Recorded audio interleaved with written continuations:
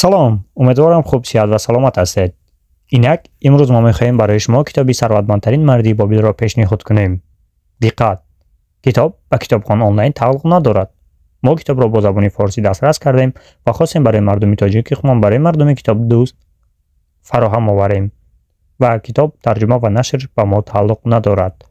ва мо умедворем ки баъд аз шунидани китоб фикр ва андешаҳои зебои худро барои мо гомен мекунед ва ҳарчи китоб барои шумо муфид буд ما انتظاریم که برای ما بنویسید. برای شما موفقیت. ثروتمندترین مرد بابل، اثر جورج کلایسون، مترجم محسن واعظی. پول خوشبختی نمی آورد. این جمله است که بارها و بارها شنیده ایم و بسته به شرایط مالی و اجتماعی هر بار نظر متفاوتی نسبت به آن داشته ایم. گاهی آن را یک واقعیت محض، گاهی یک شعار و گاهی صرفاً یک ژست اخلاقی تفسیر کرده ایم. اما آنچه مسلم است و میتوان با جرأت آن را بیان کرد این است که بیپولی حتماً بدبختی میآورد. در کتابی که پیش روست و ترجمه آن را خواهید شنید، پول و ثروتی که نویسنده به آن اشاره دارد همان ثروتی است که لازمه خوشبختی و اولین قدم در راه رسیدن به آن است.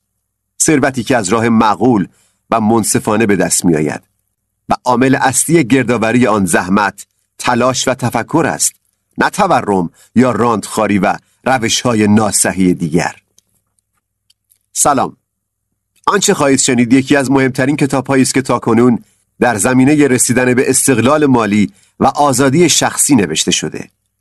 جورج کلایسون اولین بار با انتشار سری مقالاتی در مورد صرفه‌جویی و استقلال مالی در سال 1926 شناخته شد. او در این مقالات مثل‌ها و داستان‌های تمثیلی از سرزمین باستانی بابل استفاده کرد که بعدها این مطالب را گردآوری کرد و تحت عنوان کتابی به نام ثروتمندترین مرد بابل ارائه کرد. میلیون‌ها نفر در سراسر جهان این کتاب را مطالعه کردند و بسیاری از آنها با به کار بستن مثل‌های این کتاب به ثروت رسیدند، چرا که می‌توان زندگی و قواعد آن در شهر باستانی بابل را تا حد زیادی با زندگی در دنیای قرن 21 از لحاظ اقتصادی مشابه دانست.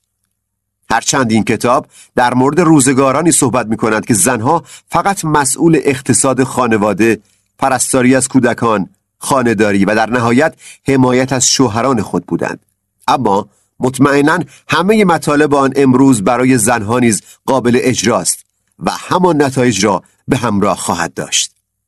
در واقع زنها می توانند رهبران خوبی در دنیا باشند، در همه زمینه‌ها از جمله سیاسی، حرفه‌ای، اقتصادی و اگر فقط کمی از حمایت اطرافیان به ویژه مردان خود برخوردار باشند به راحتی می توانند از این هم فراتر روند. یکی از برتری‌های اصلی زنها نسبت به مردان مسئولیت پذیری بی‌نظیر آنهاست. در بابل باستان شخص ثروتمندی به نام آرکاد زندگی می‌کرد و به داشتن این ثروت بسیار بسیار معروف بود و البته بسیار سخاوتمند، تا جایی که دست و دلبازی او زبانزد خاص و عام بود. او به دوستان، خانواده و اطرافیان خود بسیار بذل و بخشش می‌کرد و در خرج کردن بسیار آزاد و راحت بود. اما با این همه نه تنها از دارایی‌های او کاسته نمی‌شد، بلکه روز به روز به سرمایه و ثروتش افزوده میشد. روزی تعدادی از دوستان دوران قدیم و همبازی‌های سابقش پیش او رفتند و گفتند: تو آرکاد از ما خوششانستری، تو پولدارترین مرد بابل هستی، در حالی که ما برای زنده ماندن دست و پا میزنیم. تو میتوانی بهترین لباسها را بپوشی و از خوردن بهترین و کمیابترین غذاها لذت ببری، در حالی که ما در بهترین حالت شاید به سختی بتوانیم شکم خود را و خانواده من را سیر کنیم. در چنین صورتی بسیار خوشحال خواهیم بود. اما ما همه مثل هم هستیم، با هم بزرگ شدیم و همگی در یک مدرسه تحصیل کردیم، با هم بازی کردیم و جالب این که تا جایی که به خاطر داریم تو هیچ وقت نه در بازی نه در درس از ما بهتر نبودی. امروز تو محترمترین و معروفترین فرد شهر شده ای، در حالی که تا جایی که ما میبینیم و به خاطر داریم نه آنچنان سخت کار کرده ای، نه اینکه نسبت به ما ساعت بیشتری در روز کار کرده ای. پس چرا باید سرنوشت تو را به همه خوبی های زندگی برساند و ما را فراموش کرده باشد، در حالی که همه ما لیاقت یکسانی داریم. آرکاد پاسخ داد: اگر شما نتوانستید و نمیتوانید درآمدی بیش از یک بخور و نمیر ساده داشته باشید، به این علت است. قوانینی که باعث به دست آمدن ثروت میشوند را یاد نگرفته اید و نتوانستید آن را درک کرده و به آن عمل کنید. قضا و قدر شانس الهه آرزو و تخیل است که هرگز برای کسی خوبی‌های دائم و همیشگی به ارمغان نیاورده است. برعکس، تقریباً بر سر هر انسانی که با آن تکیه کرده است، بارانی از ویرانی و خرابی فرو ریخته است. شانس و همچنین تخیل فقط زیادخواهی و ولخرجی را به همراه داشته که به خاطر اشتهای سیر نشدنی ذاتی انسان به سرعت باعث نابودی همه درآمدها و سرمایه‌های شخصی می شود. پس شانس توانایی اطلاع انسان را ندارد و تعداد معدودی هم که از این عروس هزار شوهر بهره مند می شوند به شدت خسیس می شوند و از خرج کردن پول خود هراس دارند، چرا که می دانند توانایی جایگزین کردن آن را ندارند، چرا که در واقع از اول هم توانایی آنها باعث فراهم شدن چنین ثروتی نشده است. این افراد به شدت از به سرقت رفتن، نابودی و از بین رفتن سرمایه‌های بادآورده خود که شانس به آنها تقدیم کرده است هراس دارند و در نهایت محکوم به پوچی و نابودی هستند و به خاطر داشتن این پول در تمام عمر زجر رمزآلودی را تحمل می‌کنند. گاهی افرادی در طول زندگیشان ناگهان صاحب ثروت بادآورده‌ای می‌شوند، اما از بین آنها فقط تعداد کمی هستند که می‌توانند هر روز آن را اضافه تر کنند و هر روز شادتر و شادتر باشند. اما این افراد بسیار کم و انگشت شمارند. کسانی که در اطرافیان شما ناگهان صاحب ثروت و ارث شده‌اند را در نظر بگیرید. آیا همینطور که میگویم نیست؟ دوستان این سخن را تصدیق کردند و از او خواهش کردند که راز ثروتمند شدن و اینکه چگونه است که ثروت او هرگز کم نمی شود را برایشان بازگو کند.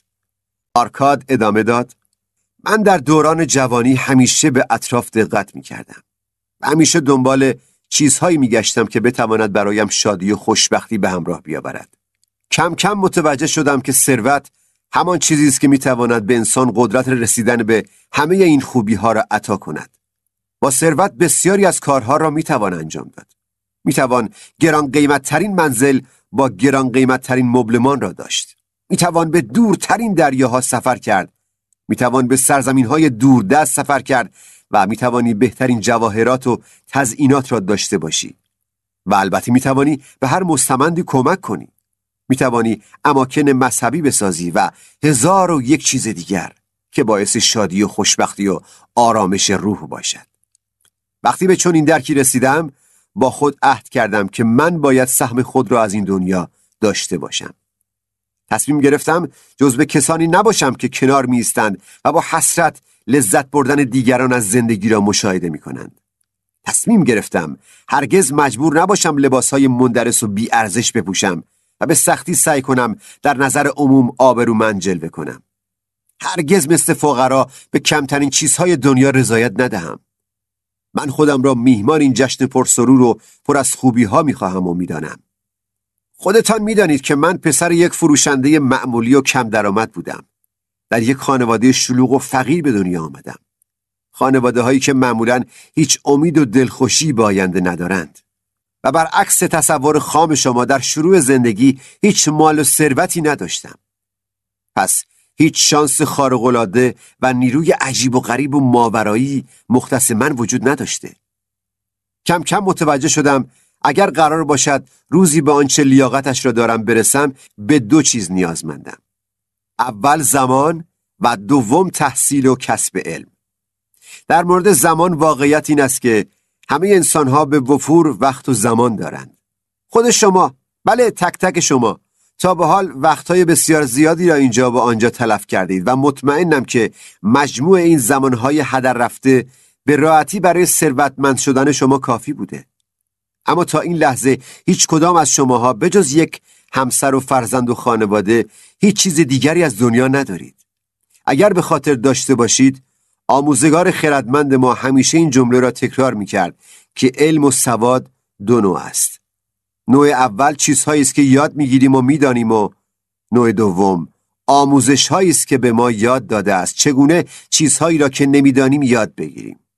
شاید من مفهوم این جمله زیبا را به خوبی درک کردم و به همین علت تصمیم گرفتم بفهمم که چطور میتوان به ثروت رسید. ثروتی که از راه درست به دست آمده باشد و هر روز بیشتر از دیروز شود. و وقتی روش این کار را یاد گرفتم، آن را سرلوحه خود قرار دهم و آن را به درستی اجرا کنم. آیا عاقلانه نیست که وقتی هنوز خورشید بر ما میتابد از زندگی لذت ببریم و تا روزی که خورشید عمر بر لبه بام رسید همچنان شاد و رضایتمند بمانیم و در نهایت با شادی و آرامش و خیال راحت از دنیا به سمت خالقش برویم بدون آنکه نگران وضعیت معیشت خانواده و بازماندگان خوب باشیم؟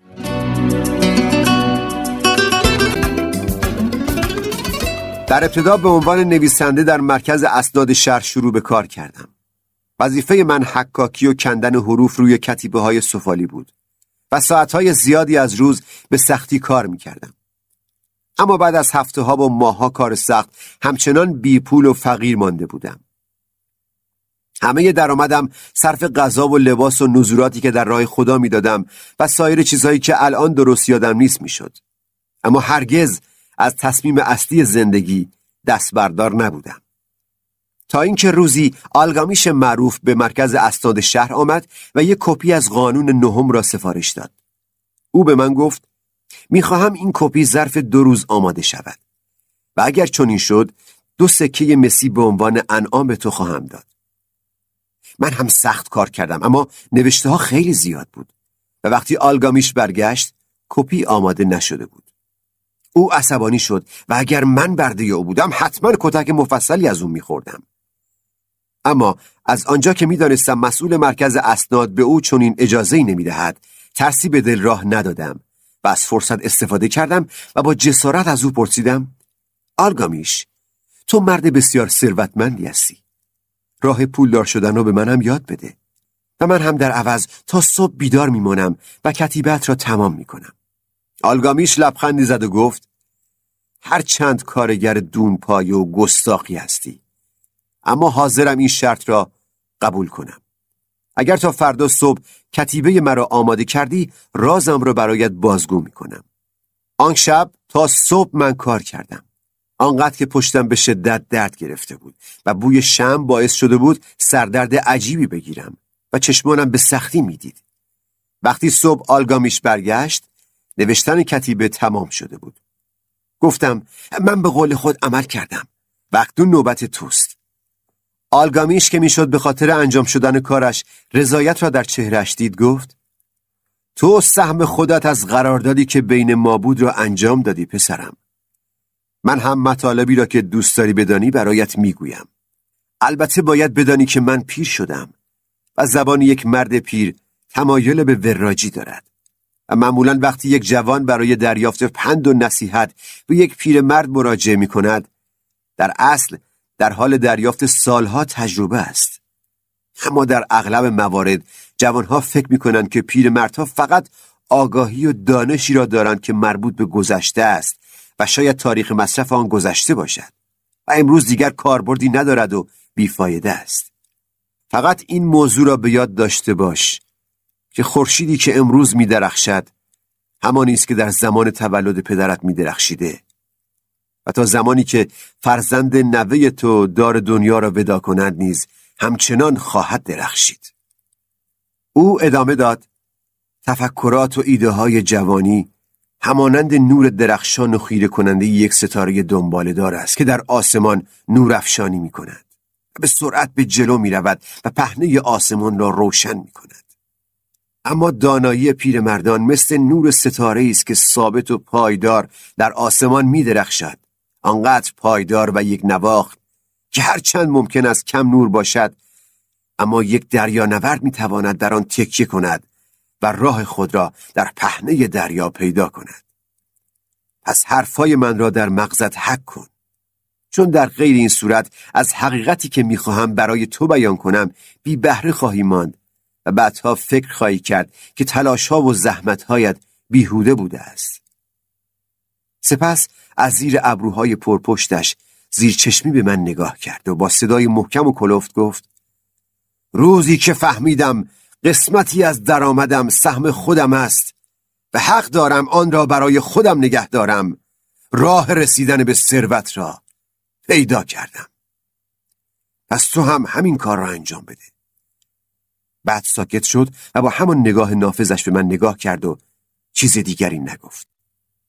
پرسیدم: همین؟ گفت: همین توانست یک چوپان ساده را به یک صراف ثروتمند تبدیل کند.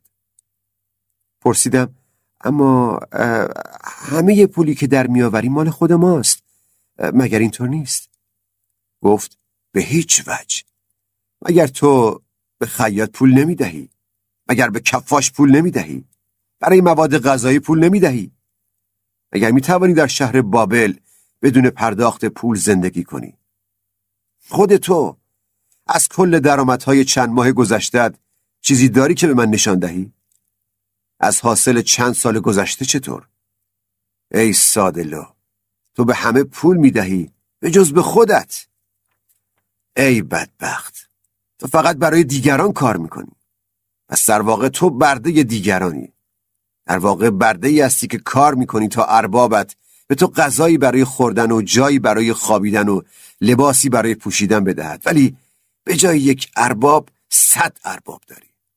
اما اگر هر ماه فقط 1/10 از درآمدت را به خودت بدهی و آن را برای خودت نگه داری، بعد از 10 سال چقدر پول خواهی داشت؟ هرچی ریاضی بلد بودم روی هم ریختم و جواب دادم: به اندازه درآمد 1 سال. گفت: نصف موضوع را درست گفتی، اما واقعیت بیشتر از این است. چون در واقع هر سکه طلایی که ذخیره می‌کنی برده توست و برای تو کار خواهد کرد. و هر سکه نقره‌ای که از آن سکه طلا حاصل می‌شود در نقش بچه آن سکه طلاست که آن هم می‌تواند به نوبه خود برای تو کار کند و درآمد کسب کند. اگر می‌خواهی پولدار و ثروتمند شوی، باید کاری کنی که سکه‌هایی که ذخیره کرده‌ای و فرزندان آن سکه‌ها و فرزندان فرزندان آن سکه‌ها نوکر تو شوند و برای تو کار کنند.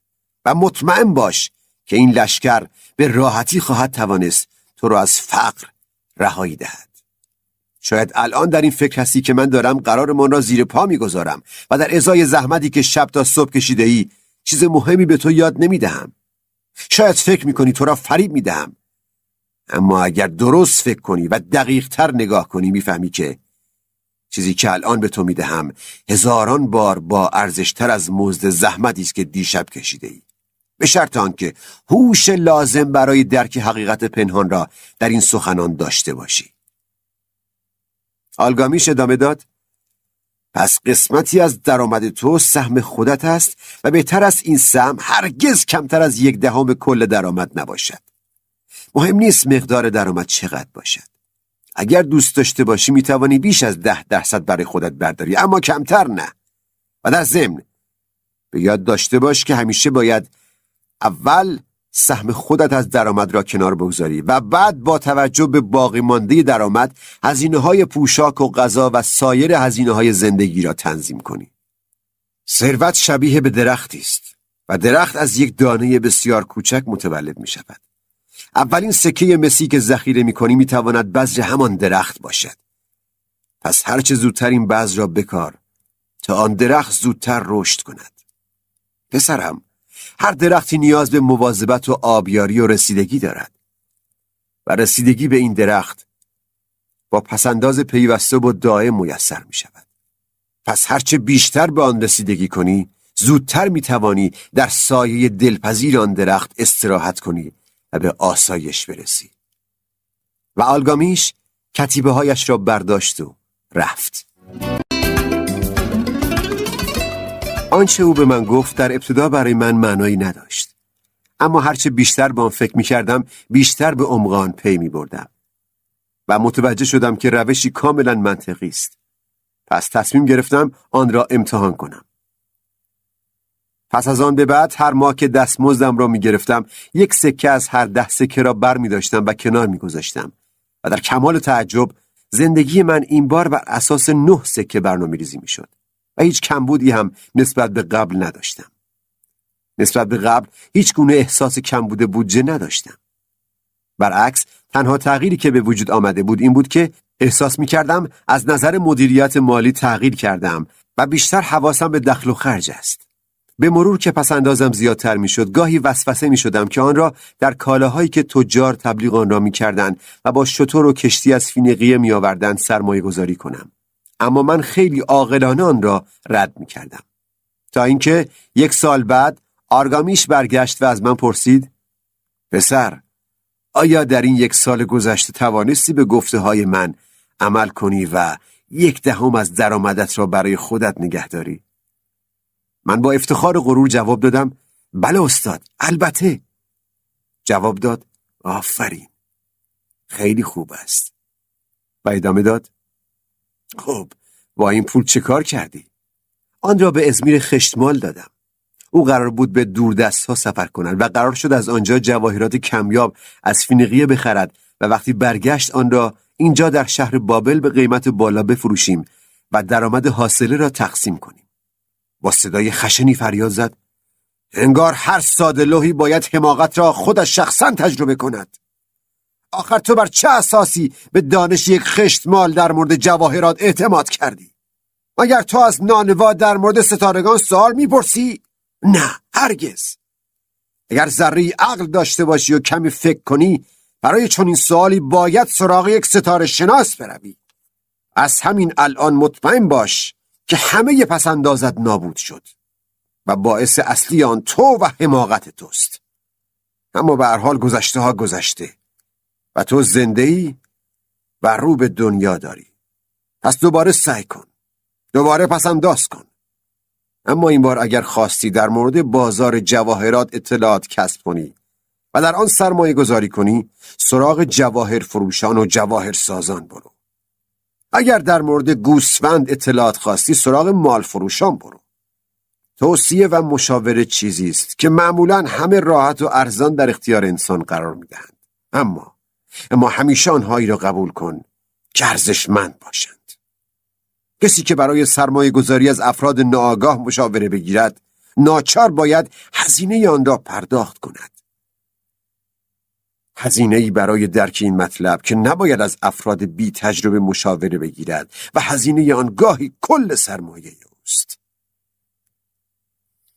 این جمله را گفت و رفت. حق با او بود.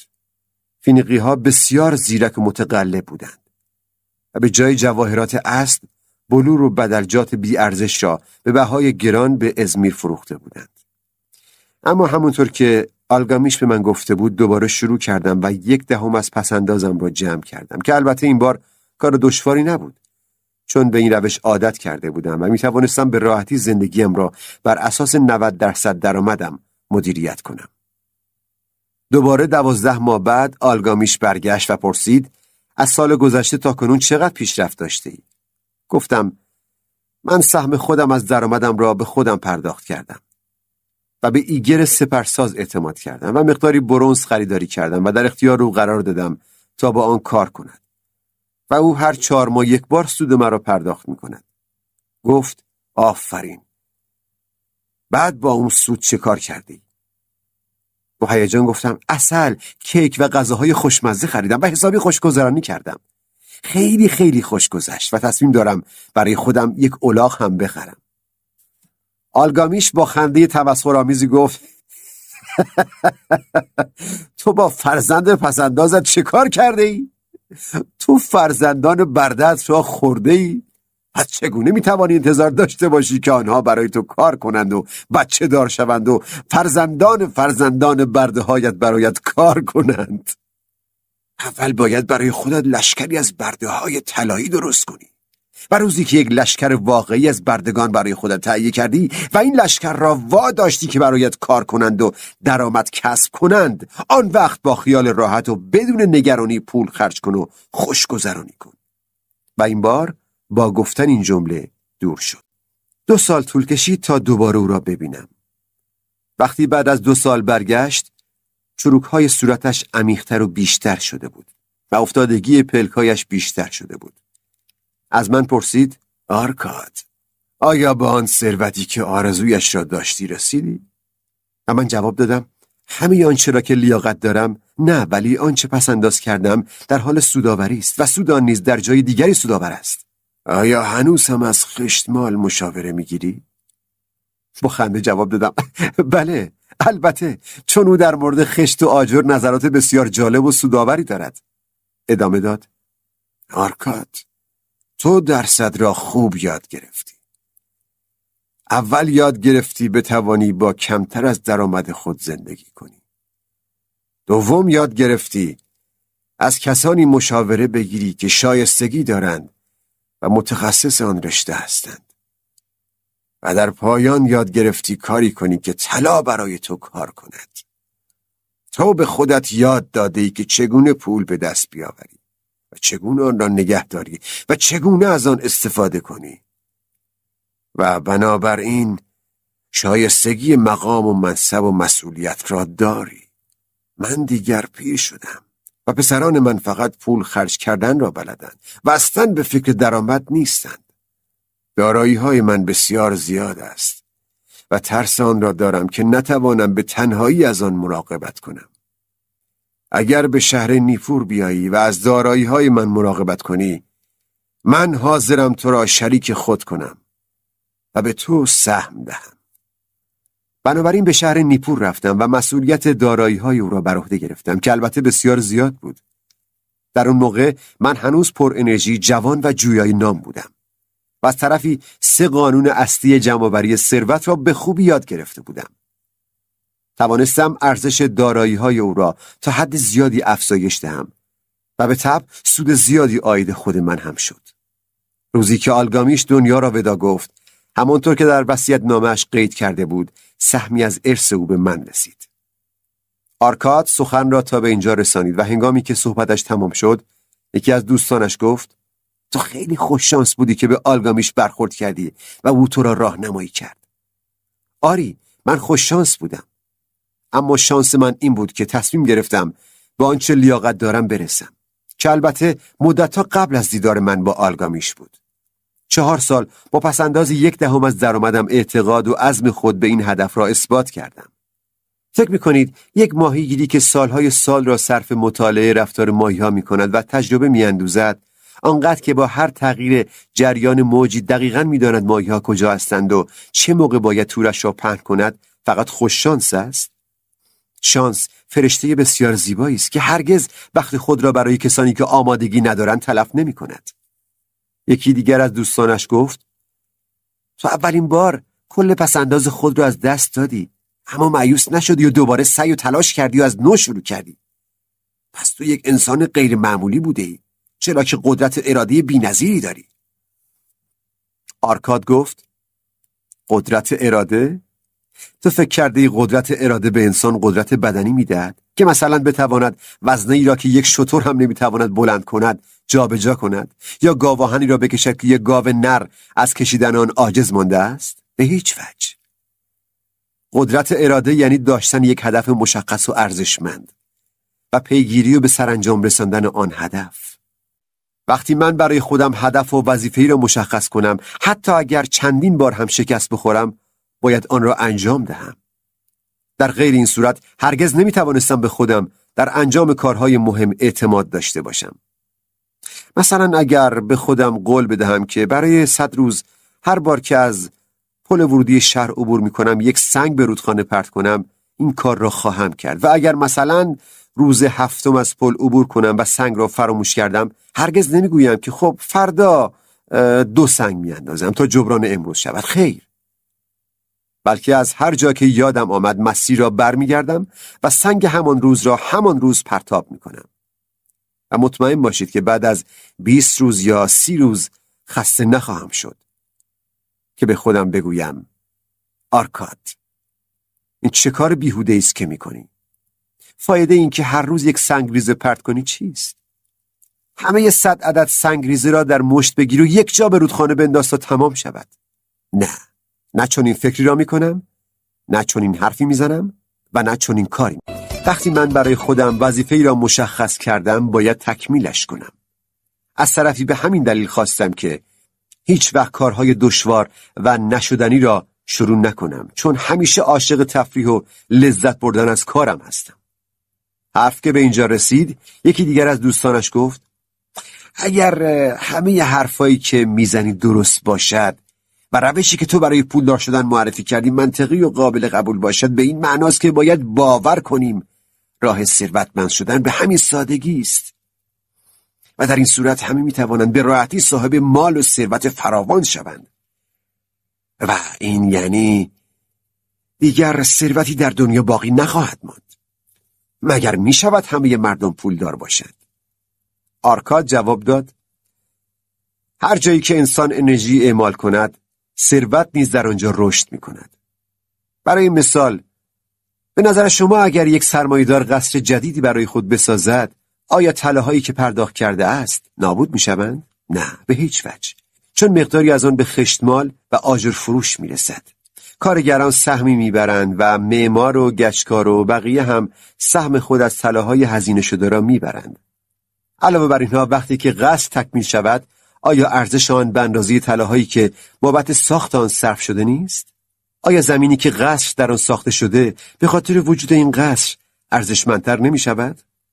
آیا زمینهای اطراف آن به خاطر وجود این قصر گرانتر نمی شود؟ اگر دقت کنید متوجه خواهید شد که ثروت به طور معجزه‌آسایی رشد می کند. هیچ کس نمی تواند آن را محدود کند. همانطور که فینیقی‌ها توانستند با ثروتی که از کشتی‌هایشان به دست می‌آورند در سواحل خشک و بی‌آب خود شهرهای بزرگ بنا کنند. یکی دیگر از دوستان از او پرسید: حال تو برای ما که دوران جوانی را به بتالت سپری کرده ایم چه پیشنهادی داری؟ سالها گذشته است و جوانی ما تقریباً سپری شده و هنوز هیچ مال و اندوخته‌ای نداریم. آرکاد جواب داد: تجربه آلگامیش را درک کنید و از همین الان خود را موظف کنید که سهمی از درآمد ماهانه‌تان را به خودتان اختصاص دهید و آن را برای خودتان نگه دارید. هر روز صبح که چشم باز می‌کنید به خود بگویید: سهمی از درآمدم متعلق به خودم است و حق دارم آن را برای خودم نگه دارم. هر شب قبل از خواب آن را تکرار کنید. هر ساعت از روز و هر لحظه آنقدر آن را تکرار کنید که ملکه ذهنتان شود. خود را مجذوب این ایده کنید. خود را در این تفکر غرق کنید. درصدی از درآمد که به نظرتان عاقلانه است را کنار بگذارید. البته کمتر از 10% نباشد. زندگی خود را به گونه‌ای مدیریت کنید که با باقی مانده درآمد مخارج زندگی را تأمین کنید. اما اول سهم خود یا همان 10% را کنار بگذارید. خیلی زود متوجه خواهید شد که این کار چقدر احساس ثروتمند بودن به شما می‌دهد. اینکه پس‌اندازی داشته باشید که بتوانید به آن تکیه کنید، دلگرمی و اعتماد به نفس عجیبی به شما می‌دهد. هرچه این پس‌انداز بیشتر رشد کند، بیشتر هیجان و اشتیاق شما را تحریک می‌کند و لذت جدیدی از زندگی در درون شما متولد خواهد شد. روحیه تلاش در شما تقویت می‌شود و انگیزه قوی برای کار بیشتر و درآمد بیشتر خواهید داشت. و این یعنی افزایش مقدار پس‌انداز ماهیانه یا همان سهمی که از درآمد برای خود برمی‌دارید. مرحله بعدی این است که یاد بگیرید که این پس‌انداز را وادار کنید برای شما کار کند. آن را برده خود کنید. کاری کنید که بچه‌های آن و بچه‌های آن برای شما کار کنند. تا جایی که درآمدی مطمئن و پایدار در آینده برای شما برمقام بیاورند.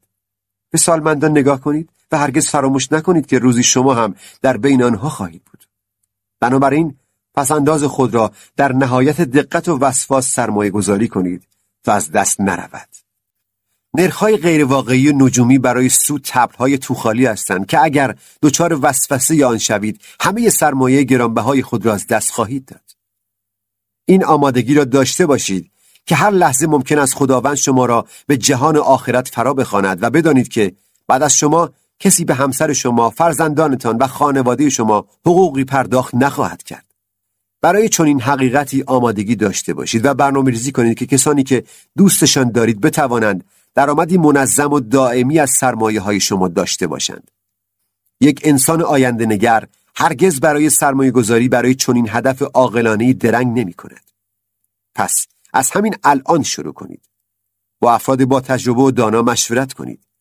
از افرادی مشورت بگیرید که کار هر روزشان کار کردن با سرمایه و پول است. مواظب باشید اشتباهی که من در زندگی مالی مرتکب شدم و با اعتماد به ازمیر خشتمال برای خرید جواهرات سرمایه‌ام را نابود کردم را تکرار نکنید. جایی که برگشت پول کم ولی مطمئن باشد بسیار عاقلانه تر و بهتر از جایی است که با ریسک همراه باشد. از طرفی دیگر همیشه در حال زندگی کنید و از زندگی خود لذت ببرید. با همان 90% باقی مانده خوش باشید. خود را محدود و محصور نکنید. سعی نکنید بیش از حد پس‌انداز کنید و هرگز خساست به خرج ندهید. اگر 1/10 از درآمد شما آنقدر باشد که بتوانید به راحتی آن را پس‌انداز کنید، همین مقدار را برای خود در نظر بگیرید و بقیه را راحت خرج کنید و اجازه ندهید که از خرج کردن منطقی و عاقلانه ترس داشته باشید. زندگی زیباست و پر است از چیزهایی که میتواند باعث مسرت و لذت و شادی ما شود. دوستان او تشکر کردند و رفتند. برخی در سکوت بودند چون هیچ تصوری از این سخنان نداشتند و آن را درک نکرده بودند. برخی طعنه می‌زدند و مسخره می‌کردند چون فکر می‌کردند کسی که این همه ثروت دارد هرگز راز خود را به این راحتی در اختیار دیگران، حتی دوستان خود قرار نمی‌دهد. اما در چشم برخی از دوستان نور و امیدی درخشید. آنها فهمیده بودند که آلگامیش هر سال بی‌دلیل به مرکز اسناد شهر مراجعه نمی‌کرده است. او در واقع ثمره سخنان خود، یعنی مردی را که در حال خارج کردن زندگی از تاریکی به روشنایی بوده است، تحت نظر داشته است. او در حال تربیت کردن مردی برای جانشینی خود بوده است. کسی که آنقدر به درک و فهم لازم رسیده باشد که بتواند کنترل اموال آلگامیش را بر عهده بگیرد.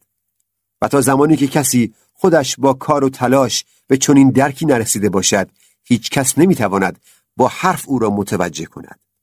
و در نتیجه بدون تجربه عملی هرگز نمیتوانست شایسته پذیرش آن فرصت نهایی باشد. چنین سوالاتی همیشه توسط دوستان و اطرافیان برای آرکاد مطرح میشد و او با آغوش باز آنها را میپذیرفت و به آنها پاسخ میداد. او همه این تجربه ها را رایگان در اختیار دیگران قرار میداد. یعنی همان کاری که مردان بزرگ در طول تاریخ انجام دادند و به آنها کمک میکرد تا بتوانند سرمایه های خود را در زمینه های مطمئن با سود معقول و در عین حال ایمن به جریان بیاندازند و آن را از دست ندهند. و نقطه عطف زندگی کسانی که از آرکاد راهنمایی میخواستند همان روزی بود که حقیقت سخنان وی را درک میکردند. همان حقیقتی که از آلگامیش به آرکاد و از آرکاد به آنها رسیده بود. قسمتی از کل درآمد تو سهم خود توست. 7 راه درمان بیماری بیپولی.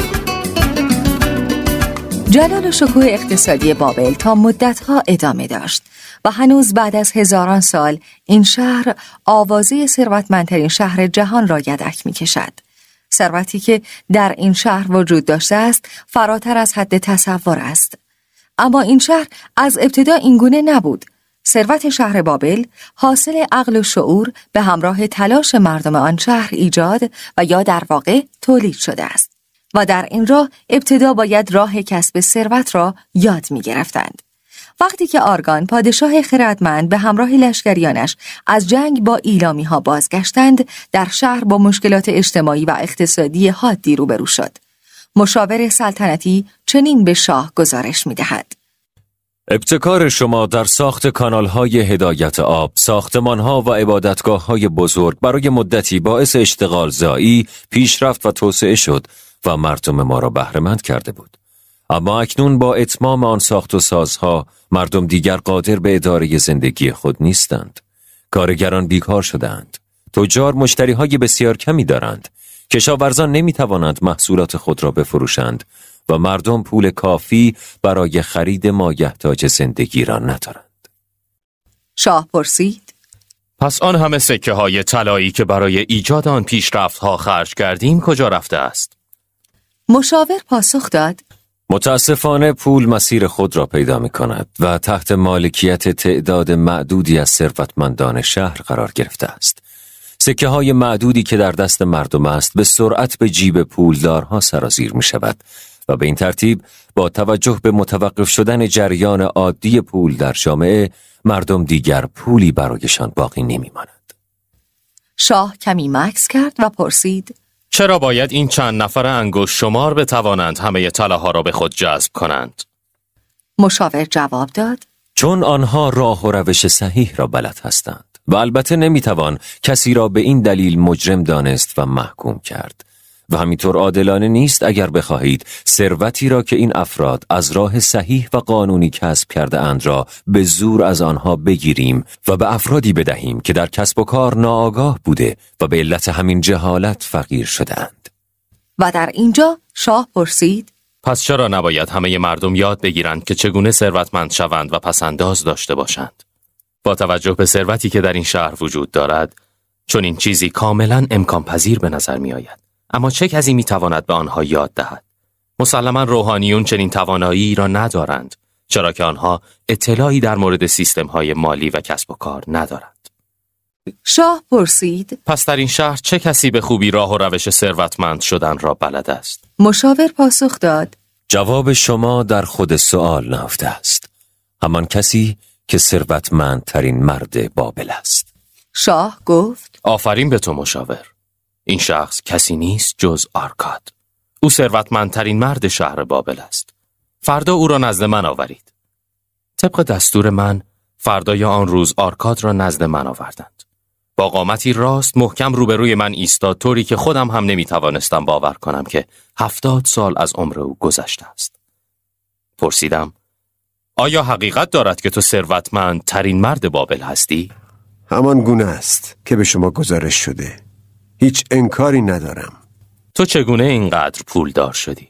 با استفاده از همان فرصت‌هایی که برای همه در زندگی وجود دارد، برای همه مردم این شهر. یعنی تو هیچ سرمایه اولیه برای شروع نداشتی؟ نه، فقط اشتیاقی شدید برای ثروت و دیگر هیچ. شاه ادامه داد: آرکاد، شهر ما امروز در شرایط بسیار ناخوشایندی قرار گرفته است. چرا که فقط تعداد انگشت شماری روش ثروتمند شدن را بلد هستند و بنابراین آن را به انحصار خود درآوردند. در حالی که توده مردم ما به هیچ وجه راه و روش پسنداز کردن کوچکترین سهم از درآمد خود را هم بلد نیستند. تمایل قلبی من این است که این شهر ثروتمندترین شهر جهان باشد و بنابراین باید شهری باشد که در آن ثروتمندان بسیار زندگی می کنند و بنابراین باید به همه مردم راه و رسم سیستم‌های مالی و پسنداز و جمع‌آوری ثروت را آموزش دهیم. بگو بدانم آرکاد، آیا راز خاصی برای پولدار شدن تو وجود دارد؟ آیا میتوان آن را به دیگران آموزش داد؟ البته این یک تکنیک است و هر کس آن را بداند میتواند به دیگران نیز یاد بدهد. آرکاد، تو همان چیزی را گفتی که من انتظار شنیدن آن را داشتم. آیا حاضر هستی خود را در اختیار این هدف بزرگ قرار دهی؟ آیا حاضری دانش خود را به معلمین مدارس آموزش دهی تا هر کدام از آنها به دانش آموزان و دیگر افراد جامعه آموزش دهند؟ تا روزی که آنقدر افراد زیادی آن را یاد گرفته باشند که مطمئن شویم همه مردم تحت حکومت من به این اطلاعات دسترسی خواهند داشت؟ آرکاد تعظیم کرد و گفت: بر خدمتگزاری حاضرم قربان. هر دانشی که در این زمینه داشته باشم را با افتخار در اختیار مردم قرار میدهم تا برای آنها نیکی و برای شاه افتخار به بار آورد.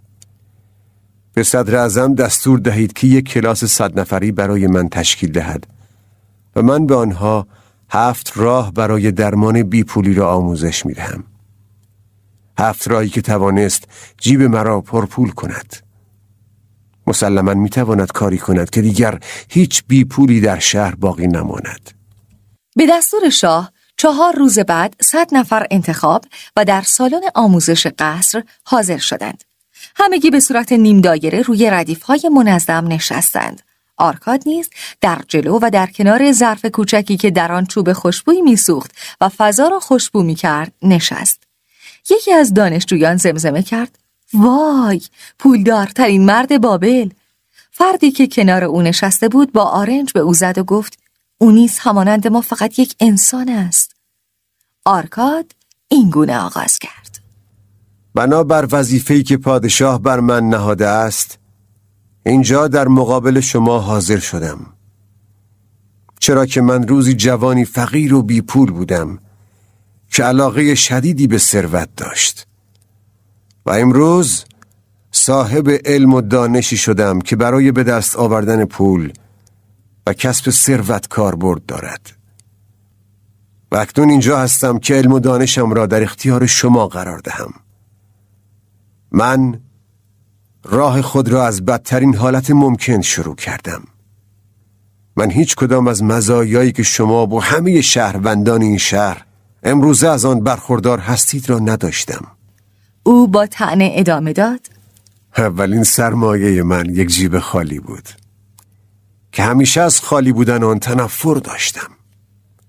دلم میخواست پر از سکه های طلا باشد و با هر قدم صدای جرینگ جرینگ سکه ها را بشنوم و از آن لذت ببرم. به همین علت به دنبال هر راهی برای درمان این درد بودم تا اینکه این 7 راه را پیدا کردم. من این 7 راه را برای شما که در این کلاس حضور پیدا کرده اید بیان خواهم کرد و استفاده از آن را به هر انسانی که تمایل به داشتن سکه های طلا دارد پیشنهاد می کنم. این کلاس 7 روز ادامه دارد و من در هر روز یکی از راه ها را برای شما بیان خواهم کرد. پس با دقت به دانشی که من کسب کردم توجه کنید. در مورد آن با من، یکدیگر و دوستانتان بحث کنید. آنها را به خوبی فرا بگیرید و بدانید که شما هم می توانید در جیب خود بذر ثروت را کشت کنید. قدم اول این است که تک تک شما با چشم باز و عاقلانه کار را شروع کنید و خوشبختی خود را از همین جا پایه‌ریزی کنید و تلاش کنید تا شما همین دانش را درک کنید. و اگر روزی به خوبی به آن مسلط شدید، آن را به دیگران تدریس کنید. من به شما راه‌های ساده‌ای نشان میدم که میتواند جیب را پر از پول کند. این اولین قدم برای رسیدن به قله ثروت است. و بدانید هیچ کس نمیتواند بدون آنکه قدم اول را درست بردارد به بالای کوه برسد. حالا اولین درمان، شروع به چاق و چله کردن جیب کنید. دوست من، شما بگو بدانم شغلتان چیست؟ مرد پاسخ داد: من کتیبه می نویسم. کتیبه های سفالی. من اولین سکه های مسی عمرم را از همین شغل به دست آوردم. پس تو هم همان شانس و فرصتی که من داشتم را برای رسیدن به موفقیت در اختیار داری. حالا شما بفرمایید که چگونه گذران زندگی می کنید؟ مرد جواب داد: من قصاب هستم.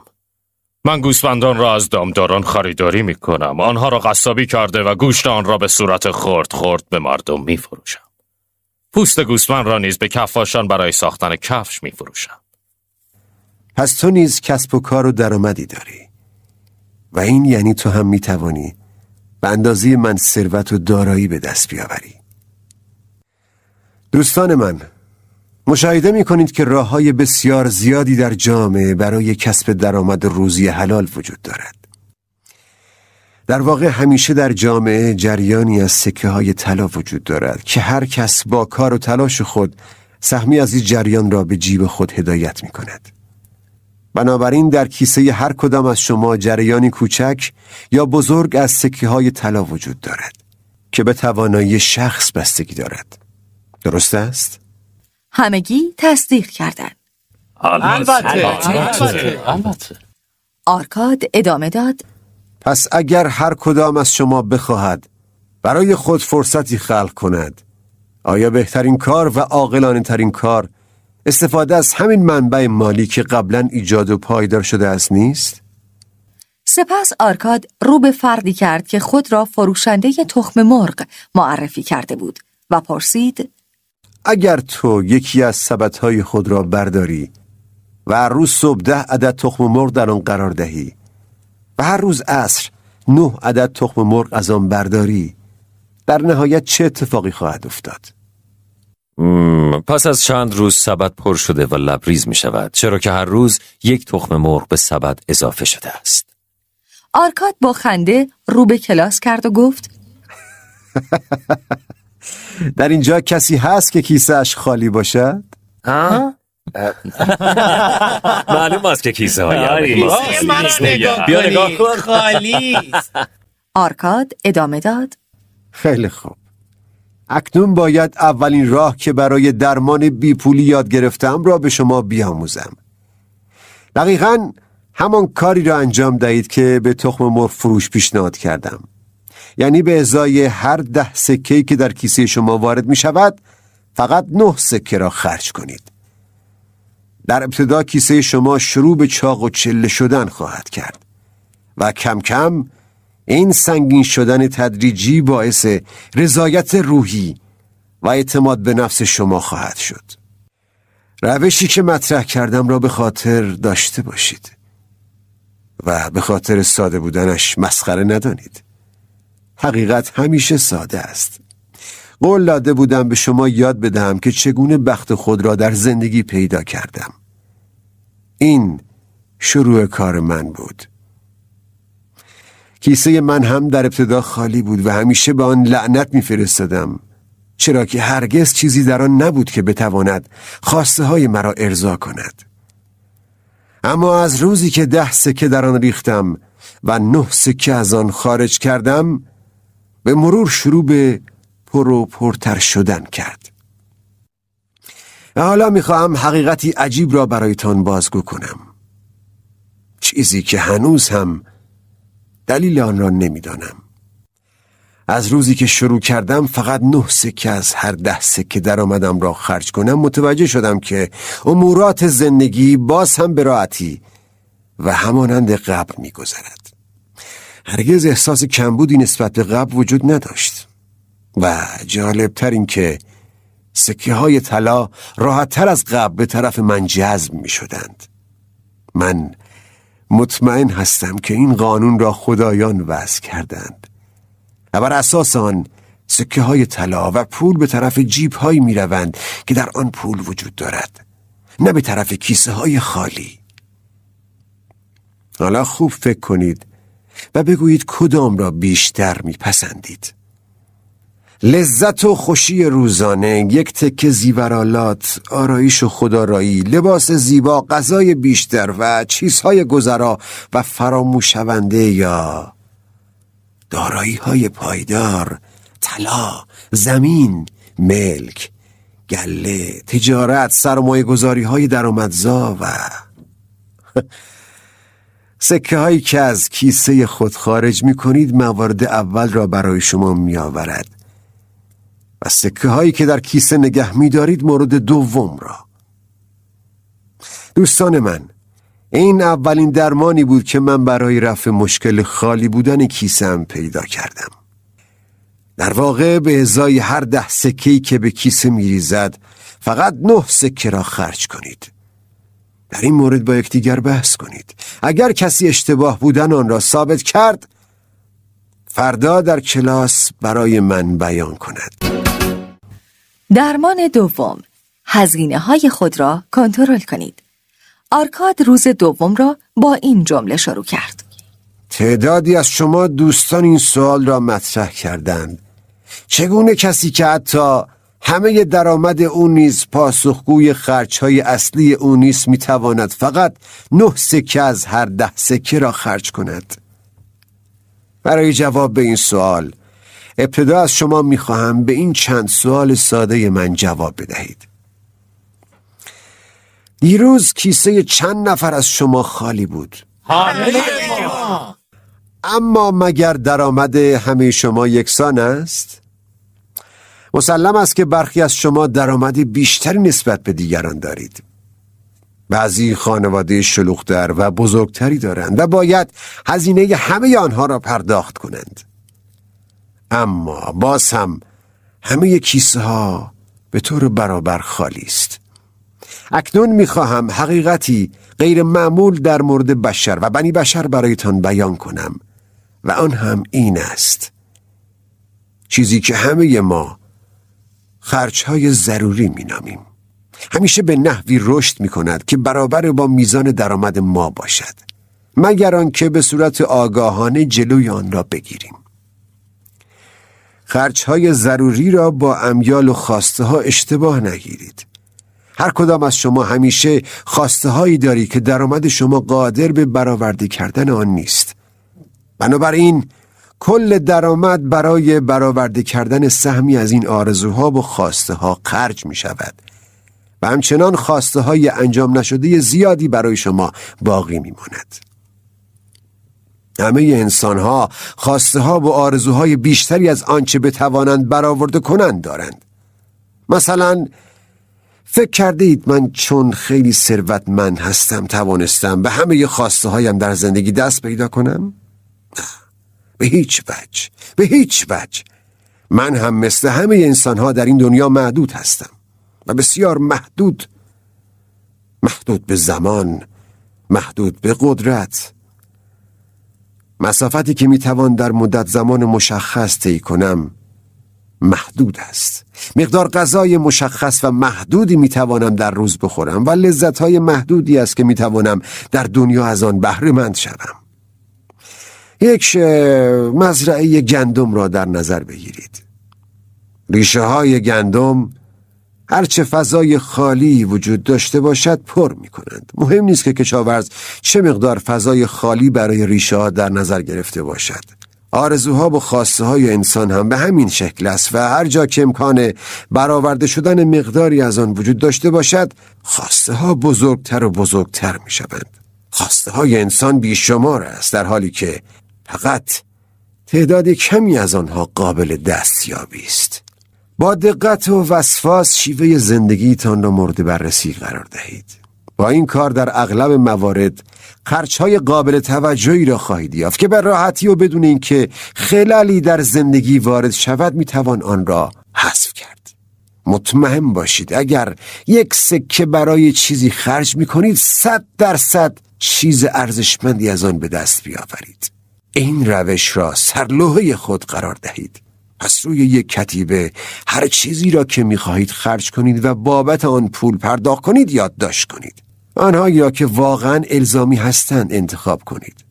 آنهایی که بتوان با 90% از کل درآمد پرداخت کرد و بقیه را به کلی خط بزنید. بودجه خود را تنظیم کنید و آن 10% را برای پر نگه داشتن کیسه در نظر بگیرید و کنار بگذارید. فکر کنید این یکی از چندین آرزو و خواسته شماست که در حال محقق گشتن است. هر روز روی بودجه کار کنید و آن را تنظیم کنید تا بتواند به شما کمک کند. در واقع باید کاری کنید که این بودجه نقشه یاری رسان شما در پر کردن کیسه باشد. ای آرکاد، من یک انسان آزاد هستم، برده نیستم. پس حق دارم که از خوبی های زندگی لذت ببرم و تو از من میخواهی که برده یک بودجه مسخره باشم؟ یعنی برنامه‌ای که مرا مجبور میکند که چگونه و چقدر خرج کنم؟ یعنی باید فرمانبردار یک برنامه باشم؟ به نظر من چون این چیزی به کلی خوشی را از زندگی میبرد و من احساس میکنم بیشتر مانند حیوانی هستم که دائم در حال حمل بار است. آرکاد به او جواب داد: بگو بدانم این بودجه را در اصل چه کسی تعیین می کند؟ مرد پاسخ داد: خودم. پس اگر به گفته شما قرار باشد بودجه مجبورت کند که باری را حمل کنی، آیا بهتر است آن بار طلا، جواهر و شمش‌های سنگین نقره باشد یا نان و غذا و آب برای عبور از صحرا؟ خوشی‌های زودگذر مانند طلا و جواهر هستند که در بیابان به هیچ درد تو نخواهد خورد. تعیین بودجه برای این هدف است که کیسه تو همیشه پر باشد تا بتوانی به خواسته‌های معقول و ارزشمند دیگری دست پیدا کنی.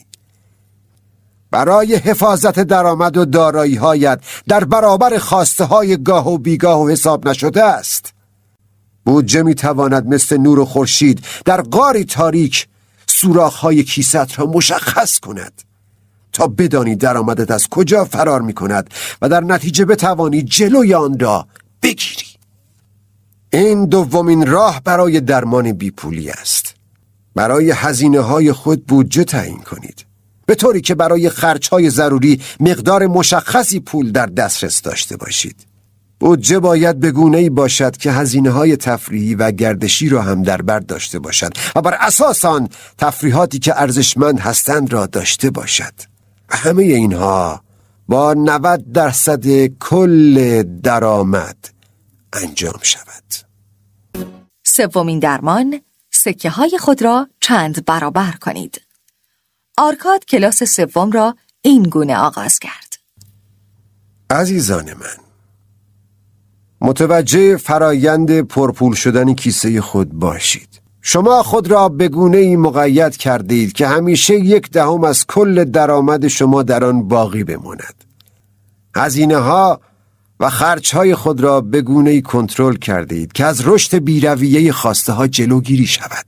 و اما در مرحله بعدی باید ترتیبی اتخاذ کنیم که این سکه‌ها مشغول به کار شوند و افزایش پیدا کنند.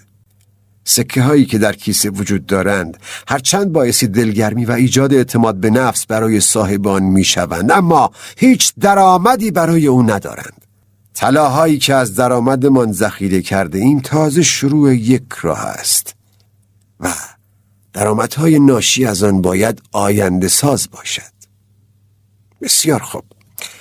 حالا چطور باید طلاهایمان را به کار وادار کنیم؟ اولین سرمایه گذاری عمر من یک بدشانسی و یک افتضاح تمام عیار بود. تمام داراییم را از دست دادم که بعداً داستان آن را برایتان بازگو خواهم کرد. اما اولین سرمایه گذاری عمرم که سودآور بود وامی بود که به مردی به نام آگار زره ساز دادم. او هر سال برنزی که از آن سوی دریاها آورده شده بود را خریداری می‌کرد تا در حرفه خود از آن استفاده کند. اما او سرمایه زیادی نداشت و هر بار مجبور بود به اندازه دارایی خود فلز بخرد که مقدار قابل ملاحظه‌ای نبود. به همین خاطر به دنبال کسی بود که بتواند از سرمایه‌اش در این کار استفاده کند. او به شرافت درستکاری معروف بود و همیشه پولهایی که قرض می‌گرفت را به همراه سودی که از ساخت زره و فروش آن به دست آورده بود را به موقع پرداخت می‌کرد. بنابراین با توجه به این شهرت او، من همه سرمایه‌ام را در اختیار او قرار دادم و او هم پس از فروش تولیداتش اصل پول و سود آن را به من باز می‌گرداند و من دوباره کل آن مبلغ را در اختیار او قرار می‌دادم تا بار جدیدی بخرد. این کار بارها و بارها تکرار شد و هر بار اندوخته من بیشتر و بیشتر می‌شد و در نهایت اصل پول و سود آن به جیب خودم برمیگشت. دوستان من، بدانید که دارایی‌های یک انسان فقط به پولی که در جیب دارد نیست، بلکه بستگی به درآمدی دارد که او برای خود جفت و جور کرده. یعنی جریانی از سکه‌ها که او توانسته است به صورت پیوسته به سمت جیب خود جاری سازد. این چیزی است که هر انسانی لیاقت آن را دارد. از جمله شما، تک تک شما، شایستگی چنین چیزی را دارید. درآمدی که دائمی باشد، چه در حال کار باشید یا در حال تفریح و گردش. من درآمد خوبی کسب کردم، آنقدر خوب که همه مرا به عنوان مردی ثروتمند میشناسند. وام هایی که به آگار دادم اولین سرمایه گذاری سودآور من بودند. با بینشی که از این تجربه کسب کردم، هرچه سرمایه‌ام بیشتر شد، وام ها و سرمایه گذاری هایم را افزایش دادم. ابتدا با سرمایه اندک و بعدها با سرمایه های بزرگ و قابل توجه و این باعث شد جریانی از سکه های طلا به سمت جیب من سرازیر باشد و چون این استفاده های خردمندانه ای را برای من ممکن سازد. توجه داشته باشید، من از همان درآمدهای اولیه ناچیز لشکری از نوکران طلایی برای خودم درست کردم که هر کدام کار میکنند و طلاهای بیشتر و بیشتری برای من به همراه میآورند. همانطور که آنها برای من کار میکنند، فرزندان آنها و فرزندان آنها هم برای من کار میکنند تا جایی که درآمدهای من حاصل تلاش جمعی همه آنهاست. اگر بتوانید درآمد درستی با داشته های خود ایجاد کنید، طلاهای شما به سرعت رشد خواهند کرد. لطفاً به این داستان دقت کنید. کشاورزی روز تولد اولین پسرش 10 سکه نقره به یک صراف داد و از او خواست هنگامی که پسرش به سن 20 سالگی رسید آن را به او بازگرداند.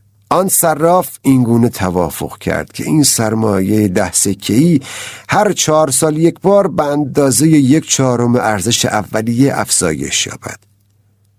و کشاورز گفت چون اصل این پول متعلق به پسرم است، 20 سال دیگر اصل پول و سود آن را به پسرم بازگردان. روزی که پسرش به 20 سالگی رسید، کشاورز سراغ صراف رفت و سکه ها را خواست. او بعد از انجام محاسبات گفت با توجه به محاسبه سود ترکیبی امروز، آن سکه به 30 سکه و نیم تبدیل شده است. کشاورز خوشحال شد و چون پسرش نیازی به آن سکه ها نداشت، دوباره آنها را به نزد وی سرمایه گذاری کرد. هنگامی که آن پسر به سن 50 سالگی رسید، پدرش فوت کرد و سرمایه گذار مبلغ 167 سکه به او بازگرداند. مشاهده می کنید در عرض 50 سال این سرمایه تقریبا خودش را 70 برابر کرده است. گفته مترجم: با توجه به نرخ سودی که در آن زمان رایج بوده است، هر 4 سال 25% به اصل سرمایه افزوده می شده. یعنی سود سالانه آن فقط حدود 6% بوده است. کافی است این سود را با سود رایج امروز در کشور ما مقایسه کنید. بنابراین این هم سومین قدم برای پر کردن جیب خالی. تک تک سکه ها را به کار وادارید و آنها را مجبور کنید که برای شما کار کنند تا جریانی دائم از سکه های طلا به سمت جیب شما ایجاد شود. 4مین قدم: از سرمایه خود حفاظت کنید. بدشانسی عاشق زرق و برق است. عاشق طلاهای جیب شماست. طلاهای شما باید در چارچوبی مشخص حفاظت شوند، وگرنه از دست می روند. ضمناً عاقلانه این است که ابتدا با حفاظت از مقادیر کم پول شروع کنید تا خداوند ما اعتماد کند و سرمایه ها و طلاهای بیشتری را در اختیار ما قرار دهد و همزمان با افزایش سرمایه و مقدار دارایی ها تجربه و توانایی شما در حفاظت از پول بیشتر شود. هر کسی که صاحب سرمایه‌ای باشد به شدت دچار وسوسه هایی می شود. وسوسه هایی که او را به سمت سرمایه گذاری در پروژه های آسان و پرسود می کشاند. معمولاً دوستان و آشنایان با اشتیاق وارد چنین بازارهای خطرناکی می شوند و او را ترغیب چنین سرمایه گذاری هایی می کنند. اولین قانون سرمایه گذاری این است که امنیت سرمایه را تأمین کنید. آیا عاقلانه است که به هوس سود بیشتر اصل سرمایه را به خطر بیندازید؟ به هیچ وجه. مجازات چنین سودایی از دست دادن کل سرمایه است. پس همیشه قبل از اینکه حاصل دسترنج خود را تقدیم به کسی کنید، به دقت در مورد او، شخصیتش، شغلش و نوع کسب و کار و آینده آن کسب و کار مطالعه کنید. مواظب باشید با آرزوهای رمانتیک، زودگذر و بی ارزش اغوا نشوید و وسوسه افزایش سریع سرمایه را نداشته باشید. قبل از اینکه سرمایه خود را به کسی بدهید، به خوبی تحقیق کنید که او توانایی بازپرداخت آن را در هر زمان داشته باشد. شهرت و آوازه او در شهر را بپرسید تا سرمایه ای را که به هزاران سختی جمع کرده اید از دست ندهید. اولین سرمایه گذاری زندگی من در زمان خود یک تراژدی محسوب می شد. من بدون تحقیق و بررسی پسنداز کل 1 سالم را به یک آجرپز به نام ازمیر دادم و قرار شد که برای من از فینیقیه جواهراتی خریداری کنند و اینجا آن را به فروش برسانیم و درآمد حاصل از آن را با هم تقسیم کنیم. اما فینیقی ها کلاهبردار از آب در آمدند و از آنجا که ازمیر هیچ تخصصی در زمینه طلا و جواهر نداشت، به سادگی جواهرات بدلی و شیشه‌ای را به جای اصل به او فروختند و کل سرمایه هم از دست رفت. آن تجربه یک بار برای همیشه معنای اعتماد به آجر فروش در خرید جواهر را به من فهماند. پس به حاصل سالها تجربه من خوب دقت کنید. هرگز به دانسته های خود در مورد یک رشته خاص بسنده نکنید و به آن مغرور نشوید. همیشه بهتر است با افرادی که در زمینه سرمایه‌گذاری و کار کردن با پول و سرمایه تجربه دارند مشورت کنید، چون این مشورتی معمولاً مجانی است و گاهی فقط با چند سوال ساده میتوان حاصل سالها تجربه، شکست‌های تلخ و پیروزی‌های یک نفر را یک جا به دست آورد. و جالب اینجاست که همین دانسته‌های جدید گاهی از ارزش کل سرمایه‌های شما بیشتر است، چرا که به راحتی میتواند آن را از خطر نابودی نجات دهد. این موضوع 4مین قدم برای پر کردن یک جیب خالی است و بسیار بسیار حائز اهمیت است، چرا که میتواند از خالی شدن ناگهانی جیبی که با سختی و در مدت زمان طولانی پر شده است جلوگیری کند. با سرمایه گذاری در موارد امن و مطمئن سرمایه خود را حفظ کنید. جایی سرمایه گذاری کنید که مطمئن هستید به محض احساس خطر و یا حتی نیاز به آن سرمایه می توانید آن را پس بگیرید. با افراد خردمند و آگاه مشورت کنید و از توصیه های این افراد در زمینه سرمایه گذاری استفاده کنید. بگذارید تا دانایی و خرد این افراد دارایی شما را حفظ کند. جلسه 6 را اینگونه شروع کرد: زندگی انسان از کودکی شروع می گردد و تا کهنسالی ادامه پیدا می کند. این مسیر زندگی همه انسان است و هیچ کس راه فراری از آن ندارد مگر کسی که خداوند او را زودتر از دیگران به دیار باقی فراخواند. پس آیا عاقلانه نیست که مقدمات درآمدی دائم و پایدار را برای خود فراهم کنید؟ برای روزهای کهنسالی که دیگر نشانه ای از انرژی و جوانی در شما یافت نخواهد شد؟ و یا حتی بدتر از آن؟ اگر زودتر از دیگران از این دنیا رخت سفر بستید، آیا نباید درآمدی دائم برای تأمین زندگی همسر و فرزندانتان تدارک دیده باشید؟ این درسی است که باید تا دیر نشده آن را یاد بگیرید و به کار ببندید. کسی که آنقدر عاقل و خردمند بوده است که توانسته درآمد و سرمایه‌های خوبی برای امروز خود تهیه کند، باید به فکر سرمایه‌گذاری بلند مدت، امن و پایدار درآمد آینده برای خود باشد. درآمدی که سالهای سال پابرجا باشد و در ضمن هر آن که روز تنگ دستی فرا رسید بتواند از آن استفاده کند.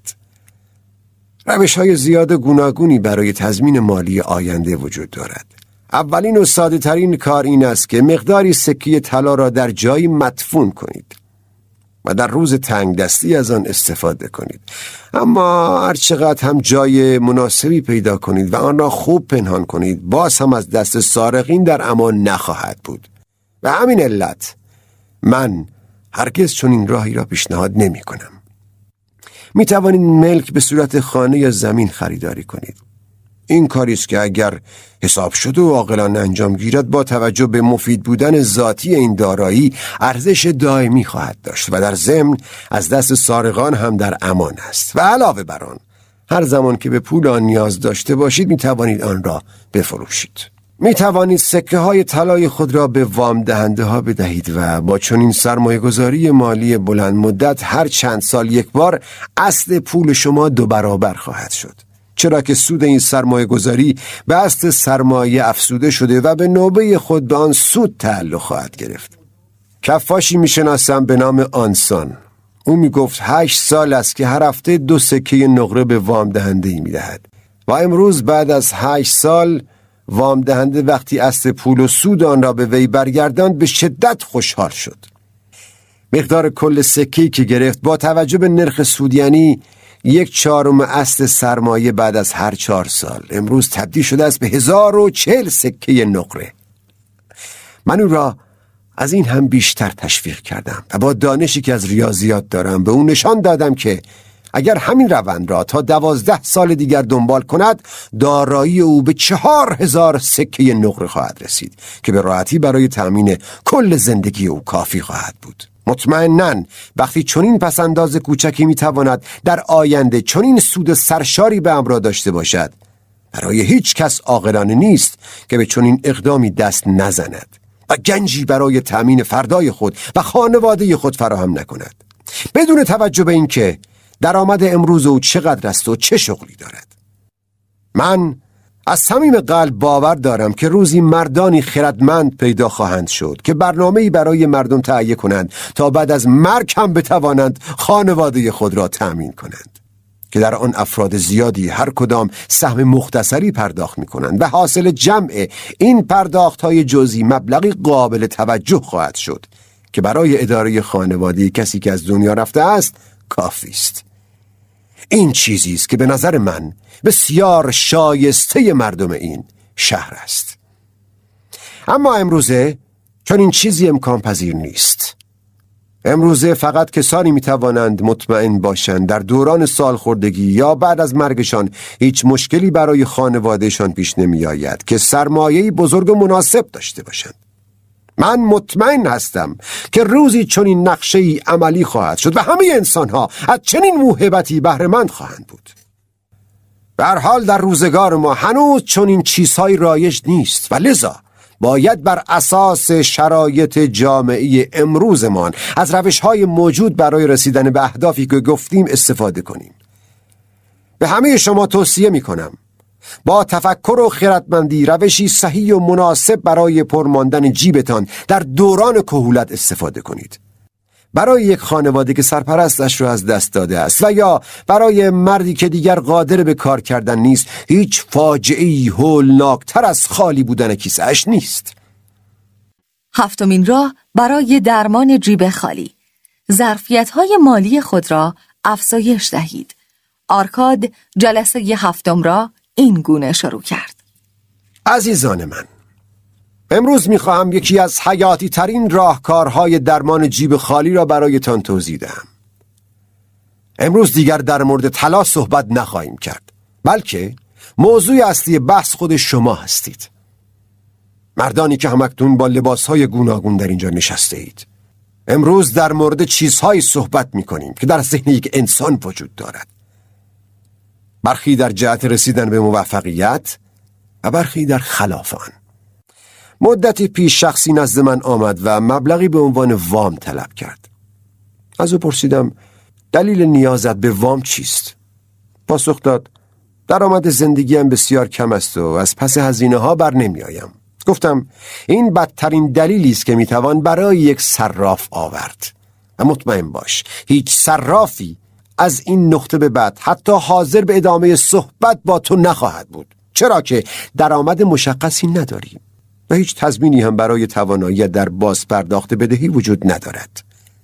ای مرد جوان، آنچه تو واقعا نیازمند آن هستی پول نیست. تو به درآمد نیازی نداری. باید ظرفیت‌ها و توانایی‌های مالی خود را افزایش دهی و سعی کنی درآمد بیشتری داشته باشی. آیا برای رسیدن به این هدف هیچ اقدامی انجام داده ای؟ اون شخص گفت آری. در همین 2 ماه گذشته بیش از 6 بار نزد استاد خود رفتم و تقاضای افزایش حقوق کردم، اما هیچ تغییری رخ نداد. فکر نمی کنم کسی تا این حد برای افزایش حقوقش تلاش کرده باشد. آرکاد رو به کلاس ادامه داد: حتما شما هم مثل من به ساده‌لوحی این مرد میخندید. او ضروری ترین اصل برای افزایش درآمد، یعنی همان احساس نیاز و تمایل به آن را داشت، اما این به تنهایی کافی نیست. اهداف باید مشخص، منطقی و تعریف شده باشند. اهداف نامشخص چیزی جز آرزو نیست. آرزوی ثروتمند شدن را نمیتوان هدفمند دانست. اما کسی که مثلا میخواهد روزی پس اندازش به 5 سکه طلا برسد انسان هدفمندی است. این خواسته او را به حرکت و فعالیت وامی دارد تا زمانی که به این 5 سکه برسد و مسلماً انرژی و اعتماد به نفسی که در اثر محقق شدن این هدف نصیبش خواهد شد او را ترغیب کرده و میتواند خواسته جدیدی در نظر بگیرد و مثلا بخواهد به 10 سکه برسد، سپس 12 سکه و به مرور صاحب هزاران هزار سکه طلا خواهد شد و چون این فردی در عرف ثروتمند شناخته می شود. به واقع در عرف جامعه ثروتمند شناخته می شود. این شخص پس از رسیدن به 5 سکه اول تجربیات ارزشمندی به دست خواهد آورد. راههایی را یاد می گیرد که در مراحل بعد نیز کاربرد خواهد داشت، فقط در مقیاس بزرگتر. این فرایندی است که طی آن ثروت به وجود می آید. ابتدا با مقادیر کم شروع می شود و به مرور فرد یاد می گیرد توانایی ها و ظرفیت خود را افزایش دهد تا روزی که در این کار استاد شده و صاحب هزاران هزار سکه طلا شود. پس توجه داشته باشید، آنچه در این فرایند بیشتر از خود طلا اهمیت دارد افزایش توانایی هاست که به مرور ایجاد خواهد شد. روزگاری که من کارگر ساده‌ای بیش نبودم و به خاطر چند سکه مثل ناچیز صبح تا شب روی کتیبه های سفالی حکاکی می کردم، کارگرانی را می دیدم که بیش از من کار می کنند و درآمد بیشتری هم دارند. روزی تصمیم گرفتم به جایی برسم که هیچ کس نتواند بیشتر از من و سریعتر از من حکاکی کند. طولی نکشید راز تحقق این هدف را کشف کردم و آن چیزی نبود جز علاقه به کار، تمرکز و پشتکار. با علاقه و تمرکز پشتکار روی کار به جایی رسیدم که هیچ کس در آن زمان نمیتوانست رکورد من در نوشتن تعداد کتیبه را بشکند. و متوجه هستید که با این شرایط دیگر نیازی نبود 6 بار نزد استادم بروم تا حقوقم را افزایش دهد، چرا که او قبلا با کمال میل و رضایت این کار را کرده بود. هر چقدر دانایی ما بیشتر باشد درآمد بهتری خواهیم داشت.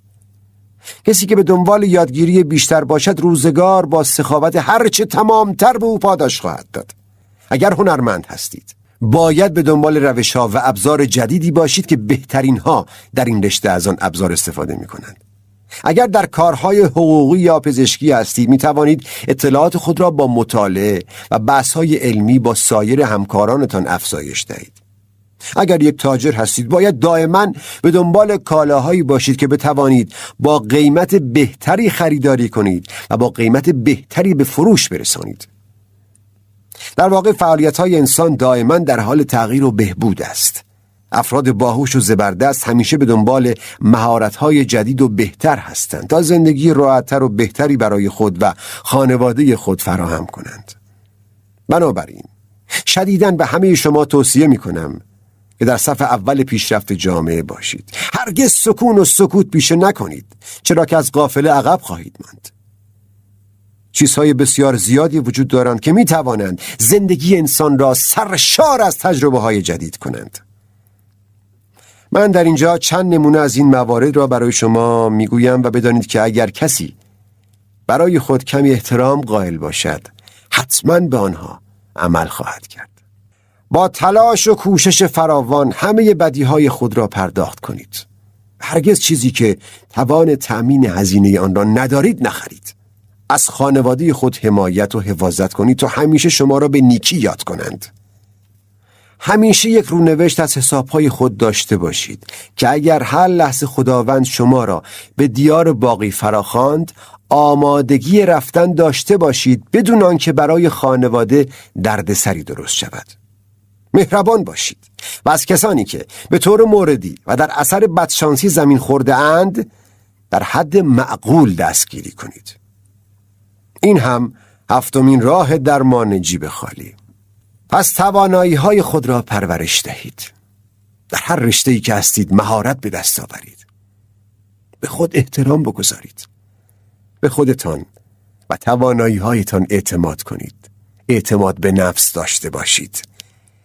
خواسته های مشخص و معلوم داشته باشید و برای رسیدن به آن تلاش کنید. این 7 راه آنقدر مفصل و عمیق است که اگر کسی بخواهد شخصا همه آنها را تجربه کند نیاز به 1000 سال عمر دارد. دوستان من، بدانید که طلاها و ثروت‌های بسیار زیادی در این شهر نهفته است. بیش از آن که حتی بتوانید تصور آن را بکنید و این فرصتی همگانی و بدون محدودیت برای شماست. قدم بردارید و این حقایق را در زندگی خود به صورت عملی تجربه کنید و بدانید که می توانید ثروتمند باشید و بدانید که این حق تک تک شماست. بروید و این حقایق را به هر انسان محترمی که در شهر می شناسید آموزش دهید، چرا که خواسته پادشاه این است که این اطلاعات به صورت رایگان در اختیار همه مردم شهر بابل قرار داده شود تا در صورت تمایل بتوانند زندگی راحت و آسوده‌ای را شروع کنند. دیدار با فرشته اقبال. کسی که خوششانس است، پیشبینی آینده او کار دشواری نیست. اگر او را در فرات بیندازند، از طرف دیگر آن سالم بیرون میآید، در حالی که مرواریدی در دست دارد. ضرب المثل سامری. تمایل به خوششانس بودن در همه انسانها وجود دارد. چون این تمایل و آرزویی به همین اندازه که در قلب مردم امروزی وجود دارد، 4000 سال پیش در دل مردم بابل نیز وجود داشته است. ما همگی آرزو داریم مورد عنایت فرشته بخت و اقبال واقع شویم و به اصطلاح خوششانس باشیم. در قدیم به این فرشته اقبال بانوی خوششانسی می گفتند. آیا واقعا راهی وجود دارد که بتوانیم با این عروس ملاقات کنیم و توجه و عنایت او را به خود جلب کنیم و مشمول دست و دلبازی و سخاوتمندی او شویم؟ آیا راهی وجود دارد که خوششانسی را به سوی خود جذب کنیم؟ این همان سوالی است که 4000 سال پیش مردم بابل باستان آرزوی یافتن جوابی برای آن را داشتند و به شدت مصمم بودند پاسخی برای آن پیدا کنند. آنها مردمی زیرک، هوشمند و متفکر بودند. به همین دلیل هم شهر آنها در زمان خود بزرگترین و ثروتمندترین شهر جهان شده بود. در آن دوران آنها مدرسه یا دانشگاه به شکل امروزی ما نداشتند. در عوض یک مرکز آموزشی دایر کرده بودند که عملی و بسیار کارآمد بود. در میان کاخهای سر به فلک کشیده و عظیم، یک ساختمان بود که از نظر رتبه و مقام و زیبایی با قصر پادشاه رقابت میکرد. قصری بود که به جنگل معلق یا عبادتگاه خدایان موسوم شده بود. در کتاب‌های تاریخی اشاره اندکی به چنین بنایی شده است، در صورتی که این عمارت تأثیر بسیار شگرفی در تفکر بشر آن زمان داشته است. این ساختمان در واقع ساختمان آموزش شهر بود که در آن اساتید مجرب به صورت داوطلبانه تجربیات تجاری، اقتصادی و علمی خود را به صورت جلساتی باز و مباحثه در اختیار علاقمندان قرار می‌دادند. در داخل این ساختمان همه انسان‌ها با هم برابر می‌شدند. یک برده در این ساختمان اجازه داشت در مسئولیت کامل نظرات یک شاهزاده را زیر سوال ببرد و او را به چالش بکشد. در میان افراد زیادی که به طور دائم به قصر رفت و آمد می‌کردند، مرد عاقل و ثروتمندی به نام آرکاد حضور داشت که به ثروتمندترین مرد بابل معروف بود.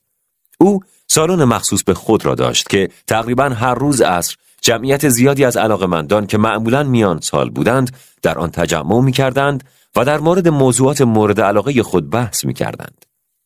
فرض کنید ما در آن سالن و در بین آن جمعیت حضور داریم و می‌خواهیم ببینیم که آیا شانس وجود دارد یا خیر. و آیا مردم می‌دانند چگونه بخت و اقبال را به سمت خود بکشند؟ خورشید همچون گوی آتشینی در آسمان جولان می‌داد و دل بیابان را داغ کرده بود که آرکاد طبق روال عادی خود وارد سالن شد. قبل از او مردان علاقمند 4 ردیف را کاملا پر کرده بودند و همچنان افراد دیگری در حال اضافه شدن بودند. آرکاد این گونه شروع کرد: امروز در چه موردی باید صحبت کنیم؟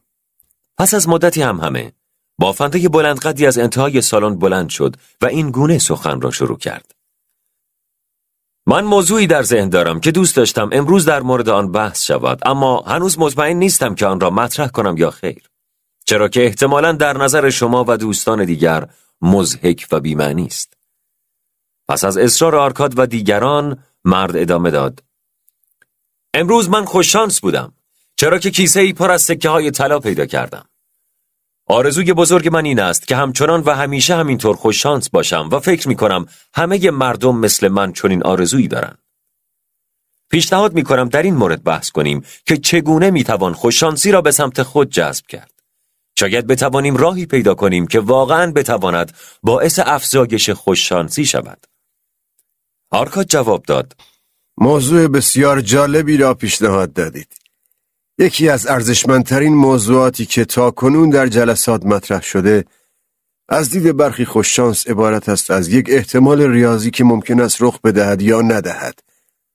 یعنی به صورت کاملا تصادفی و بدون هیچ هدف و دلیل مشخصی.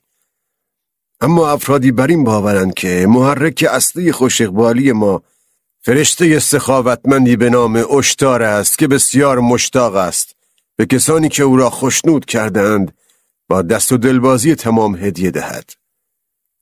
بگویید بدانم دوستان من، نظر شما چیست؟ آیا باید دنبال راهی باشیم که شاید بتوانیم کاری کنیم که خوش اقبالی در بخوانی همه را بزند؟ اغلب حضار با صدای بلند جواب دادند آری. آرکاد ادامه داد برای شروع اجازه دهید از اطرافیان خودمان شروع کنیم. کسانی که تجربه لذت بخشی نظیر آنچه برای این بافنده جوان رخ داده است را دارند و طلاهایی را پیدا کردند یا بدون زحمت و تلاش به دست آوردند. سکوتی حاکم شد و همه منتظر کسی بودند که پاسخ دهد، اما هیچ کس جواب نداد. آرکاد پرسید هیچ کس؟ آیا هیچ کس چنین تجربه‌ای نداشته است؟ پس مسلم است که چنین نوع اقبالی بسیار بسیار نادر و کمیاب است. کسی میتواند پیشنهاد کند که تحقیق در مورد شانس را از کجا ادامه دهیم؟ مردی با لباس مرتب و آراسته بلند شد و گفت وقتی کسی در مورد شانس صحبت می کند، آیا طبیعی و منطقی نیست که تفکرش به میز قمار معطوف شود؟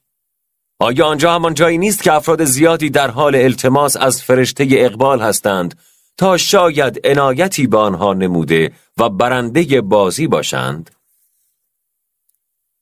هنگامی که مرد حرفش را تمام کرد و میخواست سر جای خود بنشیند، صدایی بلند شد. حرفت را قطع نکن مرد، داستانت را ادامه بده. آیا توانستی سر میز بازی از فرشته تقدیر موهبتی دریافت کنی؟ آیا او برای تو کاری انجام داد؟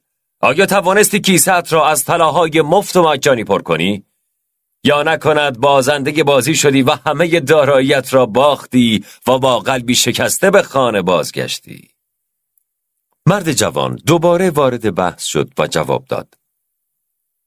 من مشکلی ندارم. اعتراف می‌کنم که انگار آن فرشته عزیز اصلاً نمی‌دانست که من آن شب آنجا هستم. اما شما که امروز در این کلاس حضور دارید چطور؟ آیا کسی هست که به نظرش آن فرشته در سالن بازی منتظر او بوده است تا تاس‌ها را بر اساس میل او و خواستش بچرخاند؟ همگی مشتاق شنیدن و یاد گرفتن هستیم. آرکاد بحث را قطع کرد و گفت چه شروع خردمندانه‌ای! ما در اینجا جمع شدیم برای هر سال همه جوانب را بررسی کنیم. نادیده گرفتن میز قمار یعنی چشم پوشی از یکی از قوی ترین غریزه های انسان که در اغلب مردم فعال و بیدار است. علاقه و اشتیاق به دست آوردن کوهی از طلا در ازای مبلغی ناچیز در حد چند سکه نقره وسوسه‌ای است که کمتر کسی توان مقاومت در برابر آن را دارد. یکی از حضار گفت این مرا به یاد مسابقات اسب دوانی می اندازد. درست است که فرشته تقدیر در مورد میز بازی کاملا تصادفی و به صورت اتفاقی رفتار می کند. اما مسلماً در مورد اسب دوانی این گونه نیست. چرا که عرابه های مطلع که با اسب‌های اصیل و پرجوش و خروش کشیده می شوند بیشتر از سایرین جلب توجه می کنند. آرکاد راست بگو، نکند آن فرشته گریزپا در گوش تو زمزمه کرد که دیروز در نینوا روی آن اسب ابلق شرط بندی کنی؟ من دقیقاً پشت سر شما ایستاده بودم و با گوشهای خودم شنیدم که روی اسب ابلق شرط بندی کردید که اصلاً برایم باور کردنی نبود. شما هم مثل بسیاری از افرادی که در اینجا جمع شده اند می دانید که هیچ تیمی در سراسر آشور نمی تواند اسب‌های اصیل و دوست داشتنی ما را شکست دهد. آیا آن فرشته اقبال در گوش شما زمزمه کرد که روی آن اسب خاکستری شرط بندی کنید؟ چرا که در دور آخر اسب سیاهی که در وسط است دچار مشکل می شود، عرابه‌اش واژگون شده و مسیر اسب‌های ما را مسدود می کند و در نهایت اسب خاکستری که در عقبه است پیروز مسابقه خواهد شد. آرکاد از کنایه‌های مرد خنده‌ای کرد و گفت فکر میکنید چه دلیلی وجود دارد که فکر کنیم شرط بندی یک انسان روی اسب اینقدر برای آن فرشته مهم باشد؟ برای من او فرشته عشق و جلال است که تفریح و لذت او فقط در کمک کردن به کسانی است که نیازمند هستند و همچنین کسانی که لیاقت چنین کمکی را دارند.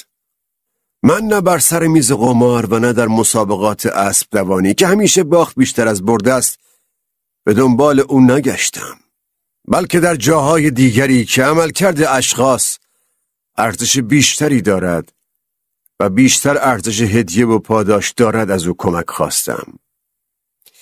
در شغل زراعت که یک حرفه شرافتمندانه است، در صنعت و خلاصه در همه شغل‌های جامعه فرصت‌هایی وجود دارند برای کسب سودی سرشار از حاصل تلاش و زحمت خودمان. البته شاید همیشه و در همه موارد مشمول دریافت پاداش نمی‌شویم، چرا که ممکن است گاهی تصمیمات و قضاوت‌های ما اشتباه بوده باشد. گاهی ممکن است باد و طوفان و خشکسالی حاصل تلاش‌های ما را نابود کند. اما با این حال اگر پشتکار داشته باشیم، معمولاً می‌توانیم انتظار داشته باشیم که در زمان مناسب به سود مناسبی دست پیدا کنیم. این موضوع واقعیت دارد، چرا که شانس رسیدن به سود همیشه وجود دارد و این چیزی است که ما خواهان آن هستیم. اما وقتی بازی می‌کنیم وضعیت معکوس می‌شود، چرا که شانس رسیدن به سود همیشه در جهت مخالف است و همیشه در جهت خواسته ها و به نفع اداره کننده بازی است. بازی ها طوری برنامه ریزی شدند که در کل همیشه به نفع اجرا کننده آن باشد، چرا که این شغل اوست و از این راهگذران زندگی می کند و باید دائما سود کسب کند. سودی که از سکه های بازیکنانی مثل من و شما فراهم آمده است. تعداد معدودی از بازیکنان و قماربازان بالاخره می توانند درک کنند که اداره کنندگان بازی چقدر با قاطعیت سود می کنند و برنده می شوند و بازیکنان چقدر با احتمال کم و اما و اگر برنده خواهند شد. برای مثال در نظر بگیرید که روی یک تاس شرط بندی کرده باشیم. هر بار که تاس ریخته می شود شرط بندی می کنیم که کدام طرف رو می آید. اگر قرمز آمد اداره کننده بازی تعهد دارد که 4 برابر مبلغی که آورده ایم را به ما برگرداند، ولی اگر هر کدام از 5 طرف دیگر آمد ما باخته ایم و مبلغی که آورده ایم تقدیم به او خواهد شد.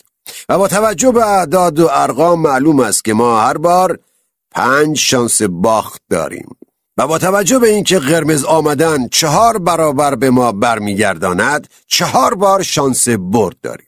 یعنی اداره کننده بازی انتظار دارد که در هر شب 1/5 از کل پولهایی که شرط بندی شده است را با خود به خانه ببرد. آیا کسی می تواند انتظار داشته باشد که از آمار و ارقام و ریاضیات فراتر رفته و کاری کند که او همیشه آن 1/5 ها را ببازد؟ سخن به اینجا رسید که یکی از حضار برخاست و چنین گفت: اما افرادی وجود دارند که در اکثر موارد برنده می شوند. آرکاد ادامه داد: البته که اینطور است. وقتی این موضوع را فهمیدم این سوال برایم پیش آمد که آیا پولی که از این طریق به دست آمده است می تواند ارزش پایدار داشته باشد و همیشه نزد چنین افراد خوششانسی باقی بماند؟ من زندگی تعداد زیادی از ثروتمندان شهر بابل را مورد بررسی قرار دادم. نکته اینجاست که هیچ کدام از این افراد ثروت و دارایی خود را از چنین منابعی به دست نیاوردند. حتی با چنین پولهایی هم شروع نکردند. شما که امشب اینجا جمع شده اید حتما افراد معتبر و ثروتمند زیادی را میشناسید. من بسیار علاقه‌مندم بدانم که چه تعدادی از این افراد موفق جامعه ما رشد و ترقی خود را از سر میز قمار شروع کردند. کسی از بین شما چنین مواردی را سراغ دارد؟ بعد از سکوتی طولانی مرد جوانی پرسید: آیا این سوال شما اداره کنندگان بازی ها را هم شامل می شود؟ اگر تا این حد افراد موفق جامعه کمیاب شدند، عالی. اگر تا اینجا کسی به ذهن شما نرسیده است، کمی جلوتر می رویم. خود شما چطور؟ آیا کسی هست که همیشه برنده قمار و شرط بندی هاست و اینجا در بین ما حضور دارد و شاید شرم دارد و از بیان منبع درآمد خود تردید دارد. تنها پاسخی که در جواب این سوال وجود داشت صدای چند آه بود که از ته سالن شنیده شد و باعث خنده حضار شد. آرکاد ادامه داد: پس ظاهراً نباید در چنین مکانها و زمینه‌هایی که فرشته اقبال فقط به تصادف و ریاضیات علاقه دارد به دنبال خوششانسی بود و در نتیجه بهتر است زمینه‌های دیگری را مورد بررسی قرار دهیم. بسیار خوب، ما کسی را نیافتیم که از پیدا کردن کیسه های طلای گم شده ثروتمند شده باشد. همینطور کسی را نیافتیم که از طریق قمار به مال و منال رسیده باشد. در مورد شرط بندی هم خود من باید اعتراف کنم که شخصاً در کل عمرم 4 برابر پولی که از شرط بندی به دست آوردم را در همین شرط بندی ها باختم. اکنون بیایید مشاغل، حرفه ها و تجارت های خودمان را بررسی کنیم. معمولاً ما یک معامله سودمند را حاصل زحمت های خود می دانیم، نه نتیجه خوششانسی. درست است؟ میخواهم بگویم آیا به نظر شما موهبت هایی که آن فرشته سخاوتمند به ما میدهد را نادیده گرفته ایم؟ شاید او واقعا به ما کمک کرده است در حالی که ما از این همه سخاوت و قدردانی نکردیم. کسی میتواند این بحث را ادامه دهد؟ در این میان تاجر کهنسالی از زیر ابروهای سفید و پرپشتش نگاهی به آرکاد کرد و گفت: با اجازه شما آرکاد و دوستان محترم، من پیشنهادی دارم. اگر همان گونه که شما گفتید تلاش و کوشش و توانمندی خودمان در رسیدن به موفقیت را موهبتی از طرف فرشته خوش اقبالی به حساب بیاوریم، چرا موقعیت هایی که تا چند قدمی آن رسیده ایم و ناگهان از دستمان فرار کرده اند را فراموش کنیم؟ موقعیت هایی که گاهی می توانستند بسیار سودمند باشند و چون آنها به نهایت و سرانجام خوبی نرسیده اند نمی توانیم آنها را به عنوان پاداش تلاش های خودمان در نظر بگیریم. من مطمئن هستم که افراد زیادی در این جمع چنین تجربه هایی داشتند. آرکاد حرف او را این گونه تصدیق کرد: دیدگاه بسیار خردمندانه‌ای دارید. کدام یک از شما تاکنون بخت و اقبالی را در چنگ داشته اید و فقط توانسته اید شاهد فرار کردن آن باشید؟ دستان زیادی بالا رفت و از جمله همان تاجر سال خورده. آرکاد به او اشاره کرد و گفت: از آنجا که شما این دیدگاه را مطرح کردید، دوست داریم ابتدا تجربه شما را بشنویم.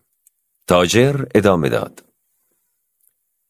با کمال میل داستانی را برای شما تعریف می کنم که نشان می دهد چقدر یک شخص می تواند به شانس و اقبال نزدیک شده باشد و چقدر کورکورانه ممکن است اجازه فرار به آن را بدهد.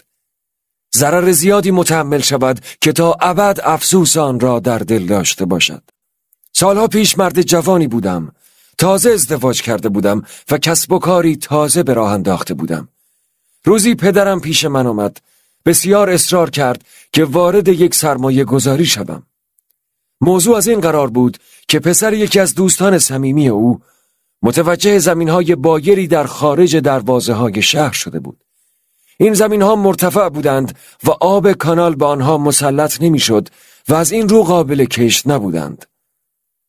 پسر دوست پدرم پیشنهاد کرده بود این زمینها را بخریم و سپس با ساختن 3 عدد چرخ آبی بزرگ که توسط گاوهای نر به حرکت در میآیند، آب حیات بخش را از کانال به آن زمینها برسانیم و آنجا را آباد کنیم. این کار انجام شد و او کل زمین را به قطعه‌های کوچکتری تقسیم کرد و به اهالی شهر فروخت که در آن سبزی و سیفیجات کشت می‌کردند. آن پسر به اندازه کافی طلا نداشت تا از پس مخارج این کار برآید. او هم مثل من مرد جوانی بود که درآمد معمولی و مختصری داشت و پدر او نیز مانند پدر من از خانواده شلوغی بود که دارایی‌های متوسط و مختصری داشت. بنابراین تصمیم گرفته بود چند نفر دیگر را به عنوان سهامدار وارد این پروژه کند تا به کمک آنها و با پول آنها کار انجام شود. آن گروه متشکل از 12 نفر بود که هر کدام برای خود کسب و کار و درآمدی داشتند. قرار بر این شده بود که هر کدام 1/10 از درآمد عادی خود را در هر ماه در اختیار این پروژه قرار دهند تا زمانی که زمینها آماده و فروخته شوند. و پس از فروش هر کدام متناسب با مقدار سرمایه‌ای که تا پایان کار ارائه کرده بودند از سود کار سهم ببرند. پدرم به من گفت: پسرم، تا اکنون در ابتدای دوران جوانی خود هستی. آرزوی من این است که از همکنون شروع به تولید درآمد و سرمایه‌ای ارزشمند برای خود کنی تا در بین مردم شهر مردی محترم باشی.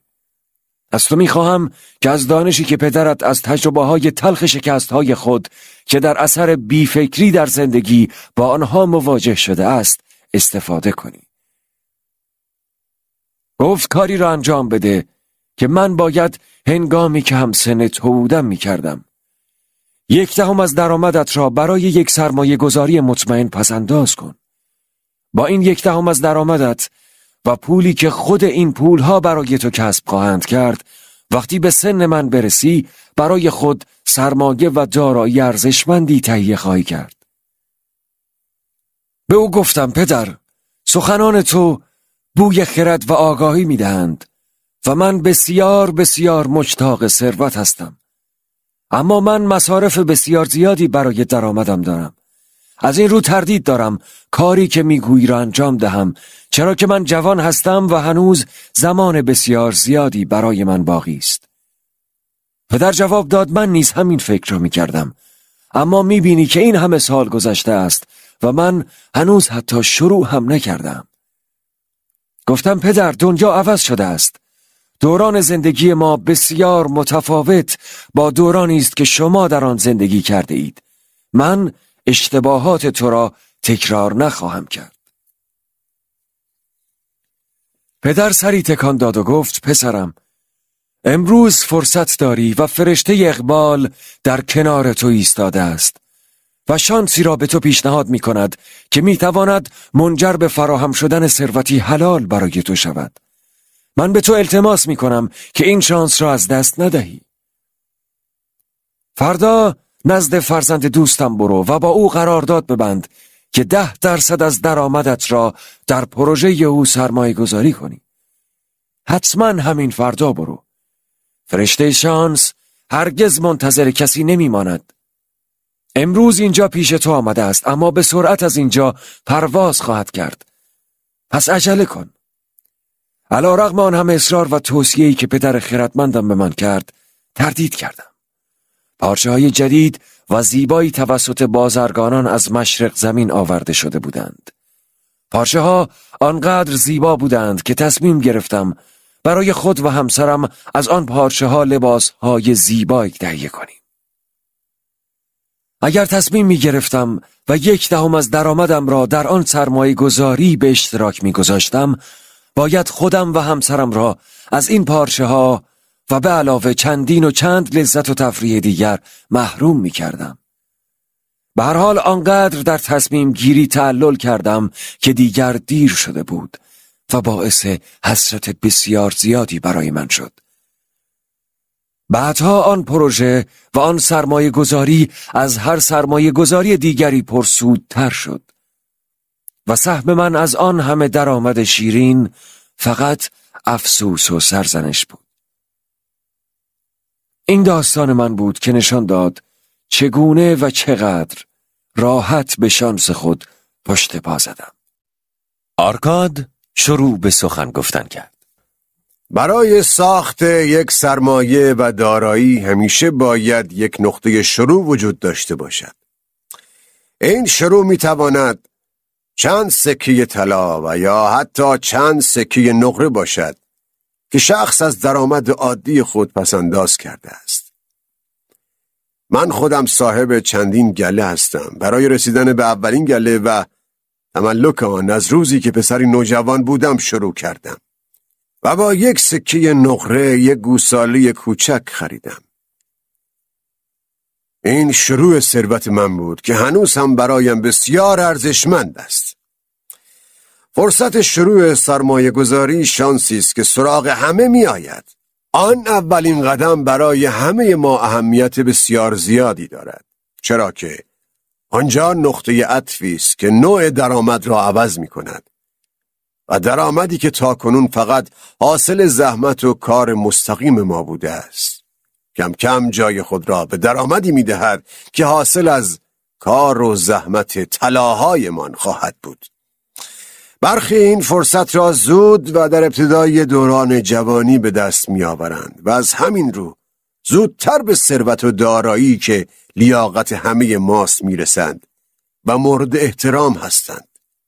برخی دیرتر و برخی نیز مانند پدر این تاجر تا آخر عمر این شانس را از دست می دهند.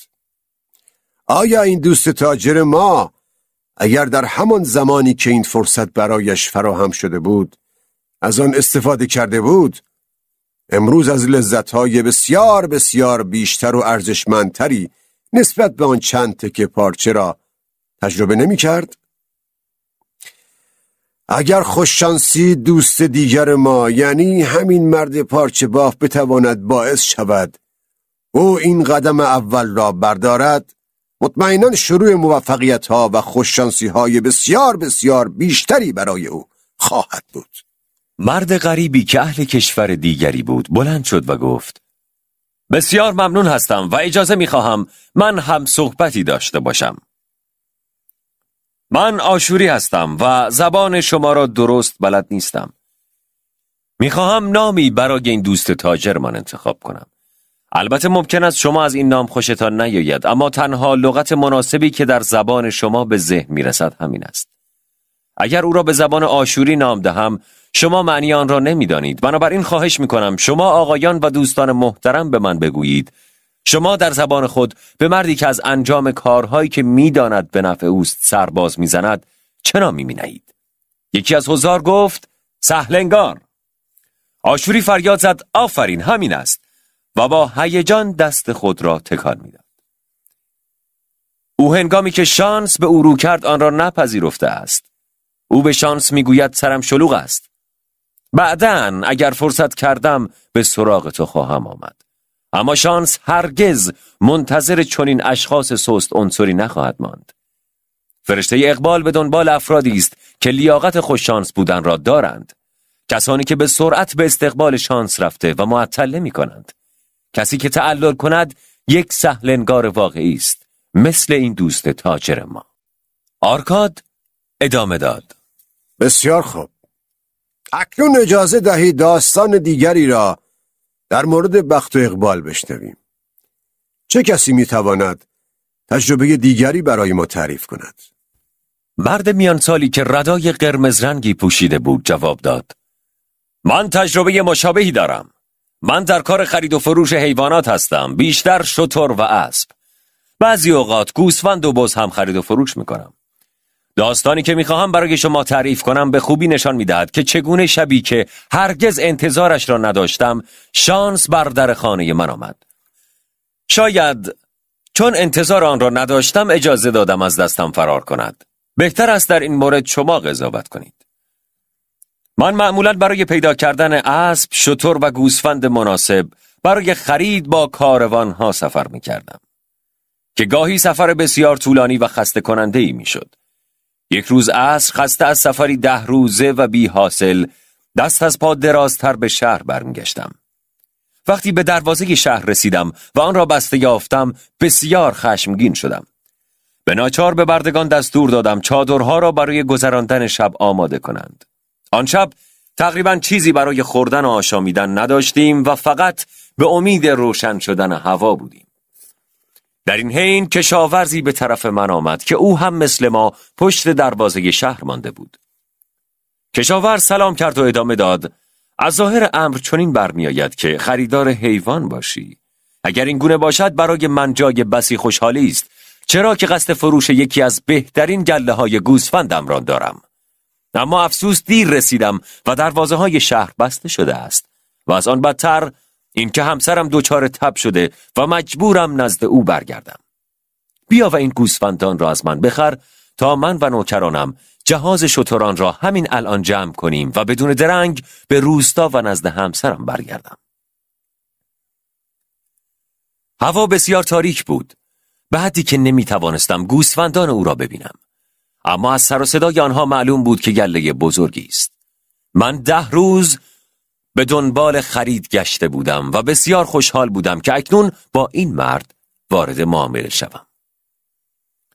او هم به خاطر دلنگرانی و اضطرابی که داشت قیمت بسیار مناسبی پیشنهاد کرده بود. قبول کردم و میدانستم که فردا صبح نوکرانم گله را به داخل شهر هدایت خواهند کرد و آن را به قیمت مناسبی خواهم فروخت. قرارداد بسته شد و نوکران را گفتم که مشعل‌هایی با خود بیاورند تا بتوانیم تعداد گوسفندان گله را که به ادعای فروشنده 900 رأس بودند بشماریم. نیازی به توضیح نیست که شمردن این تعداد گوسفند تشنه و خسته که دور هم تجمع کردند در تاریکی شب چه کار سختی است. به همین علت به فروشنده گفتم که من فردا در روشنایی روز گوسفندان را خواهم شمرد و بعد پول آن را پرداخت می کنم. او ملتمسانه گفت دوست من، دست کم 2/3 از قیمت کل را به من بدهید تا بتوانیم همین حالا راهی شویم. و من هم در عوض یکی از باهوشترین غلام‌هایم را که باسواد است و میتواند به راحتی در شمردن گوسفندان به تو کمک کند را اینجا نزد شما خواهم گذاشت. او قابل اعتماد من است و میتوانید مابقی حساب را به او پرداخت کنید. اما من سماجت به خرج دادم و از پرداخت پول در آن تاریکی شب به او خودداری کردم. صبح روز بعد قبل از آن که بیدار شوم دروازه های شهر باز شده بود و چندین خریدار با عجله و سراسیمه به بیرون دروازه هجوم آوردند و به دنبال خریدن گوسفندان بودند. آنها به شدت مشتاق بودند و حاضر بودند به هر قیمتی گوسفندان را بخرند، چرا که شایع شده بود قرار است شهر محاصره شود و امکان قحطی وجود داشت. آن گوسفندان را تقریباً 3 برابر قیمتی که شب قبل به من پیشنهاد شده بود از کشاورز خریداری کردند و به این ترتیب به همین راحتی چنین شانس نایابی را از دست دادم. آرکاد گفت این یکی از غیر معمول ترین داستان‌هایی است که تاکنون شنیدم. به نظر شما چه درسی میتوان از این داستان گرفت؟ یک کفاش این گونه جواب داد: این که اگر دیدیم معامله منطقی و بدون نقص است درنگ نکنیم و فوراً مبلغ را پرداخت کنیم. اگر معامله خوبی باشد لازم است به نقاط ضعف خود غلبه کنید. ما انسانها قابل تغییر هستیم، هرچند متاسفانه برای تغییر یک ذهن بد به ذهن خوب تلاش بسیار بیشتری باید انجام داد. لجاجت از مشخصه های ذهن بد است. در دام دودلی و شک گیر میافتیم و فقط به نظاره از دست رفتن فرصت ها می نشینیم. برای من همیشه اولین تصمیم بهترین تصمیم است، اما باز هم اغلب قانع کردن خودم به ادامه و پیشبرد معامله‌ای که سالم و درست است کار دشواری است و به همین علت من برای غلبه بر نقاط ضعفم سریعاً و بدون درنگ مبلغی به عنوان بیعانه پرداخت یا دریافت می‌کنم. این کار جلوی افسوس و حسرت من در مورد اقبال‌ها و خوششانسی‌هایی که می‌تواند مال من باشد را می‌گیرد. بار دیگر مرد آشوری از جایش بلند شد و گفت: بسیار سپاسگزارم. من اجازه می‌خواهم برای صحبت کردن. این دو داستان بسیار به یکدیگر شبیه هستند و در هر دو مورد به یک دلیل پرنده شانس از دست رفته است. در هر دو فرشته اقبال نزد فردی سهل انگار آمده است و نقشه و برنامه خوبی را ارائه داده است و هر بار شخصیت ماجرا دودل شده و نگفته است که وقت مناسب است و سریعاً اقدام باید کرد. به این ترتیب چگونه میتوان پیشرفت کرد؟ خریدار گوسفندان این گونه پاسخ داد: حرفهایت عاقلانه و درست است دوست من. در هر دو داستان اقبال از دست انسانهای سهل انگار فرار کرده است و جالبتر این که این موضوع غیر معمول و عجیب هم نیست. روح سهل انگاری در درون همه ما انسانها نهفته است. ما همگی خواهان ثروت هستیم، اما هر بار که پرنده شانس بر بام زندگی ما نشسته است، همین روح سهل انگاری فعال شده و باعث تعلل ما در پذیرش آن فرصت شده است. اگر به حرف این نیروی درونی توجه کنیم، در واقع بدترین دشمن خودمان شده ایم. وقتی جوان بودم، من اسم این حالت را با این عنوان بلند بالایی که دوست آشوری ما به کار برد و از آن لذت برد نمی شناختم. همیشه فکر می کردم این تصمیم گیری های ضعیف من بوده که باعث شده است معاملات پرسودی را از دست بدهم. بعدها این مشکل را به لجاجت ربط دادم و در نهایت ماهیت اصلی آن برایم مشخص شد. عادت به بی‌نیازی و احساس شکمسیری دقیقاً در جایی که نیاز به عمل است، تعلل را به ما پیشنهاد می کند. جایی که عمل کردی سریع و بیدرنگ نیاز است. نمی توانید تصور کنید وقتی ماهیت اصلی این حالت برایم مشخص شد چقدر از آن متنفر شدم و همچون یک اسب وحشی که افسار گسیخته شده باشد، ناگهان همه قید و بندهایم را شکستم و خودم را از دست این افسار نجات دادم تا به موفقیت رسیدم. مرد آشوری ادامه داد: متشکرم. من از آقای تاجر سوالی دارم. تو امروز لباسهای زیبا و موقری پوشیده ای. لباسهایت شبیه به فقرا نیست و مثل انسانهای موفق صحبت میکنی. بگو بدانیم آیا هنوز هم به ندای سهلنگاری که گهگاه در گوش زمزمه میشود اهمیت میدهی؟ مثل این دوست دلال، من هم توانستم بر این شیطان یعنی همان سهلنگاری غلبه کنم. به من اثبات شد که این شیطان دشمنی دائمی است که به طور پیوسته مواظب رفتار و کردار من است تا جلوی تحقق آرزوها و موفقیت‌های من را بگیرد. داستانی که برای شما گفتم یکی از هزاران داستانی است که میتوانم با همین موضوع برای شما بیان کنم تا به شما نشان بدهم که چگونه فرصت و شانس‌های زیادی را در زندگی از دست دادم و جالب این است که وقتی مشکلات را ریشه یابی کردم و مسبب اصلی این همه شکست و حسرت را شناختم، غلبه بر آن کار دشواری نبود. هیچ کس با میل خود به سارقین اجازه نمی دهد گندمهایش را بدزدند. همانطور که هیچ کس با میل خود به دشمن اجازه نمی دهد مشتریان را فراری دهد و او را از رسیدن به سود محروم کنند. هنگامی که من فهمیدم همه این اتفاقات زیر سر کدام دشمن است، با عزم راسخ توانستم بر او غلبه کنم.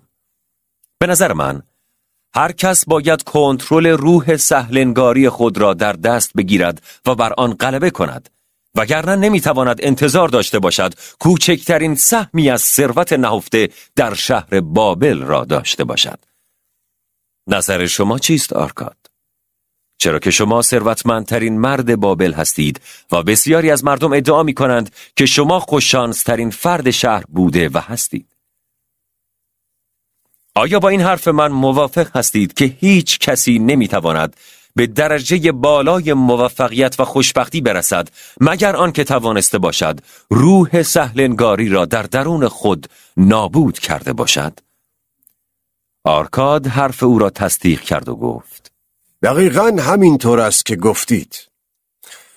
من در طول عمرم شاهد عبور نسل‌ها یکی پس از دیگری از شاهراه‌های تجارت، علم، آموزش و صنعت بودم. شاهراه‌هایی که به موفقیت ختم می‌شوند. شانس، بخت و اقبال سراغ همه آنها رفته و می‌رود. بعضی بدون درنگ چنگ زده و آن را در دست گرفتند و به طور پیوسته و مداوم به سمت تحقق آرزوهای خود رفتند. اما اکثر مردم دچار شک و دودلی شدند، دچار لغزش شده و عقب ماندند. آرکاد رو به بافنده کرد و گفت: تو پیشنهاد دادی که در مورد خوششانسی صحبت کنیم. بگو بدانیم اکنون در مورد این موضوع چگونه فکر می‌کنی؟ بافنده جواب داد: من شانس را از دید دیگری می‌بینم. من فکر می‌کردم خوششانسی یکی از بهترین و خوشایندترین اتفاقاتی است که می‌تواند برای یک شخص رخ دهد بدون آنکه وی زحمتی برای آن کشیده باشد. اما اکنون می‌فهمم که چنین رویدادی هرچند خوشایند آن چیزی نیست که مرا به خود جذب کند. من از بحث امروز یاد گرفتم که برای جذب خوششانسی به سمت خود لازم است از فرصت‌هایی که در زندگی وجود دارد بهترین بهره را ببریم، آن هم در زمان مناسب. و بنابراین از این به بعد تلاش خواهم کرد بهترین استفاده را از فرصت‌هایی که در زندگی برایم مهیا می‌شود ببرم. آرکاد جواب داد: تو بهترین برداشت ممکن از بحث امروز را داشته ای. موفق باشی و بدان که در زندگی فرصت‌های بسیار زیادی پیش می آید، اما به ندرت مورد استفاده ما قرار می گیرند. دوست تاجر ما اگر فرصتی که فرشته اقبال در پیش پایش قرار داده بود را مغتنم می شمرد و در آن پروژه شریک شده بود، موفقیت چشمگیری به دست می آورد. همینطور دوست دیگرمان که دلال حیوان است، اگر همان شب معامله را تمام کرده بود، سود سرشاری به دست می آورد. ما این بحث را مطرح کردیم تا راهی پیدا کنیم که خوششانسی به سمت ما بیاید. من فکر می کنم موفق شدیم و راهی پیدا کردیم. هر دو داستان نشان داد که چگونه خوششانسی از پی فرصت ها می آید. در اینجا واقعیتی نهفته است، واقعیتی که در همه داستانهای مشابه دیگری در مورد خوششانسی، جانهایی که موفق بودند، جانهایی که با شکست همراه بودند نیز وجود دارد. خوششانسی را میتوان با پذیرفتن و مغتنم شمردن فرصتها به سمت خود کشید. کسانی که مشتاق هستند و به فرصتها چنگ میزنند تا به وضعیت بهتری برسند، به طور حتم توجه فرشته اقبال را به سمت خود جذب خواهند کرد.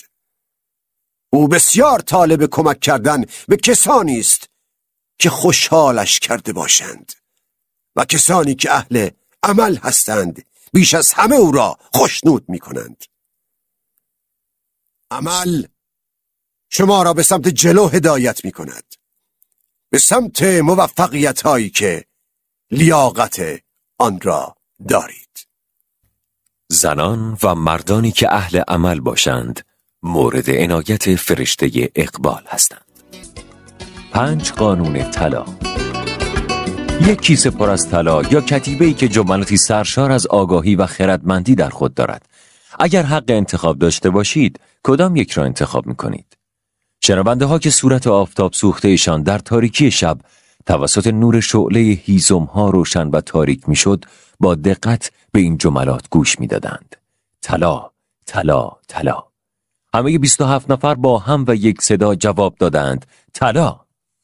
کالاب پیر نیشخندی زد. دست خود را بالا برد و به تاریکی پشت سرش اشاره کرد و گفت: خوب گوش کنید دوستان من. صدای سگ‌های وحشی که از دل بیابان میآید را خوب گوش کنید.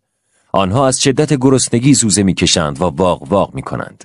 فکر میکنید اگر با آنها غذا دهید چه خواهند کرد؟ همه غذا را میخورند و وقتی سیر شدند شروع به سرمستی و جنگ و جدال و بازی با یکدیگر خواهند کرد، بدون آنکه به فکر فردایی باشند که بدون شک فرا خواهد رسید. فرزندان آدم نیز همین گونه‌اند. به آنها حق انتخاب بین طلا و دانایی را میدهم و آنها چه میکنند؟ پایداری و ماندگاری خرد را نادیده میگیرند و فناپذیری طلا را انتخاب میکنند. سرمستی آغاز میکنند، اما غافل از آن که بدون خرد اگر کوهی از طلا هم در اختیار داشته باشند بالاخره روزی تمام خواهد شد. فردا دیگر طلایی برایشان باقی نخواهد ماند. طلا فقط به کسانی وفادار است و نزد کسانی میماند که قوانین آن را بلد باشند و به آن قوانین عمل کنند. باد سرد شب بیابان تندتر شد و کالاباب ردای سفیدش را روی پاهایش کشید و ادامه داد. دوستان من، شما در طول این سفر طولانی و پرمخاطره با صداقت و راستی به من خدمت کردید. به خوبی مراقب شترهای من بودید. بدون شکایت و گله‌مندی رنج عبور از شنهای داغ صحرا را تحمل کردید و با شجاعت و دلیری از اموال و مال‌التجاره من در برابر راهزنان حفاظت کردید. به پاس این همه نیکی امشب می‌خواهم 5 قانون طلا را برایتان بازگو کنم. 5 رازی که مطمئن باشید هرگز تا کنون نشنیده اید. به خوبی به حرفهای من گوش کنید و مفهوم آن را درک کنید و بدانید که اگر آن را به کار ببندید به زودی صاحب طلاهای بسیار زیادی خواهید شد. سکوت همه جا را فرا گرفته بود. نسیم سرد بیابان همچون شلاق به صورت بوته‌های بیابان می‌کوبید و صدای ناله بوته‌های تیغ به گوش می‌رسید. ستارگان آسمان زلال و صاف بیابان بابل را نورانی کرده بودند و پشت سر گروه چادرها که به خوبی به زمین محکم شده بودند در سایه افراد گم شده بود. در کنار چادرها بار شترها روی هم مرتب چیده شده بود و پوستینی روی آن کشیده بودند. کمی آن طرفتر شترها که خسته از راهپیمایی روز بودند روی زمین دراز کشیده بودند و در حال نشخوار کردن بودند. رئیس گروه سکوت شب را شکست و گفت: ای کالاباب، تو همیشه حرفهای بسیار زیبایی برای ما زده ای و ما امیدواریم بعد از پایان این سفر از راهنمایی های تو در زندگی استفاده کنیم.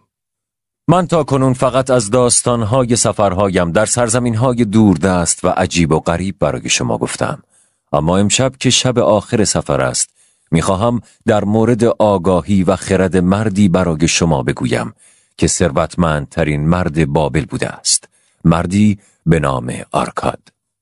آری، از او سخن بسیار شنیدم. میگویند او ثروتمندترین مرد بابل بوده است. او به این همه ثروت دست پیدا کرد چرا که قوانین سرمایه و طلا را به خوبی میدانست و به خوبی به آن عمل میکرد. امشب میخواهم برای شما از آگاهی و خرد بی‌نظیر این مرد سخن بگویم. داستانی که سالها پیش وقتی فقط یک نوجوان بودم از زبان پسرش ناماسیر در شهر نینوا شنیدم. من و استادم کل شب را پیاده روی کرده بودیم تا به قصر ناماسیر رسیدیم. من به استادم کمک کرده بودم تا بسته‌هایی از پارچه‌های نفیس را نزد ناماسیر بیاوریم و او همه آنها را امتحان کند تا جایی که بالاخره یکی را انتخاب کند. سرانجام او رضایت داد و به ما اجازه داد بنشینیم و او با شربت بسیار نایاب و نفیس انگور از ما پذیرایی کرد. تا کنون هیچ نوشیدنی با این بو و طعم ندیده و نچشیده بودم. آنگاه او داستان زندگی و خردمندی پدرش آرکاد را برای ما گفت. و اکنون آن را عیناً برای شما بازگو می کنم. همانطور که می دانید، در شهر بابل رسم بر این است که پسرانی که در خانواده‌های ثروتمند متولد می‌شوند با والدین خود زندگی می‌کنند و منتظر میراث پدر خود هستند. اما آرکاد این رسم را اجرا نکرد و وقتی که پسرش ناماسیر به سن بلوغ رسید، پسر را فراخواند و این گونه به او خطاب کرد: پسرم، آرزوی من این است که تو روزی میراثدار اموال و دارایی‌های من باشی. اما باید ابتدا به من ثابت کنی که لیاقت و توانایی اداره چنین دارایی‌هایی را داری. بنابراین باید پا به دنیای بیرون بگذاری و توانایی‌هایت در کسب درآمد را نشان دهی و فردی قابل احترام در جامعه شوی. برای شروع من 2 چیز به تو میدهم. 2 چیزی که خودم در شروع کار از آن محروم بودم. اول، این کیسه طلا را به تو میدهم که اگر عاقلانه از آن استفاده کنی، پایه و اساس موفقیت‌های آینده تو خواهد شد. دوم، این کتیبه سفالی را به تو میدهم که روی آن 5 قانون طلا حک شده است. اگر آنها را خوب درک کنی و به آنها عمل کنی، برای تو اعتماد به نفس و اطمینان به همراه خواهند آورد. 10 سال دیگر به منزل پدرت برگرد و حساب دارایی‌های خودت را نشان بده. اگر ارزشمند بود، تو را وارث همه اموالم خواهم کرد و در غیر این صورت همه اموالم را به روحانیون هدیه خواهم کرد تا برای شادی روحم و عنایت خاص خداوند برایم دعا کنند. و به این ترتیب ناماسیر کیسه طلا را برداشت و کتیبه را در پارچه‌ای پیچید و در کیسه خود نهاد و سوار بر اسبش به دنبال پیدا کردن راه خود رفت. 10 سال گذشت. و همانطور که قرار شده بود ناماسیر به منزل پدرش بازگشت. در آن شب به افتخار بازگشت او جشن بزرگی برپا شده بود و پدرش دوستان و آشنایان زیادی را دعوت کرده بود. هنگامی که جشن و شادی به پایان رسید، پدر و مادر در یک طرف سالن اصلی قصر نشستند و ناماسیر جلوی آنها ایستاد تا همانطور که قول داده بود حساب پس بدهد. عصر بود و سالن پر بود از بوی لذت بخش کباب بره. نوکران و کنیزان با برگ‌های بزرگ درخت موز بالای سر پدر و مادر هوا را جابجا می‌کردند. همسر ناماسیر و 2 پسرش و دوستان و سایر افراد خانواده پشت سر او روی زمین نشسته بودند و منتظر شنیدن بودند. او این گونه شروع کرد: پدر، من در برابر این همه دانایی و خرد شما سر تعظیم فرود می‌آورم. 10 سال پیش وقتی من در آستانه دروازه مرد شدن ایستاده بودم، به من گفتید قدم بردارم و برای خود شخص مهم می‌شوم، به جای اینکه اینجا بمانم و انتظار دستیابی آسان به اموال شما را داشته باشم. شما با سخاوت تمام به من طلا و دانایی دادید. در مورد آن طلاها متاسفانه باید اعتراف کنم که بسیار نابخردانه با آن برخورد کردم. آن طلاها مانند یک خرگوش وحشی از دست شکارچی ناشی فرار کردند. از دستان بی تجربه من فرار کردند. پدر به نشانه تأیید خنده‌ای کرد و گفت: ادامه بده پسرم. داستان زندگی تو با تک تک جزئیاتش برای من جذاب است. چشم پدر. من تصمیم گرفتم به نینوا بروم. چرا که شهری در حال پیشرفت بود و پیش خودم فکر کردم آنجا می توانم فرصتهای تازه‌ای به دست بیاورم. به کاروانی ملحق شدم و در بین افراد آن کاروان دوستان بسیار زیادی پیدا کردم.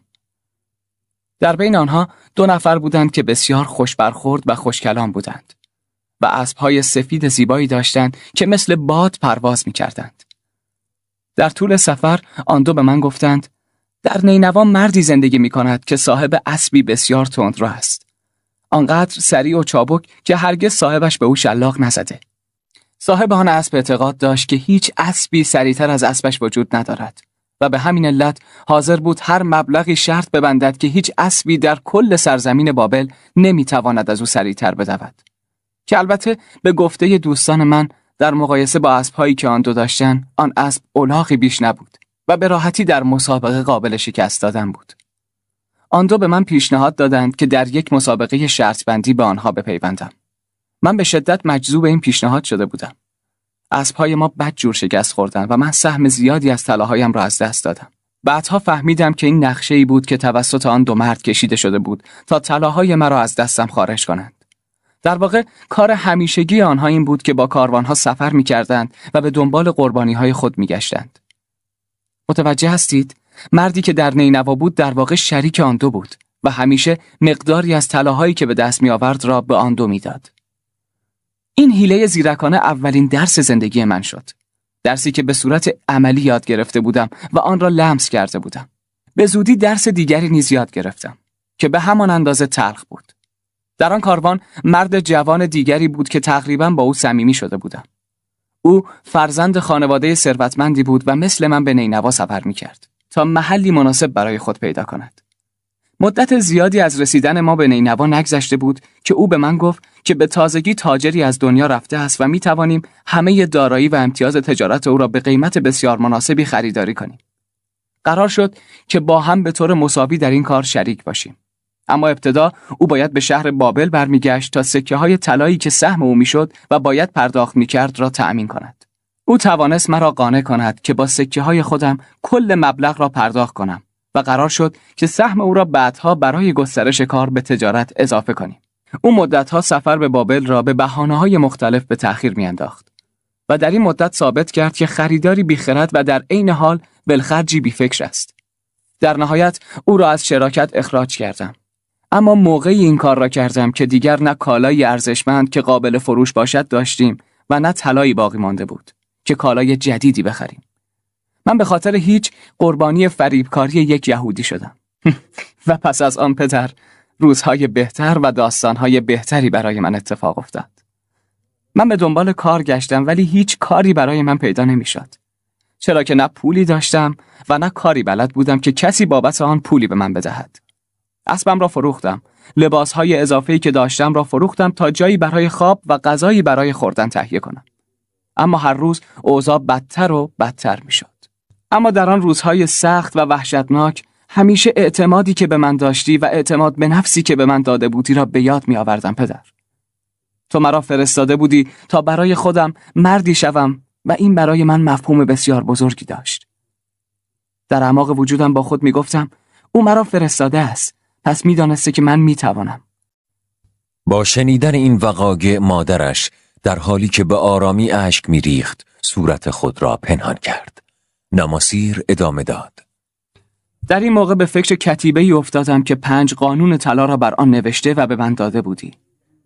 در آنجا با دقت 100 برابر قبل تک تک جملات خردمندانه‌ای که نوشته بودید را بارها و بارها خواندم و مرور کردم و فهمیدم که اگر اول این کتیبه را خوانده بودم و به قوانینش عمل کرده بودم، طلاهایم را از دست نداده بودم. شاید هم به خاطر سختی‌هایی که با گوشت و پوست آن را لمس می‌کردم و حسرتی که به خاطر از دست دادن طلاهایم جانم را می‌خورد، تک تک قوانین را به خوبی درک می‌کردم. و تصمیم گرفتم هنگامی که خداوند یک بار دیگر در رحمتش را به رویم باز کرد و شانس بر من لبخند زد، با آگاهی و خرد حاصل از سالهای زندگی راهم را پیدا کنم، نه با بی‌تجربگی و خامی جوانی. برای آگاهی و بهره‌مندی شما که امشب اینجا نشسته اید، من خرد و آگاهی پدرم که 10 سال پیش روی آن کتیبه نوشته شده بود را برای شما می‌خوانم. اینها 5 قانون طلا هستند. 1. طلا با کمال میل و رضایت و به طور افزاینده به سمت کسانی می‌رود که حداقل 1/10 از کل درآمد خود را برای ایجاد درآمد و دارایی برای تأمین آینده خود و خانواده خود کنار بگذارند. 2. طلا با اشتیاق و علاقه برای صاحب خردمندی کار می‌کند که بتواند کار مناسبی برای طلای خود پیدا کند و مثل جمعیتی یک گله به سرعت تکثیر می‌شود. 3. طلا نسبت به صاحبی که هوشیار باشد و همیشه برای سرمایه‌گذاری از خرد و تجربه دیگران استفاده کند، وفادار است و همیشه از او حمایت خواهد کرد. 4. طلا از دست کسی که آن را در زمینه‌ای که با آن آشنایی ندارد یا زمینه‌هایی که توسط متخصصان توصیه نشده است سرمایه‌گذاری کند، فرار خواهد کرد. 5. طلا از دست کسی که بخواهد آن را مجبور به کسب درآمدهای غیر ممکن کند فرار خواهد کرد. همینطور کسی که به دنبال توصیه‌های فریبنده شیادان و متقلبان باشد و یا کسی که به خواسته‌های خام و رمانتیک خود در سرمایه‌گذاری عمل کرده باشد. اینها 5 قانون طلا هستند که پدرم نوشته است. به نظر من ارزش آنها از هر طلا و ثروتی بیشتر است. این واقعیت در ادامه داستان زندگیم به شما ثابت خواهد شد. او دوباره رو به پدرش کرد و گفت: تا اینجا عمق فقر و سختی که بی تجربگی و خامی جوانی برایم به ارمغان آورده بود را برایتان گفتم. اما خوشبختانه هر دوران سختی و بدبختی بالاخره روزی به پایان میرسد. و زنجیره بدبختی‌های من روزی به پایان رسید که توانستم کاری به دست بیاورم و به عنوان مسئول گروهی از برده‌ها که روی ساخت دیوار جدید شهر کار می‌کردند مشغول به کار شدم. با استفاده از اولین قانون طلا، اولین سکه مسی که از دستمزدم به دست آوردم را پس‌انداز کردم و در هر موقعیتی که پیش می‌آمد به آن مبلغی اضافه می‌کردم. کم کم مقدار پس‌اندازم به 1 سکه نقره رسید. پیشرفت من بسیار کند بود، چرا که باید هزینه‌های زندگی را هم تأمین می‌کردم. اما با خودم تعهد کرده بودم که هزینه‌های زندگیم را تا حد ممکن کم کنم. مصمم بودم قبل از آن که فرصت 10 ساله‌ام تمام شود، همه آنچه که از دست داده بودم را به دست بیاورم. یعنی همان مقدار طلایی که به من داده بودید. روزی رئیسم که کم کم با من دوست شده بود، نزد من آمد و گفت: تو جوان بسیار حسابگر و صرفه‌جویی هستی و درآمدت را صرف عیاشی و خوشگذرانی دوران جوانی نمی‌کنی. حتما پسندازی داری. آیا پسندازی داری که بیهوده کنار گذاشته باشی و برایت درآمدی نداشته باشد؟ جواب دادم بله. البته هدف من این است که طلاهایی که روزی پدرم به من داده است و آن را هدر داده‌ام را دوباره جمع کنم. گفت: هدف بسیار ارزشمندی داری. اما آیا می‌دانی طلاهایی که پسنداز کرده‌ای می‌توانند برای تو کار کنند و آنها هم برای تو طلاهای بیشتری کسب کنند؟ به او گفتم که متاسفانه من تجربه‌های بسیار تلخی در این زمینه داشتم و باعث شد همه طلاهایی که پدرم به من داده بود را از دست بدهم و می‌ترسم که این بلا را بر سر طلاهای خودم نیز بیاورم. جواب داد اگر به من اعتماد داشته باشی درسی در مورد نحوه سرمایه‌گذاری سودآور و معقول به تو خواهم آموخت. و ادامه داد تا سال آینده ساخت دیوارهای شهر به پایان خواهد رسید و نوبت به نصب درهای بزرگ برنزی خواهد شد که قرار است به عنوان دروازه‌های شهر و جهت حفاظت از آن ساخته و نصب شوند. اما نکته اینجاست که در کل شهر نینوا فلز کافی برای ساخت چنین دروازه‌های بزرگی وجود ندارد و پادشاه هم تا این ساعت هیچ فکری در این رابطه نکرده است. برنامه من این است: ما چند نفر با هم شریک می‌شویم و طلاهایمان را روی هم می‌گذاریم و یک کاروان به معدن مس و قلع می‌فرستیم که البته تا اینجا فاصله زیادی دارد و فلزات مورد نیاز برای ساخت دروازه‌های نینوا را وارد شهر می‌کنیم. وقتی پادشاه دستور ساخت دروازه‌ها را بدهد، فقط ما هستیم که به اندازه کافی فلز در اختیار داریم و او نیز به قیمت مناسبی آن را از ما خواهد خرید. ریسک این تجارت بسیار ناچیز است، چرا که اگر پادشاه هم از ما خرید نکند، دست کم خود فلز را هنوز در اختیار داریم که باز هم می‌توانیم به قیمت منصفانه و مناسبی بفروشیم و دست کم سرمایه اولیه خود را به دست بیاوریم. پس در هر حال ضرری متوجه ما نخواهد شد. پدر، من در لابلای این پیشنهاد فرصتی برای اجرای قانون سوم طلا دیدم، یعنی سرمایه گذاری پسندازم بر اساس راهنمایی‌های مردی خردمند که خوشبختانه پشیمان هم نشدم. شراکت ما موفقیت آمیز شد و پسنداز اندک من چندین برابر شد. در خلال این مدت من به عنوان یکی از اعضای این گروه برای سرمایه گذاری در زمینه‌های دیگر نیز پذیرفته شدم. سایر اعضای این گروه افرادی خردمند و با تجربه بودند که خیلی خوب می‌دانستند چگونه و در کجا و در چه زمانی سرمایه گذاری کنند. آنها در مورد هر برنامه‌ای که پیشنهاد می‌شد با دقت و صبر فراوان صحبت می‌کردند و تمام جوانب کار را در نظر می‌گرفتند. آنها کوچکترین احتمال از دست دادن اصل سرمایه را نادیده نمی‌گرفتند و یا حتی در مورد کارهایی که امکان برگشت اصل سرمایه کم بود و یا سود ناچیزی به همراه داشت نیز سرمایه گذاری نمی‌کردند. کارهای احمقانه‌ای مثل شرط بندی در یک مسابقه اسب دوانی و شراکت با افراد بی تجربه و نادان که من انجام داده بودم کوچکترین ارزشی برای آنها نداشت و به سرعت نقاط ضعف چنین سرمایه گذاری‌هایی را پیدا می‌کردند. به لطف همنشینی با این افراد من یاد گرفتم که چگونه طلاهایم را با اطمینان کامل در جاهایی سرمایه گذاری کنم که بازگشت اصل و سود سرمایه قطعی و مناسب باشد. و از آن سال تا کنون دارایی‌های من به سرعت زیاد و زیادتر شد. چیزی نگذشت که توانستم چندین برابر طلاهایی را که از دست داده بودم به دست بیاورم. من در این چند سال دوران بدشانسی، دوران فقر و سختی، دوران کار و تلاش و در نهایت دوران موفقیت را تجربه کردم. این 5 قانون طلا را آزمایش کردم و هر بار صحت آنها برایم تصدیق شد. برای کسی که اطلاعی از 5 قانون طلا نداشته باشد، طلا به سختی به دست می آید و به سرعت از دست می رود. اما برای کسانی که این قوانین را به خوبی درک کرده باشند و به آن عمل کنند، طلا به سرعت به دست می آید، در کنارشان می ماند و همانند برده‌ای مطیع برای آنها کار می کند. ناماسیر سخن را قطع کرد و به برده‌ای که در گوشه‌ای از اتاق ایستاده بود اشاره کرد. برده 3 کیسه بزرگ چرمی را یکی یکی جلو آورد. ناماسیر یکی از آنها را برداشت و پیش پای پدرش روی زمین گذاشت و مجدداً رو به او کرد و گفت: تو به من 1 کیسه طلا دادی، طلایی از شهر بابل. من کیسه‌ای از طلاهای نینوا با همان وزن برای تو برمیگردانم و همانطور که قرار گذاشته بودیم آن را به تو باز پس میدهم. علاوه بر این تو کتیبه‌ای به من دادی که روی آن تجربه سالهای زندگیت را حک کرده بودی. در ازای آن من 2 کیسه طلا به تو باز میگردانم. و 2 کیسه طلا را از سینی که در دست برده بود برداشت و در کنار کیسه قبلی روی زمین گذاشت. تا اثبات کنم که برای من ارزش آن کتیبه و اطلاعات آن چقدر بیشتر از ارزش طلاها بوده است.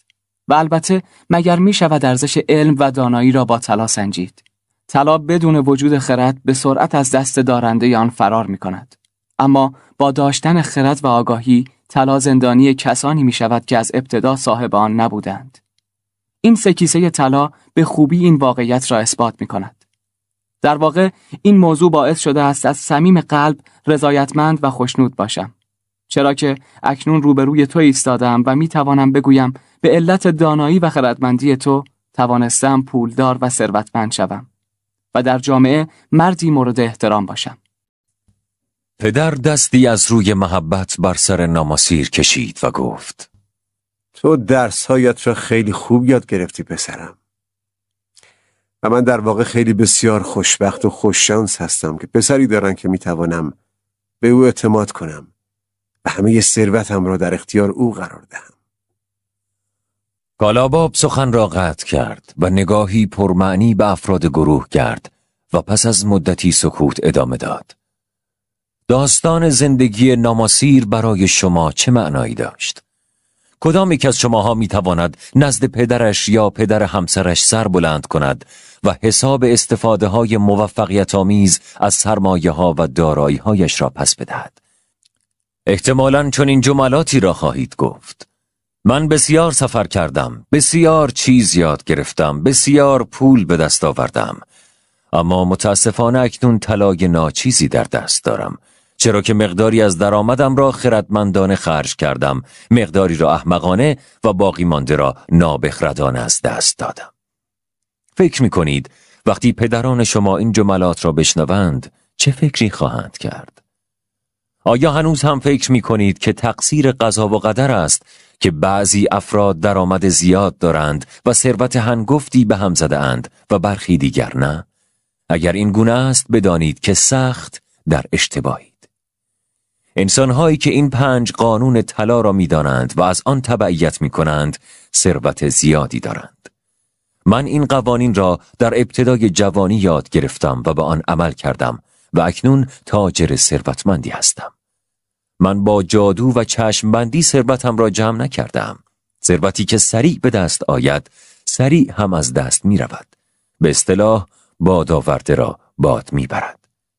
ثروتی که ماندگار باشد و برای صاحبش لذت واقعی به همراه داشته باشد به تدریج و کم کم به دست می آید، چرا که همچون کودکی است که از علم، هدف و پشتکار متولد می شود. به دست آوردن ثروت برای یک انسان خردمند بار چندان سنگینی نیست، اما آنچه هدف نهایی را محقق می کند حمل دائم و پیوسته این بار در طول چندین سال است. 5 قانون طلا که اکنون به شما هدیه شد پاداشی ارزشمند برای کسانی است که آن را درست درک کنند. هر کدام از این قوانین سرشار از معانی عظیمی هستند و شاید به خاطر خلاصه بودن داستانی که برایتان بازگو کردم درست متوجه آن نشده باشید.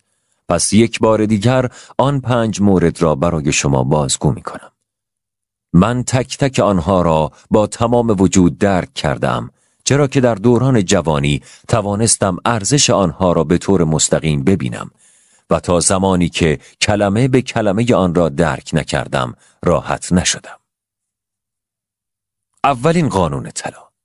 طلا با اشتیاق و به طور فزاینده به سمت هر کسی می رود که بتواند حداقل 1/10 از درآمد خود را کنار بگذارد تا بتواند آینده خود و خانواده خود را با ثروت ناشی از آن تأمین و تضمین کند. هر کسی که بتواند 1/10 از درآمد خود را به طور دائم کنار بگذارد و آن را هوشمندانه سرمایه گذاری کند، مطمئناً دارایی ارزشمندی برای خود فراهم خواهد کرد که میتواند منبع درآمدی در آینده برای او باشد و حتی در صورتی که خداوند او را به دنیای بعدی فراخواند تضمینی برای امنیت مالی خانواده‌اش باشد. به علاوه این قانون میگوید که طلا با شادمانی به سمت چنین فردی خواهد رفت و من میتوانم وقوع چنین چیزی در زندگی خودم را شهادت دهم. هرچقدر طلای بیشتری پس انداز می کردم، طلاهای بیشتری به دست می آوردم. هر روز بیشتر از روز قبل. حتی طلاهایی که ذخیره کرده بودم هم بیشتر از قبل درآمد کسب می کردند. حتی بیشتر از طلاهای شما و درآمد حاصل از آن نیز به نوبه خود باعث درآمدهای بیشتری می شد. سازوکار قانون این گونه است. این یک قانون است. چرا و چگونگی آن را من نمی دانم.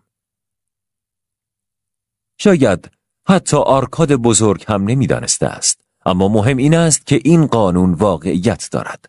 فقط کافی است امتحان کنید. قانون دوم طلا. طلا با اشتیاق و علاقه برای صاحب خردمندی کار می کند که بتواند کار مناسبی برای طلای خود پیدا کند و مثل جمعیت یک گله به سرعت تکثیر می شود. در واقع طلا یک کارگر با انگیزه است و تمایل بسیار زیادی به تکثیر شدن دارد. البته هنگامی که فرصت مناسب فراهم شود برای هر کسی که ذخیره‌ای از طلاهای پس‌انداز شده دارد، فرصت یعنی استفاده از طلا در سودآورترین حالت ممکن. هرچه زمان می‌گذرد، طلا خود را با الگوی باور نکردنی تکثیر می‌کند. قانون سوم طلا. طلا نسبت به صاحبی که هوشیار باشد و همیشه برای سرمایه‌گذاری از خرد و تجربه دیگران استفاده کند وفادار است و همیشه از او حمایت خواهد کرد. مسلم است که طلا به صاحبان هوشیار وفادار است، همانطور که از دست صاحبان سر به هوا و دمدمی مزاج فراری است. کسی که به دنبال مشاوره و کسب علم و شنیدن تجربه افراد خردمند است، به زودی یاد می‌گیرد که باید سرمایه خود را به خطر نیندازد و همواره در جای امن سرمایه گذاری کند. قانون چهارم طلا.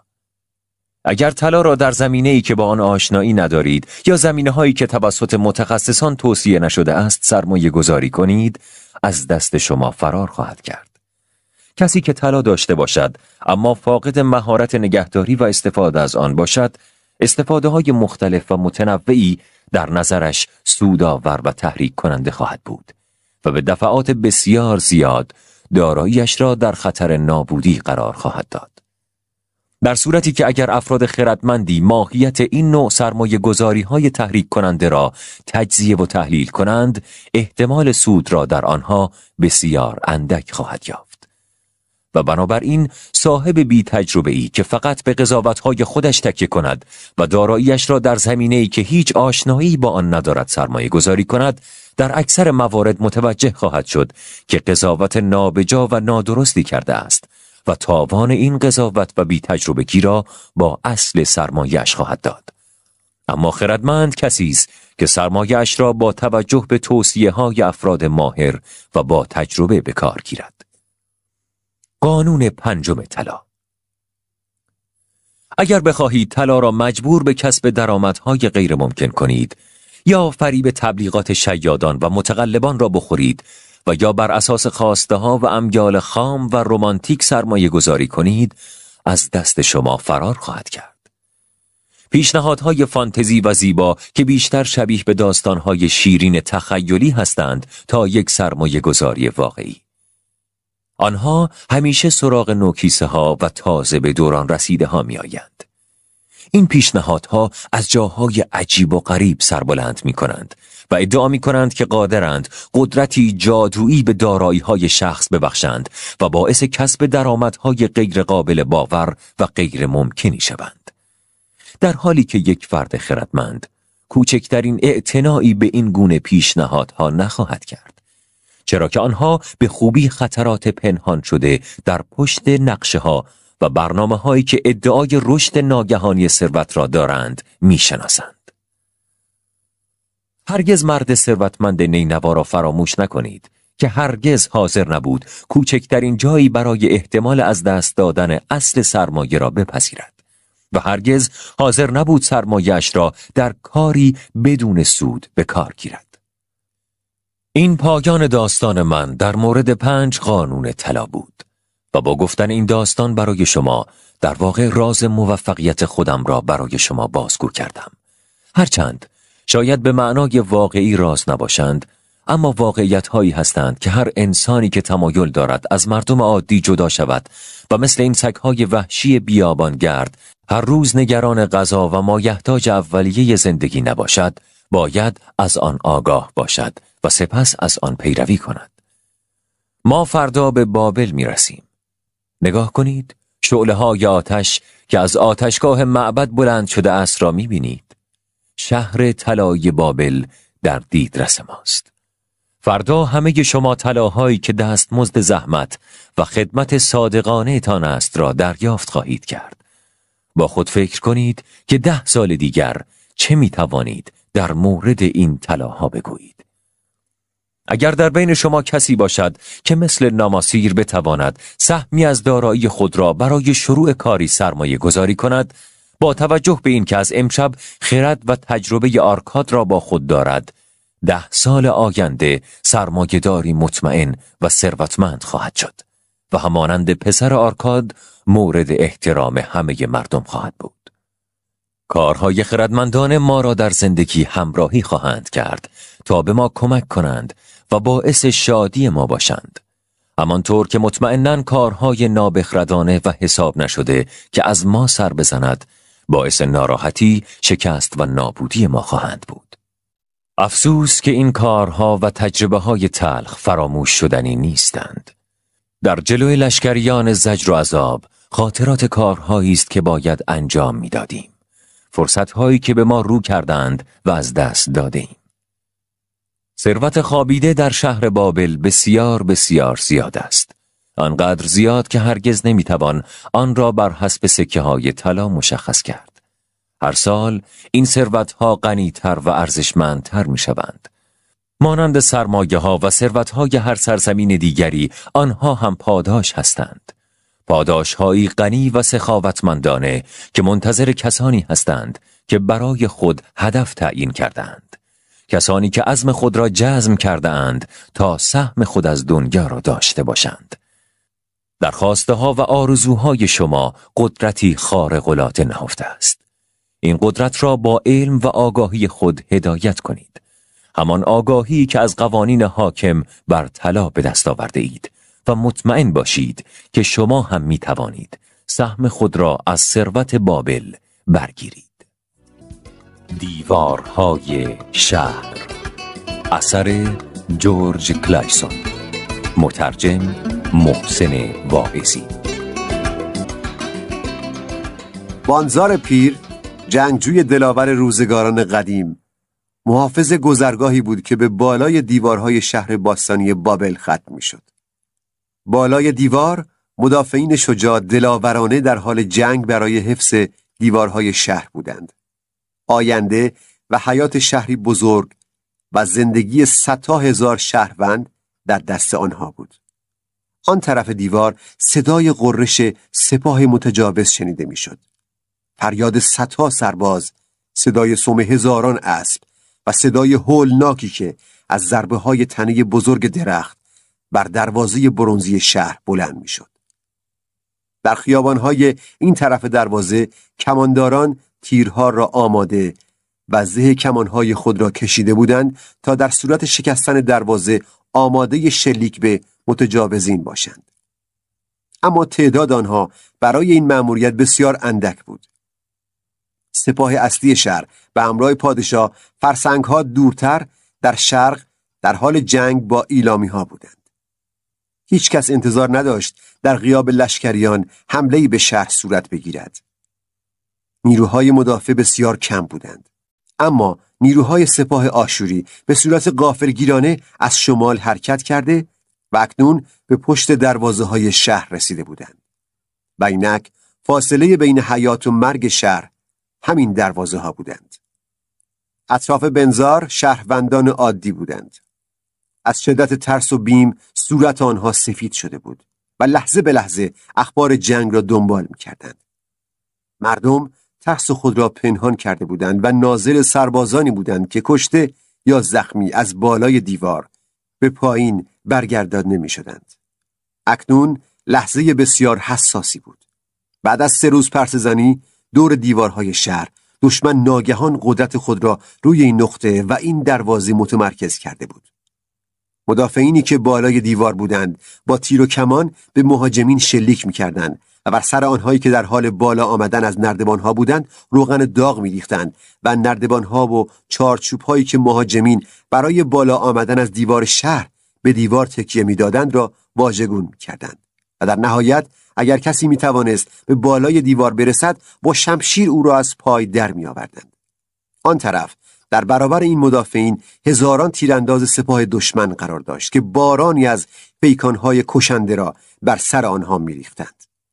بنزار پیر اولین کسی بود که از اخبار جنگ مطلع می‌گشت. او شخصاً در میدان کارزار بود و از نزدیک وقایع را دنبال می‌کرد و لحظه به لحظه روند حمله مهاجمین را زیر نظر داشت.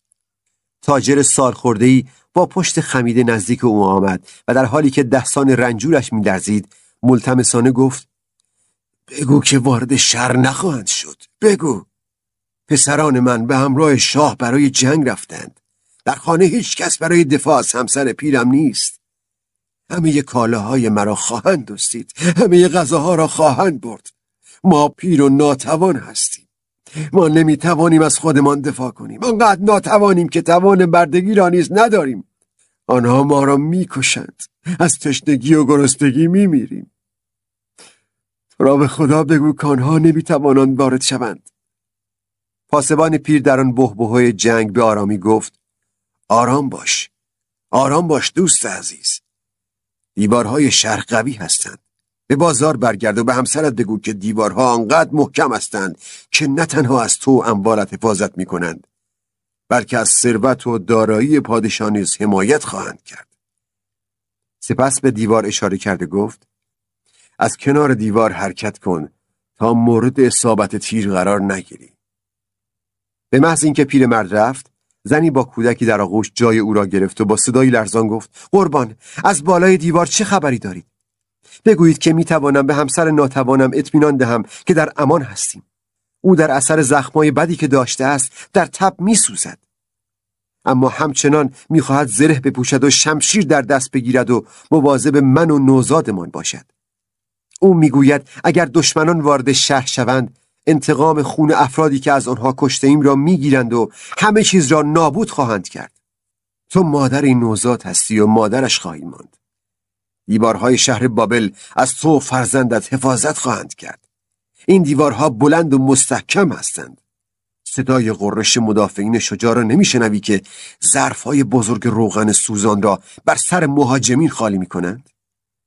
بله میشنوم، اما صدای ضربه های محکمی که بر دروازه شهر کوبیده می شود را نیز می شنوم. برگرد پیش شوهرت و به او بگو که دروازه شهر مستحکم است و در برابر این ضربه ها مقاوم است و مهاجمین از دیوار بالا می آیند، اما مدافعین با نیزه های تیز از آنها پذیرایی می کنند. در برگشت مواظب باش و از کنار دیوارهای بلند آن ساختمان عبور کن. بنزار کنار رفت تا راه را برای نیروهای تازه نفس که تسلیحاتی از جمله زره‌های برنزی بسیار مستحکم بر تن و چکمه‌های فلزی بر پا داشتند باز کند. این بار دختر کوچکی در حالی که کمربند بنزار را گرفته بود با التماس گفت: آقای سرباز، لطفاً بگو که ما در امان هستیم. من صداهای وحشتناکی شنیدم. آدم‌هایی را دیدم که از آنها خون می‌رفت. من خیلی ترسیدم. بر سر خانواده‌ام، مادرم، برادر کوچکم و نوزادمان چه خواهد آمد؟ جنگجوی پیر چشمانش را به هم زد. کودک را در آغوش گرفت و صورت خود را جلو برد. با اطمینان به او گفت: نترس دخترم. دیوارهای مستحکم شهر از تو، خانواده‌ات، مادرت، برادرت و نوزادتان محافظت خواهد کرد. دیوار صدها سال پیش برای امنیت افرادی مثل تو توسط ملکه خردمندی به نام سمیرا ساخته شده است. در این مدت هیچ مهاجمی نتوانسته از آن عبور کند. برگرد و به مادر و برادر کوچکت بگو که دیوارهای شهر بابل محافظ آنها خواهد بود و هیچ دلیلی برای ترس وجود ندارد. چندین روز گذشت. بنزار پیر همچنان در پست خود ایستاده بود و نیروهای پشتیبانی تازه نفس را از گذرگاه به بالای دیوار هدایت می‌کرد. آنها بالای دیوار می‌ماندند، آنقدر به مبارزه ادامه می‌دادند تا کشته یا زخمی به پایین آورده می‌شدند و زخمی‌ها پس از درمان و تجدید قوا دوباره باز می‌گشتند. اطراف او پر از شهروندانی بود که مضطربانه به دنبال فهمیدن این بودند که آیا دیوارهای شهر همچنان مقاومت می‌کنند یا خیر. و جواب او به عنوان یک سرباز قدیمی باوقار به همه آنها این بود: دیوارهای شهر از شما حفاظت خواهد کرد. حملات وحشیانه و هولناک 3 هفته و 5 روز ادامه یافت. بنزار همچنان از گذرگاه محافظت می‌کرد. گذرگاهی که دیگر از خون زخمی‌ها و کشته‌ها کاملا خیس و لغزنده شده بود و همچنان سربازان زخمی از آن پایین آورده می‌شدند و سربازان تازه نفس به بالا می‌رفتند. هر روز اجساد مهاجمین بیرحم که تا بالای دیوار رسیده بودند پشت دیوار روی هم می‌ریختند و تلی از مردگان درست می‌کردند. و هر شب این اجساد توسط همدستانشان به عقب برده و دفن می‌شدند. در شب پنجم از هفته چهارم سر و صدای بیرون ساکت شد. وقتی فردا خورشید با اولین طلعه خود زمین را روشن کرد، گرد غبار سم اسبان سپاه مهاجم که در حال عقب نشینی بودند دشت را فرا گرفته بود. بله، دشمن ناامید شد و عقب نشینی کرد. مدافعین هلهله و شادی به پا کردند. این به معنای پیروزی بود. سربازانی که داخل شهر بودند نیز شروع به هلهله و شادی کردند و موجی از هیاهو و شادی کل شهر را فرا گرفت. مردم از خانه ها بیرون دویدند، خیابان ها و کوچه ها پر شد از جمعیت. ترسی که چندین روز در دل مردم خانه کرده بود، تبدیل به شادی و هیجان شد. در بالای معبد شهر شعله‌های پیروزی روشن شد. ستون‌هایی از دود آبی به سمت آسمان ایجاد شد تا پیام این پیروزی تا دوردست‌ها برود. دیوارهای شهر یک بار دیگر جان شهر و شهروندان را نجات داده بود. از ثروت شهر حفاظت کرده بود و از ببردگی و اسارت رفتن مردم جلوگیری کرده بود. بابل قرنها به حیات و پیشرفت خود ادامه داد، چرا که به خوبی تحت حفاظت بود. البته غیر از این هم نمیتوانست باشد. دیوارهای شهر بابل مثال خوبی از نیاز انسان به حفاظت است. این نیاز و تمایل در ذات انسان نهفته است و امروزه نیز به همان قوت دوران گذشته وجود دارد. اما امروزه ما برنامه‌ها و نقشه‌های بهتر و جامع‌تری برای حفاظت از خود در نظر گرفته ایم. امروزه ما خود را با دیوارهای نفوذ ناپذیری همچون بیمه، حسابهای پسنداز، سرمایه‌گذاری‌های مطمئن حفاظت می‌کنیم تا در برابر تراژدی‌هایی که ممکن است در زندگی برایمان برای هر کس رخ دهد در امان باشیم. ما نمی‌توانیم بدون حفاظت مناسب و کافی به سلامت زندگی را به سر ببریم. مایه اصلی کتاب پولدارترین مرد بابل که توسط جورج کلایسن نوشته شد، از نامه‌های تاریخی و واقعی پروفسور آلفرد شرایسبری، دانشکده باستانشناسی دانشگاه ناتینگهام در شهر ناتینگهام انگلستان گرفته شده است. نامه‌هایی که بین او و پروفسور فرانکلین کالدویل، سرپرست تیم علمی اعزامی به ماسوپوتامیا یعنی بین النهرین، در سالهای 1934 رد و بدل شده است. پروفسور کالدویل در یک کاوش باستانشناسی 5 کتیبه بی‌نظیر و بزرگ بابل را کشف کرد که در برگیرنده مطالبی در مورد علوم مالی 5000 سال پیش است که در زیر آوارهای شهر باستانی بابل پنهان شده بود. متن نامه دکتر آلفرد به کالدویل اینگونه است: استاد عزیزم، 5 کتیبه سفالی که حاصل کاوش‌های باستانشناسی شما از آوارهای شهر بابل است، به همراه نامه شما به دستم رسید. من از دیدن این کتیبه‌های باستانی به شدت هیجان زده شدم و ساعتها بدون وقفه مشغول ترجمه آنها شدم. درست آن بود که به محض دریافت نامه شما آن را پاسخ دهم، اما این کار را تا اتمام کار ترجمه به تعویق انداختم. ترجمه هایی که اکنون پیوسته این نامه است، به لطف تمهیدات بسیار خوب شما و بسته‌بندی عالی کتیبه ها سالم به دست من رسید. مطمئن هستم شما هم به محض اطلاع از متن این کتیبه ها به اندازه ما هیجان زده خواهید شد. آنچه در ابتدا از نوشته های این چنینی انتظار می رود معمولاً داستان‌های عاشقانه و از این دست است. اما این نوشته ها مربوط به مشکلات مالی و بدهکاری های شخصی به نام دباسیر است. ظاهراً شرایط زندگی ما انسان‌ها آنقدرها هم که تصور می شود از 5000 سال پیش تا کنون تغییر نکرده است. خیلی عجیب است. باید اعتراف کنم که نوشته های این کتیبه ها به قول دانشجویان به طور کامل سر تا پای مرا شست. من به عنوان یک استاد دانشگاه ادعا داشتم که اهل علم و مطالعه هستم و از سازوکار بسیاری از موضوعات اطلاع دارم، در حالی که این متن از زیر هزاران سال آوار و گرد و غبار بیرون آمده است و راه حلی برای پرداخت هزینه‌های زندگی ارائه می‌دهد که تاکنون در هیچ جا نشنیده و نخوانده‌ام. راه حلی که با استفاده از آن بتوانی علاوه بر پرداخت بدهی‌های خود پس‌انداز هم داشته باشی و به قول معروف از جرنگ جرنگ سکه‌های طلا در جیبت لذت ببری. به نظر راه حل جالبی است. من و همسرم تصمیم گرفتیم آن را امتحان کنیم تا ببینیم آیا بعد از هزاران سال و در این سیستم اقتصادی امروزی نیز همچنان این روش کارآمد هست یا خیر. با آرزوی بهترین ها برای شما و به امید فرصتی دوباره برای اینکه بتوانم کمکی انجام دهم. ارادتمند شما، آلفرد اچ شروزبری، دانشکده باستان شناسی. و اکنون ترجمه این 5 کتیبه باستانی. کتیبه اول.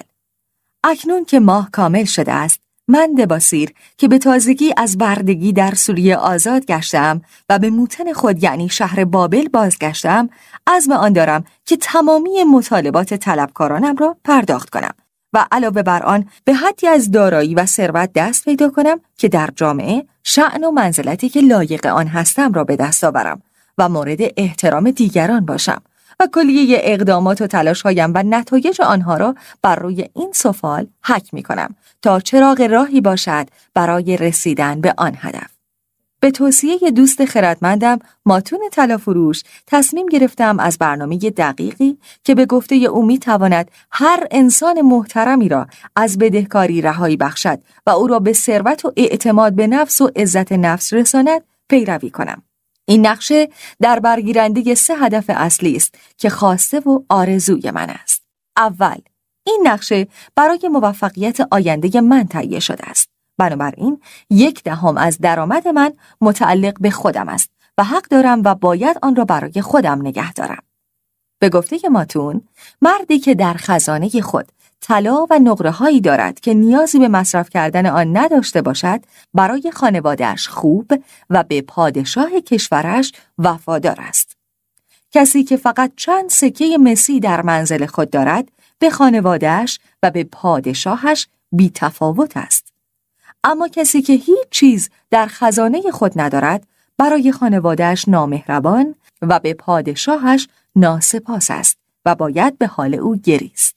بنابراین کسی که می‌خواهد به موفقیت دست پیدا کند، باید همواره سکه‌های طلایی داشته باشد که در کیسه‌اش جرنگ جرنگ کند تا در قلبش محبت برای خانواده‌اش و وفاداری به پادشاهش وجود داشته باشد. دوم، این نقشه باید به گونه‌ای باشد که حمایت و پشتیبانی از همسرم را در بر داشته باشد، چرا که او از خانه پدرش نزد من آمده و کمال وفاداری را به من نشان داده است. ماتون میگوید نگهداری و حمایت از همسر وفاداری که باعث شده است عزت نفس در قلب مرد او قوت یابد و او را در رسیدن به اهداف خود یاری دهد لازم است. بنابراین 7/10 از درآمد من باید برای تهیه منزل، لوازم منزل، غذا و مقادیری هزینه‌های جانبی برای آسایش خانواده‌ام و همسرم باشد. اما او علاوه بر این بیشترین حمایت و حس دوستی را نسبت به خانواده‌اش در نظر می‌گیرد که می‌گوید 7/10 از همه درآمدم برای این اهداف ارزشمند هزینه شود. البته ماتون اضافه کرده است که همه اینها هرگز نباید از 70% درآمد من فراتر رود، چرا که نکته این نقشه راه در همین جاست. باید بتوانم با همین مقدار درآمد زندگی را ادامه دهم و هرگز بیش از این مقدار مانده از درآمدم خرید نکنم و بدهکاری در آینده ایجاد نکنم. کتیبه دوم.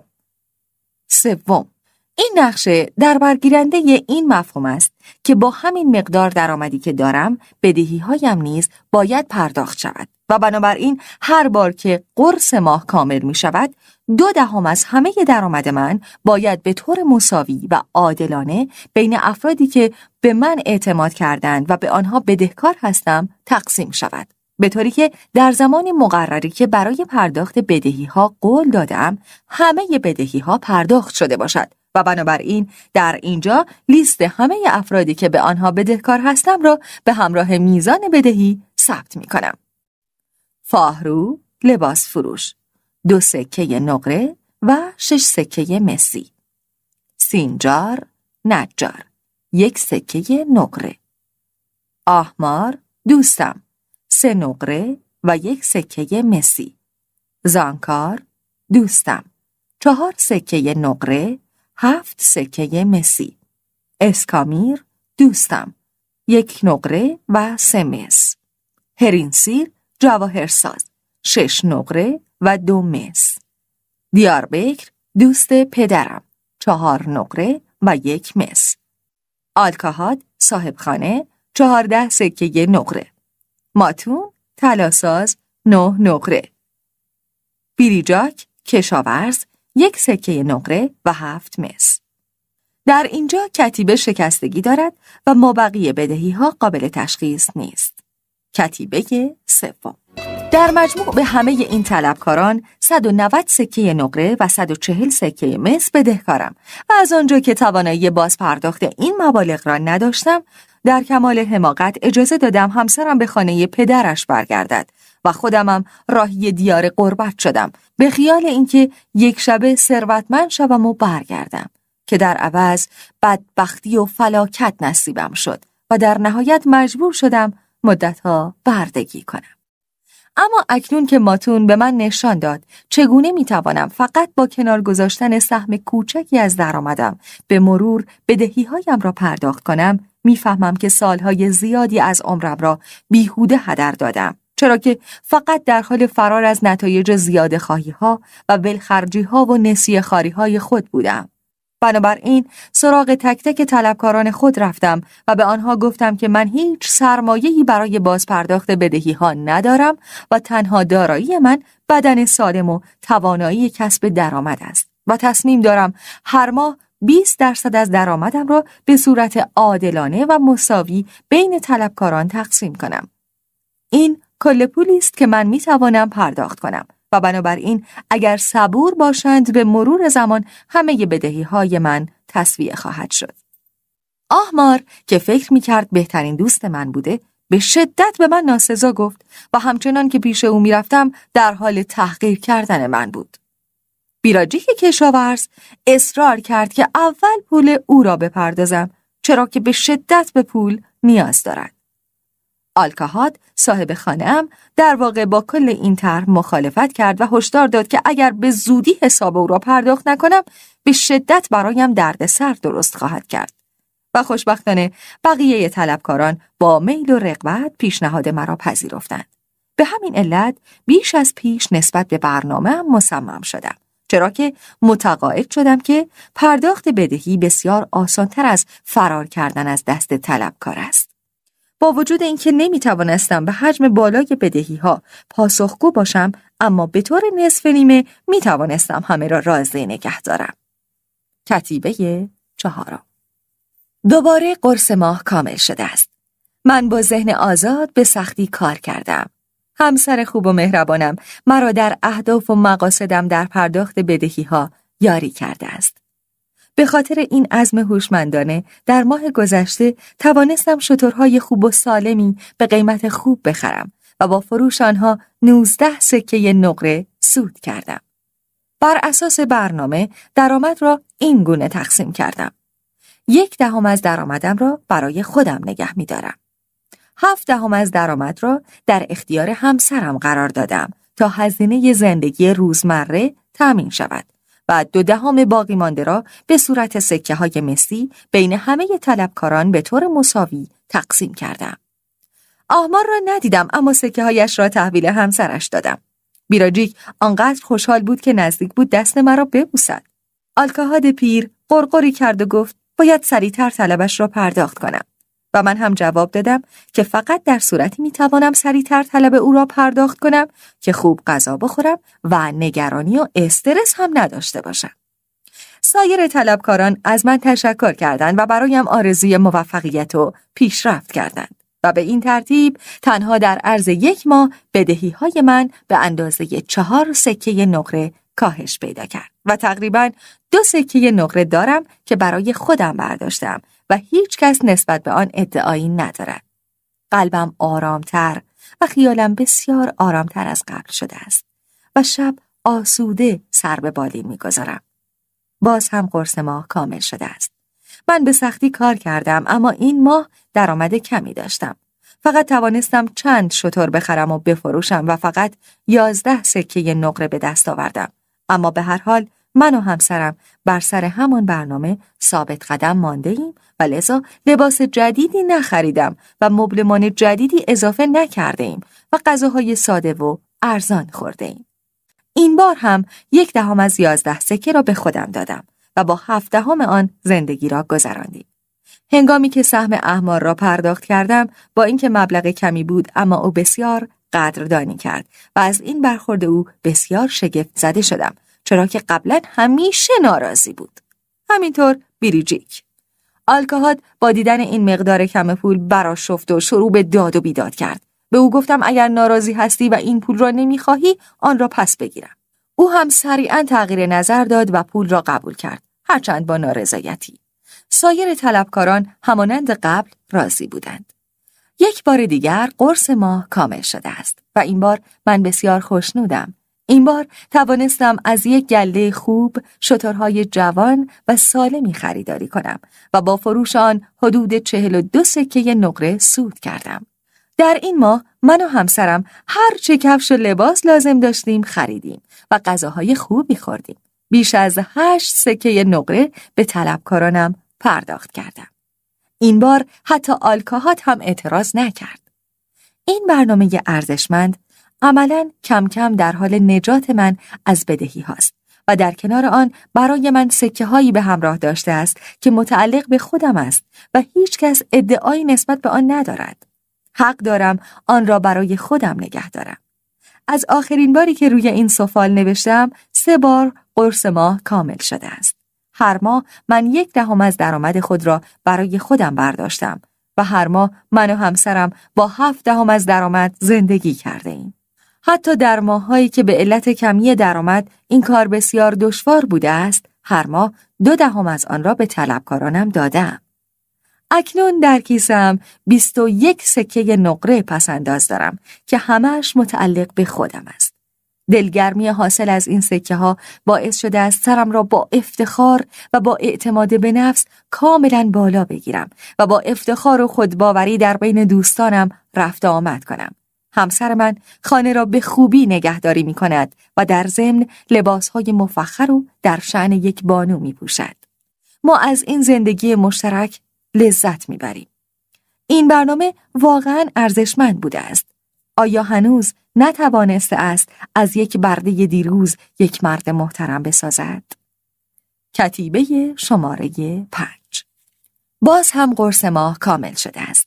از آخرین یادداشت که روی سفال حک کردم دقیقاً 12 ماه گذشته است. اما امروز را حتماً باید در کتیبه هم ثبت می کردم. زیرا امروز روزی است که بالاخره همه بدهی هایم پرداخت شد.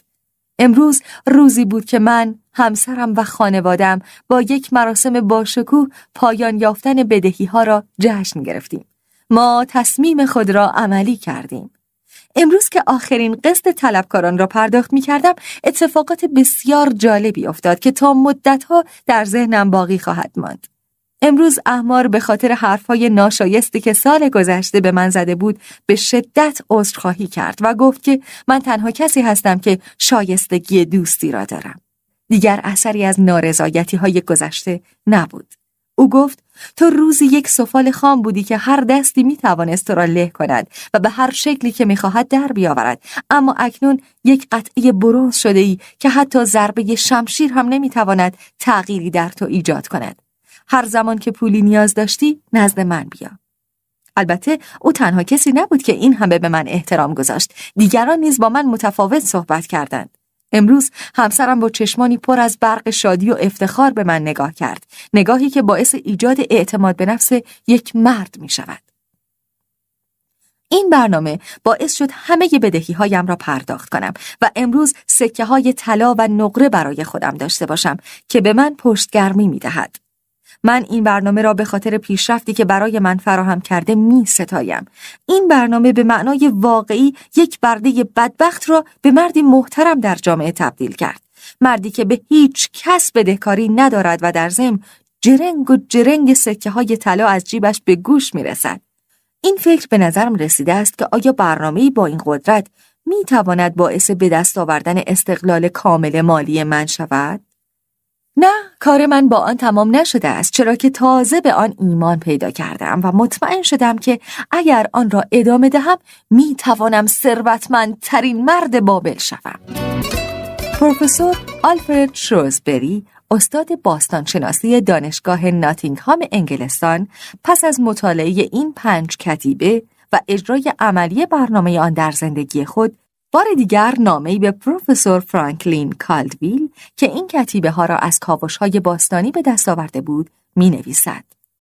7 نوامبر 1936 سرپرست گروه کاوش باستانشناسی مستقر در بین النهرین، پروفسور فرانکلین کالد، استاد گرانقدر، لطفاً اگر در کاوش‌های بعدی خود در بابل با روح یک شترفروش به نام دباسیر از ساکنان باستانی آنجا برخورد کردید، به او بگویید 2 نفر اینجا در دانشگاهی در انگلستان نهایت قدردانی و تشکر از نوشته‌هایی که او هزاران سال پیش روی آن کتیبه ها ثبت کرده است را تقدیم می‌کند.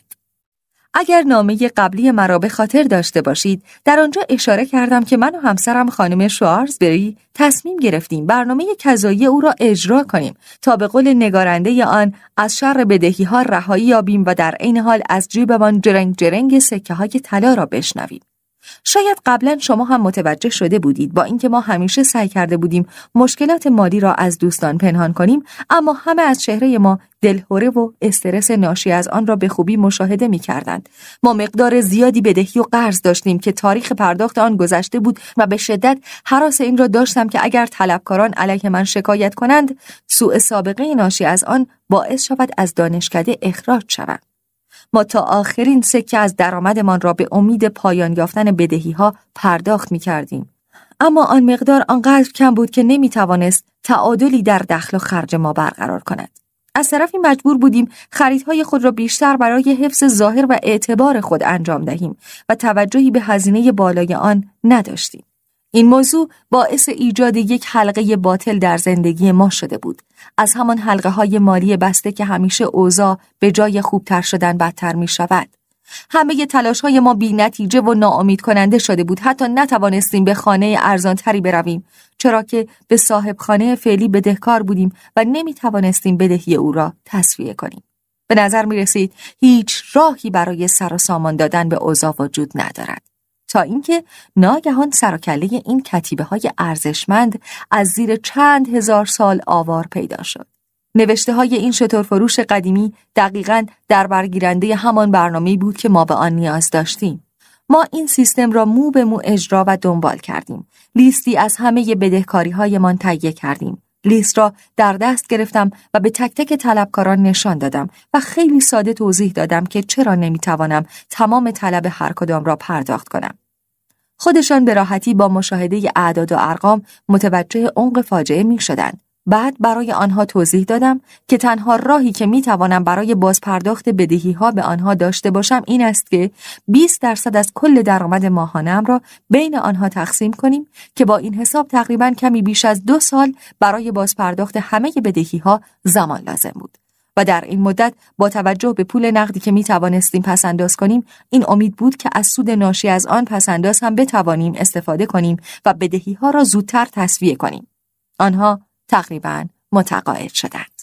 سبزی فروش که مدت هاست از او خرید می کنیم نگاه جالبی به این پیشنهاد داشت که کمک کرد بهتر بتوانم دیگران را نیز توجیه و قانع کنم. او گفت اگر از این به بعد پول هر چیزی که می خرید را همانجا پرداخت کنید به بدهی شما اضافه نخواهد شد و می توانی برنامه‌ات را عملی کنی. در غیر این صورت تا 30 سال دیگر هم نمی توانی طلب من را پرداخت کنی.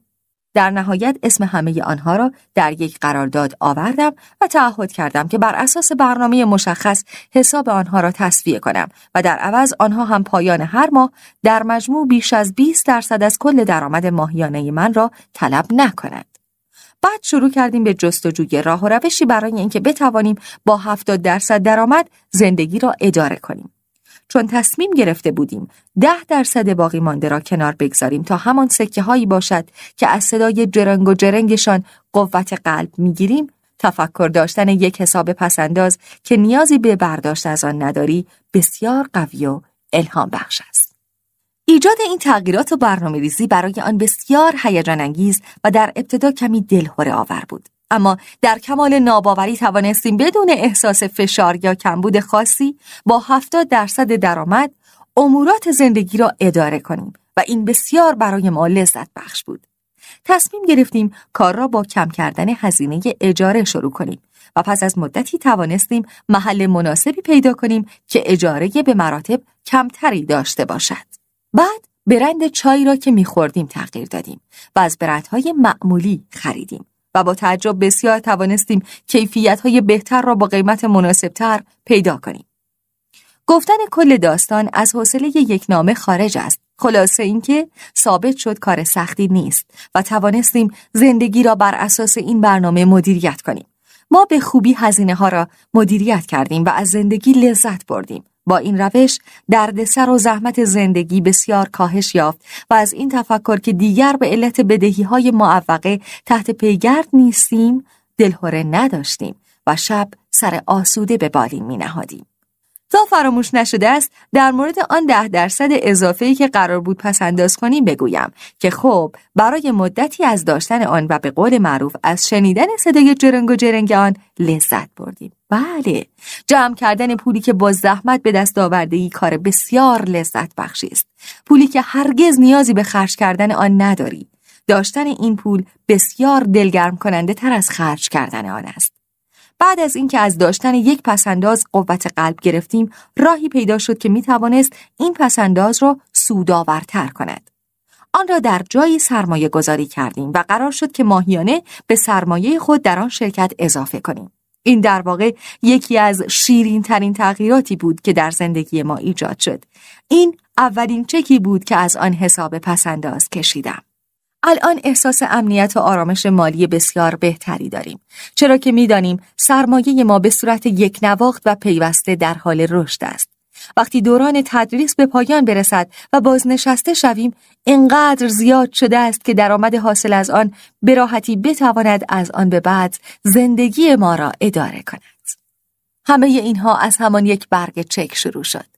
هرچند باور آن بسیار سخت است، اما 100% واقعی است. بدهی‌های ما کم کم در حال پرداخت شدن است و در عین حال سرمایه گذاری ما هم در حال رشد است و در ضمن از نظر درآمد مالی از قبل بهتر هم شده ایم. کمتر کسی میتواند باور کند که چقدر تفاوت است بین اینکه انسان یک برنامه مشخص مالی را دنبال کند تا اینکه فقط شب را به روز و روز را به شب برساند. پایان سال آینده همه بدهی‌ها تمام خواهد شد و ما بیشتر از قبل برای سرمایه گذاری کنار خواهیم گذاشت. تصمیم داریم از آن به بعد هر ماه مبلغی را برای مسافرت کنار بگذاریم.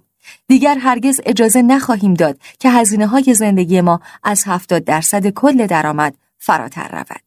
اکنون متوجه شدید که چرا می‌خواهیم از آن مرد خردمند باستانی که برنامه مالیش زندگی ما را از فلاکت نجات داد تشکر مخصوصی داشته باشیم؟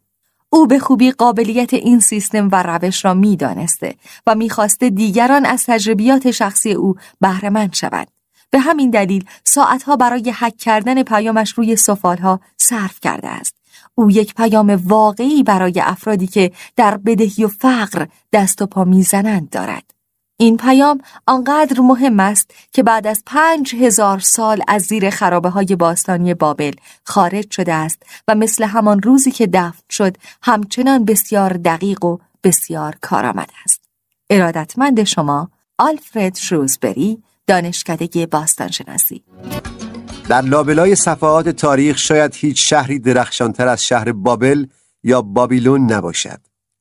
اسم این شهر از معانی کلمات خردورزی، ثروت و جلال و بزرگی گرفته شده است. ثروت‌های این شهر از طلا و جواهرات بی‌نظیر بوده است.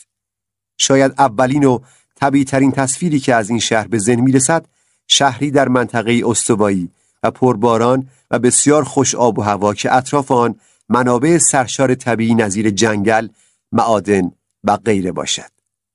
اما واقعیت چیز دیگری است. این شهر در کنار رودخانه فرات واقع بوده است، در دشتی ماسه‌ای و مسطح که نه جنگلی داشته است، نه معدنی و نه حتی سنگ‌هایی که بتوان از آن برای ساخت و ساز استفاده کرد. این شهر حتی در مسیرها و جاده‌های طبیعی تجارت آن زمان نیز واقع نشده بود و میزان بارندگی برای کشاورزی و پرورش گیاهان ناکافی بوده. شهر بابل یکی از بهترین نمونه‌هایی است که نشان دهنده توانایی انسان در رسیدن به اهداف بلند و ارزشمند با استفاده از امکانات و وسایل موجود میباشد. همه منابعی که این کلان شهر را تامین کرده است، ساخته دست بشر بوده. همه ثروت‌های این شهر توسط انسان‌ها گردآوری شده بود. شهر بابل فقط 2 منبع طبیعی در اختیار داشته: زمین‌های حاصلخیز و آبی که در رودخانه فرات جاری بوده. با کمک یکی از بزرگترین دستاوردهای مهندسی تاریخ، مهندسین این شهر آب رودخانه را به کمک سدها و کانال‌های آبیاری ساخت دست بشر به زمین‌های کشاورزی هدایت کردند. این کانال‌ها تا مسافت‌های دوردست در دشت پیش می‌رفتند تا زمین خشک را از آب رودخانه آبیاری کنند و این به عنوان یکی از اولین اقدامات مهندسی تاریخ شناخته شده است. آن همه محصولات کشاورزی متنوع پاداشی بود که مردم آن شهر از سیستم جدید کشاورزی خود دریافت کردند. سیستمی که بشر تا آن زمان به خود ندیده بود. خوشبختانه بابل در طول حیات طولانی خود توسط سلسله‌ای از پادشاهان و حاکمان موفق که به ندرت در بین آنها افرادی ظالم و سلطه‌گر یافت میشد اداره شده است. این شهر درگیر جنگ‌های بسیار زیادی شده است. اغلب آنها دفاع از خود بوده است. دفاع در برابر مهاجمینی که چشم طمع به ثروت‌ها و آبادی‌های ایجاد شده توسط این مردم داشتند. نام چندین حاکم برجسته بابل به خاطر خردمندی، عدالت و اقدامات عملی که داشتند در تاریخ ماندگار شده است. در بابل برخلاف سایر تمدن‌ها هیچ عمارت عظیم یا عجیب و غریبی ساخته نشده است که هدف از ساخت آن صرفاً به رخ کشیدن توانایی‌های معماری و اقتصادی و نظامی بوده باشد. شهر بابل دیگر وجود ندارد و به محض از بین رفتن سرمایه اصلی این شهر، یعنی نیروهای انسانی که با انرژی شهر را ساختند و آن را هزاران سال حفظ کردند و پیشرفت دادند، شهر نیز نابود شد. شهر به سرعت تبدیل به ویرانه‌ای در بیابان شد. این شهر در آسیا واقع بوده است، جایی حدود 900 کیلومتری شرق کانال سوئز و در شمال خلیج فارس. عرض جغرافیایی آن حدود 30 درجه شمال خط استوا، تقریباً در حدود عرض جغرافیایی شهر یوما در آریزونا و مشابه همین شهر آمریکا، دارای آب و هوایی گرم و خشک. امروزه وادی فرات که روزی منطقه‌ای مهم در کشاورزی و پرورش گیاهان به شمار می‌رفت، دوباره تبدیل به بیابانی بی‌حاصل و تشنه شده است که تعداد معدودی بوته و گیاه به سختی خود را در برابر طوفان‌های شن در آن نگه داشتند.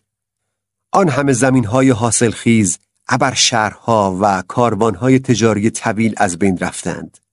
عرب‌های چادرنشین که با گله‌های کوچک گوسفند و بز زندگی مختصری دارند، تنها ساکنین آنجا هستند. و این روند از سالها پیش و در حدود سالهای میلاد مسیح به همین نحو بوده است. در وسط این دشت مسطح تپه‌هایی وجود دارد. قرنها رهگذران توجهی به این تپه‌ها نداشتند، تا اینکه در نهایت توجه باستانشناسان به این ناهمواری‌ها جلب شد، چرا که تکه‌هایی از سفال و آجر در آنها پیدا شده بود که شاید در اثر شستشوی باران‌های شدید روی خاک آمده بودند. کاوشگرانی که از حمایت مالی موزه‌های اروپا و آمریکا برخوردار بودند، به آنجا فرستاده شدند تا منطقه را به دنبال نشانه‌هایی از تمدن حفاری کنند. چیزی نگذشت که بیلچه‌ها و کلنگ‌های آنها ثابت کردند که این تپه‌ها روزگارانی شهرهای باستانی بودند. قبرستان شهرهای بزرگ شاید نام مناسبی برای این تپه‌ها باشند. شهر بابل یکی از این شهرها بوده است. چیزی حدود 20 قرن زیر خاک مدفون بوده است. بادهای بیابان ماسه ها را از شهر جدا کرده و بار دیگر دیوارها و ساختمانهای شهر که اغلب از آجر ساخته شده‌اند نمایان شدند. دیوارها که در معرض باد و باران قرار گرفته بودند از هم پاشیدند و دوباره در زیر خاک مدفون گشتند. بابل، این شهر ثروتمند، امروز اینگونه است. کوهی از خاک مدت‌های مدید روی آن را پوشانده، به طوری که هیچ کس حتی نام این شهر را نمی‌دانست، تا اینکه در یک کاوش باستانشناسی این شهر کشف شد. خاک و غبار با دقت بسیار زیاد از روی آجرها و دیوارها کنار زده شد و خیابانها و ویرانه‌های معابد ساختمانها مشخص گردید. دانشمندان زیادی تمدن بابل و سایر شهرهایی که در این وادی بودند را قدیمی‌ترین تمدنی که تاکنون ثبت شده است می‌دانند. تاریخی که برای این شهر به اثبات رسیده است 8000 سال است. نکته جالبی که در این رابطه وجود دارد ابزار و نشانه‌هایی است که برای تعیین این تاریخ‌ها به کار گرفته شده. از جمله چیزهایی که از زیر آوارهای شهر بیرون کشیده شده، نوشته‌ای بود که وقوع یک خورشید گرفتگی را توضیح می‌دهد. ستاره شناسان زمان وقوع چنین خورشید گرفتگی که در این منطقه قابل رؤیت بوده است را محاسبه کردند و از آنجا ارتباطی بین تقویم ما و تقویمی که در آن زمان مورد استفاده بوده است به دست آوردند. به این روش اثبات شد 8000 سال پیش که سومری‌ها، یعنی همان ساکنین شهر بابل، در شهرهایی که دارای دیوار بوده است زندگی می‌کردند. پس اینکه تاریخ تشکیل این شهر به چند قرن قبل از دیوار کشیدن برمیگردد فقط به طور تخمین قابل بیان است، چرا که ساکنین این شهر نمی‌توانستند قومی وحشی باشند که ناگهان در شهری دارای دیوار و دروازه شروع به زندگی کرده باشند. آنها حتما مردمی با سواد و روشنفکر و متمدن بودند. تا جایی که تاریخ نوشته است آنها اولین مهندسین، اولین ستاره شناسان، اولین ریاضیدانها، اولین تجار و اولین مردمی بودند که صاحب زبانی نوشتاری بودند. در مورد سیستم آبیاری که شامل کانالها و مکانیزم انتقال آب به زمینهای لم یزرع بوده است صحبت کردیم. بقایای این کانالها هنوز قابل شناسایی و پیگیری هستند، هرچند همه آنها با گلولای و ماسه پر شدند. برخی از این کانالها چنان وسیع هستند که وقتی خالی از آب باشند 12 اسب در کنار هم از کف آن می توانند در طول کانال عبور کنند. از نظر ابعاد و عمق به راحتی قابل مقایسه با بزرگترین کانال‌های فلوریدا و یوتای آمریکا هستند. علاوه بر آبیاری زمین‌های دشت، مهندسین بابل پروژه دیگری با همین عظمت شکوه اجرا کردند و آن ساخت استادانه سیستم زهکشی است که در منطقه وسیعی از باتلاق‌های دهانی دو رودخانه دجله و فرات واقع شده است. و با این کار آن دشت وسیع را نیز تبدیل به زمین‌های کشاورزی نمودند. هرودوت، تاریخنگار یونانی، از بابل دیدار کرده است و تنها نمایی که از دید یک غریبه از این شهر در اختیار است را ارائه نموده است. بر اساس نوشته‌های او میتوان شکلی کلی از شهر و رسوم عجیب و غریب مردم آن ترسیم کرد. او به حاصلخیزی بی‌نظیر خاک اشاره دارد و به کیفیت بی‌نظیر غلات و سیفیجاتی که در این شهر تولید می‌شده است. روزهای خوش بابل به پایان رسیده است، اما دانایی و خرد آن زمان برای ما باقی مانده است و در دسترس است و ما از این بابت مدیون کتیبه‌هایی هستیم که از آنها به یادگار باقی مانده است. در آن روزگار دور کاغذ اختراع نشده بود و مطالب را روی کتیبه‌هایی که از گل درست شده بودند حکاکی می‌کردند و سپس آن را در کوره می‌پختند تا سفالهای محکم و ماندگاری تولید شود. این کتیبه‌ها 6x8 اینچ یعنی حدود 15 تا 20 سانتی متر با ضخامتی حدود 2.5 سانت بوده است. این کتیبه‌های سفالی بسیار پرمصرف بودند.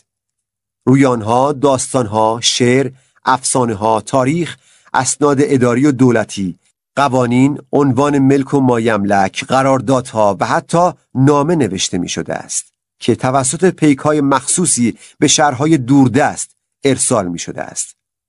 از آنجا که تعدادی از این کتیبه‌ها هنوز سالم و قابل خواندن باقی مانده‌اند، اطلاعات بسیار مفیدی از سبک زندگی مردم آن زمان به دست آمده است.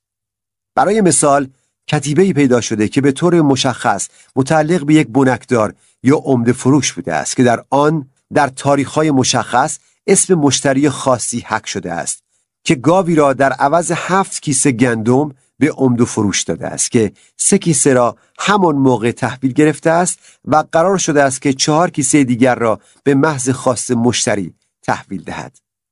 باستانشناسان در آواره‌های این شهر یک کتابخانه کامل شامل صدها هزار کتیبه پیدا کردند که صحیح و سالم زیر خاک دفن شده بود. یکی از عجایب این شهر باستانی دیوارهای عظیمی است که اطراف شهر را فرا گرفته است. باستانشناسان این دیوارها را به عنوان یکی از عجایب هفتگانه دنیا در حد اهرام بزرگ مصر می‌دانند. ساخت اولین دیوار شهر به نام ملکه‌ای موسوم به سمیرا ثبت شده است. حفاران و کاوشگران نتوانستند کوچکترین ردی از دیوارهای اولیه پیدا کنند و بنابراین ارتفاع دقیق آن دیوارها مشخص نیست. با توجه به نوشته‌هایی که در کتب تاریخ نگاران باستان وجود دارد، ارتفاع این دیوارها حدود 50 تا 60 فوت یعنی 15 تا 18 متر تخمین زده شده است که سطح بیرونی این دیوار از جنس آجر پخته شده بسیار محکم بوده و در کنار دیوار نیز خندقی پر از آب وجود داشته است. دیوارهای بعدی و البته مهمتر حدود 600 سال پیش از میلاد مسیح ساخته شدند توسط پادشاهی به نام ناپوپولاسار. ابعادی که او برای این دیوار در نظر گرفته بود آنچنان عظیم بود که عمر وی برای دیدن دیوار تکمیل شده کفاف نداد و دیوار توسط پسرش به نام نابوکادنزر افتتاح شد که نامی معروف در تاریخ نگاری بابل است.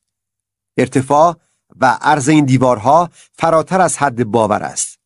با توجه به برخی تحقیقات موثق ارتفاع این دیوار 160 فوت یا حدود 50 متر بوده است، یعنی حدود یک ساختمان اداری مدرن 15 طبقه و طول کلی این دیوار چیزی بین 14 تا 17 کیلومتر تخمین زده شده است. عرض این دیوار در بالا به حدی بود که یک عربه 6 اسبی به راحتی میتوانسته است روی آن حرکت کند. از این سازه غولاسا امروزه فقط قسمت‌هایی از فونداسیون و اثرات خندق باقی مانده است. علاوه بر وحشیگری و نابودی که توسط ایلامی‌ها رخ داد، عرب‌ها فرایند نابودی را تکمیل کردند. آنها سنگ‌ها و آجرهای دیوار خراب شده را برای ساخت و ساز به مکانهای دیگری منتقل کردند. مقابل این دیوارهای بلند، ارتش‌های رژه رفتند که تقریباً همگی پیروز جنگ‌های خونبار آن زمان بودند. شهر بارها و بارها توسط مهاجمین محاصره شد، اما نتیجه‌ای برای مهاجمین نداشت. ارتش‌های مهاجم در آن زمان را نمی‌توان ارتش‌های کوچکی دانست. تاریخ نویسان در مورد این سپاهیان چنین نوشتند که گاهی تا حدود 10,000 سوار نظام، 25,000 عرابه جنگی و حدود 1200 گردان پیاده نظام که هر گردان حدود 1000 سرباز داشته است. معمولاً 2 تا 3 سال برای آماده سازی این ارتش زمان لازم بوده است و برای کارهای نظیر تهیه ابزارالات جنگی و مسلح کردن ارتش و تدارکات و تهیه غذا. شهر بابل بسیار مشابه با یک شهر مدرن امروزی سازماندهی شده بود. دارای خیابان و فروشگاه بوده است و دستفروش‌ها بساط خود را در محله‌های مسکونی پهن می‌کردند. روحانی‌ها و مروجین دین در عبادتگاه‌های عظیم و زیبا مشغول بودند. در داخل شهر محدوده‌ای ممنوعه و حفاظت شده وجود داشته است که قصر سلطنتی در آنجا واقع شده بود. دیوارهای این محدوده حفاظت شده بلندتر از دیوارهای شهر بوده است. مردم بابل در هنر بسیار چیره دست بودند. از جمله نقاشی، مجسمه سازی، بافندگی، طلاسازی، فلزکاری و ساخت تسلیحات فلزی و تجهیزات کشاورزی. جواهرسازهای این شهر زیباترین و هنرمندانه ترین جواهرات را می ساختند. نمونه‌های زیادی از درون قبرهای شهروندان ثروتمند کشف شده است و امروزه در موزه‌های بزرگ دنیا نگهداری می‌شوند. در دوران باستان که سایر مردم دنیا هنوز با تبرهای سنگی به سختی درختان را برای استفاده چوب قطع می‌کردند و یا با نیزه‌های چوبی به شکار مشغول بودند، مردم بابل از تبرها، نیزه‌ها و تیرهای فلزی استفاده می‌کردند. مردم بابل از نظر مالی و علوم مربوط به پول و سرمایه بسیار باهوش بودند. تا جایی که ما می‌دانیم آنها اولین مخترعین پول بودند که از آن به بعد برای خرید و فروش استفاده شده است. همچنین اولین کسانی بودند که از نوشته و قرارداد برای خرید و فروش و مشخص کردن مالکیت استفاده کردند. بابل تا حدود 540 سال قبل از میلاد مسیح هرگز توسط دشمنان ویرانگر و وحشی اشغال نشد. حتی در آن موقع نیز دیوارها فرو نریخت. داستان فروپاشی تمدن بابل غیر عادی و عجیب است. کوروش بزرگ که یکی از بزرگترین دلاوران آن دوران بوده است، تصمیم به اشغال شهر گرفت و امیدوار بود که از دیوارهای عظیم این شهر عبور کند. مشاوران نابانیدوس، پادشاه وقت بابل، به او پیشنهاد دادند که از شهر خارج شده و قبل از اینکه سپاه کوروش به شهر برسد با او روبرو شود. اما کوروش در آن جنگ پیروز شد و به شهری رسیده که دروازه‌هایش باز بود و بدون هیچ گونه مقاومتی وارد شهر شد. از آن به بعد قدرت و شهرت شهر بابل رفته رفته کمرنگ شد تا در نهایت پس از چند صد سال خالی از سکنه شد و به دست بادها و طوفان‌های بیابان سپرده شد تا بار دیگر به همان خاک بیابانی برگردد که روزی از آن متولد شده بود. بابل سقوط کرد و هرگز دوباره شکوفا نشد. اما تمدن بشر تا حد زیادی به آن تمدن مدیون است. جاه و جبروت دوران قدیم تبدیل به تلی از خاک شد. اما خردمندی، خردورزی، آگاهی و بینش آن دوران تا ابد باقی خواهد ماند. جوهره دانش آن دوران در مورد پول را میتوان در چند جمله خلاصه کرد. پول ابزاری است که توسط آن موفقیت مادی و دنیوی سنجیده می شود. پول بهترین لذت‌ها و بهره‌ها از دنیا را فراهم می کند. پول برای کسانی که قوانین ساده حاکم بر آن را بلدند به وفور وجود دارد. پول امروز تحت همان قوانینی کار می کند که چندین هزار سال پیش در کوچه بازارهای شهر بابل بر آن حاکم بوده است.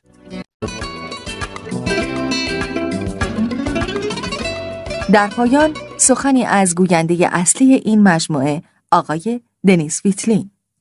من بارها و بارها کتاب ثروتمندترین مرد بابل را خواندم و همیشه به این فکر می کنم که مطالبی که اهالی بابل در 5000 سال پیش به سختی روی سفال نوشتند و اوضاع بد و مشکلات خود را توضیح دادند و مطالبی که چند دهه قبل در سال 1930 توسط آلفرد شورزبری روی نامه نوشته شده و با کشتی برای همکارانش در بین النهرین ارسال شده است را امروزه میلیون ها نفر می توانند از طریق ایمیل و اینترنت به دوستان خود بفرستند.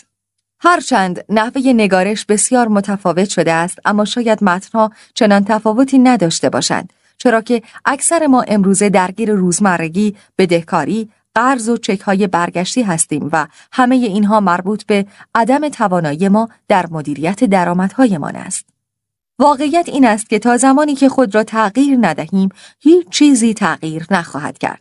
تا زمانی که روش زندگی خود را تغییر ندهیم، همچنان همان نتایج قبلی را خواهیم دید. گاهی شنیده ایم که تجربه‌های گذشته دیگر نمی‌تواند راهنمایی برای مشکلات امروز باشد. با این توجیه که امروزه تغییرات بسیار بسیار سریع و شدیدی در حال رخ دادن است و دنیا با شتاب بسیار زیاد در حال توسعه و پیشرفت است و تغییرات بسیار سریعتر و شدیدتر از روزگاری است که پدر بزرگان ما زندگی می‌کردند. شاید وجود اینترنت و شبکه‌های ارتباطی پیشرفته امروزی بسیار از رفتارها و حتی نیازهای ما در زندگی را تغییر داده است. مثلا روش خرید و فروش، سیستم‌های بانکی و ارسال و دریافت پول و غیره. اما به هر حال بعضی چیزها هرگز تغییر نمی‌کنند. برای مثال درستکاری هنوز اساس و بنیاد همه روابط است و خواهد بود. پس چنین صحبتی در مورد درستکاری صدق نمی‌کند. یک شخص یا صادق است یا نیست، چه امروز، چه 100 سال پیش، چه 5000 سال پیش. عشق همیشه بوده و همیشه خواهد بود. قوی ترین رشته اتصال انسانها، قوی ترین احساسی که انسانها می توانند به یکدیگر داشته باشند، قوی ترین انگیزه برای رسیدن به صلح و در هر گوشه از دنیا و کلید رسیدن به امنیت مالی و ثروت همان است که در بابل در 5000 سال پیش بوده است. کتابها، سمینارها و مقالات اینترنتی بسیار زیادی هستند که تکنیک‌های رسیدن به موفقیت‌های مالی را توضیح می‌دهند. میلیون‌ها نفر از مردم دنیا و از جمله مردم کشورهای صنعتی به طور حتم این کتاب‌ها و مقالات را خریداری کرده‌اند و مطالعه کرده‌اند و اما فقط کسری از آنها به طور عملی این اصول را به طور منظم و روزانه اجرا می‌کنند و تنها همین عده کم می‌توانند به استقلال و امنیت مالی برسند. بسیاری از مردم ساکن در کشورهای غربی و صنعتی دچار همان اشتباهاتی هستند که اغلب مردم بابل مرتکب می‌شدند. آنها همچنان برده طلبکاران خود هستند و تمام زندگی را به سختی کار می‌کنند و زندگی را با استرس و بدهکاری می‌گذرانند. خوشبختانه ما مجبور نیستیم آمار درآمدها و بدهکاری‌های خود را روی سفال حکاکی کنیم. علم و تکنولوژی پیشرفت کرده است و ما سیستم‌هایی داریم که بتوانیم به کمک آنها اطلاعات و داده‌های مالی خود را ثبت کرده تحت نظر بگیریم. روش‌هایی که برای مردم بابل شاید حتی در حد رویا هم نبوده است. می توانیم با مرور آن نوشته‌ها به سادگی از اشتباهات گذشته خود درس بگیریم و از تکرار آنها پرهیز کنیم. تا زمانی که نتوانیم پول را نوکر و برده خود کنیم، همچنان برده او خواهیم بود.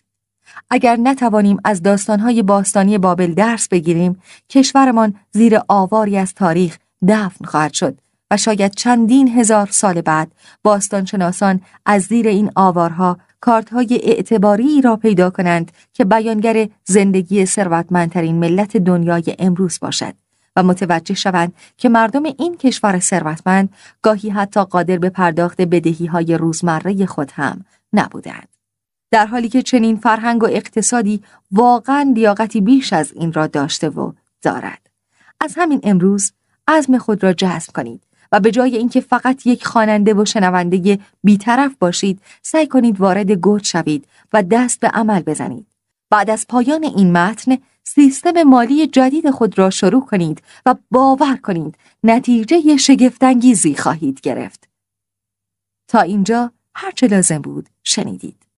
خوب، در اینجا کتابی ما به انجام میرسد و امیدوارم که از آن نقطه های دقیق و زیبا رو برای خود قید کرده گرفته باشد و در دفترچه یادداشتی خود برای خود یادداشت کرده باشد و امیدوارم که مشکلاتی که در زندگی شما بود و در پیش راه شما بود از این کتاب برای خود دسترس کرده توانسته باشد و برای روی حل آن یگام چاره بیاندیشید و امیدوارم که در آینده موفق، شاد، خوشحال و کامیاب باشید.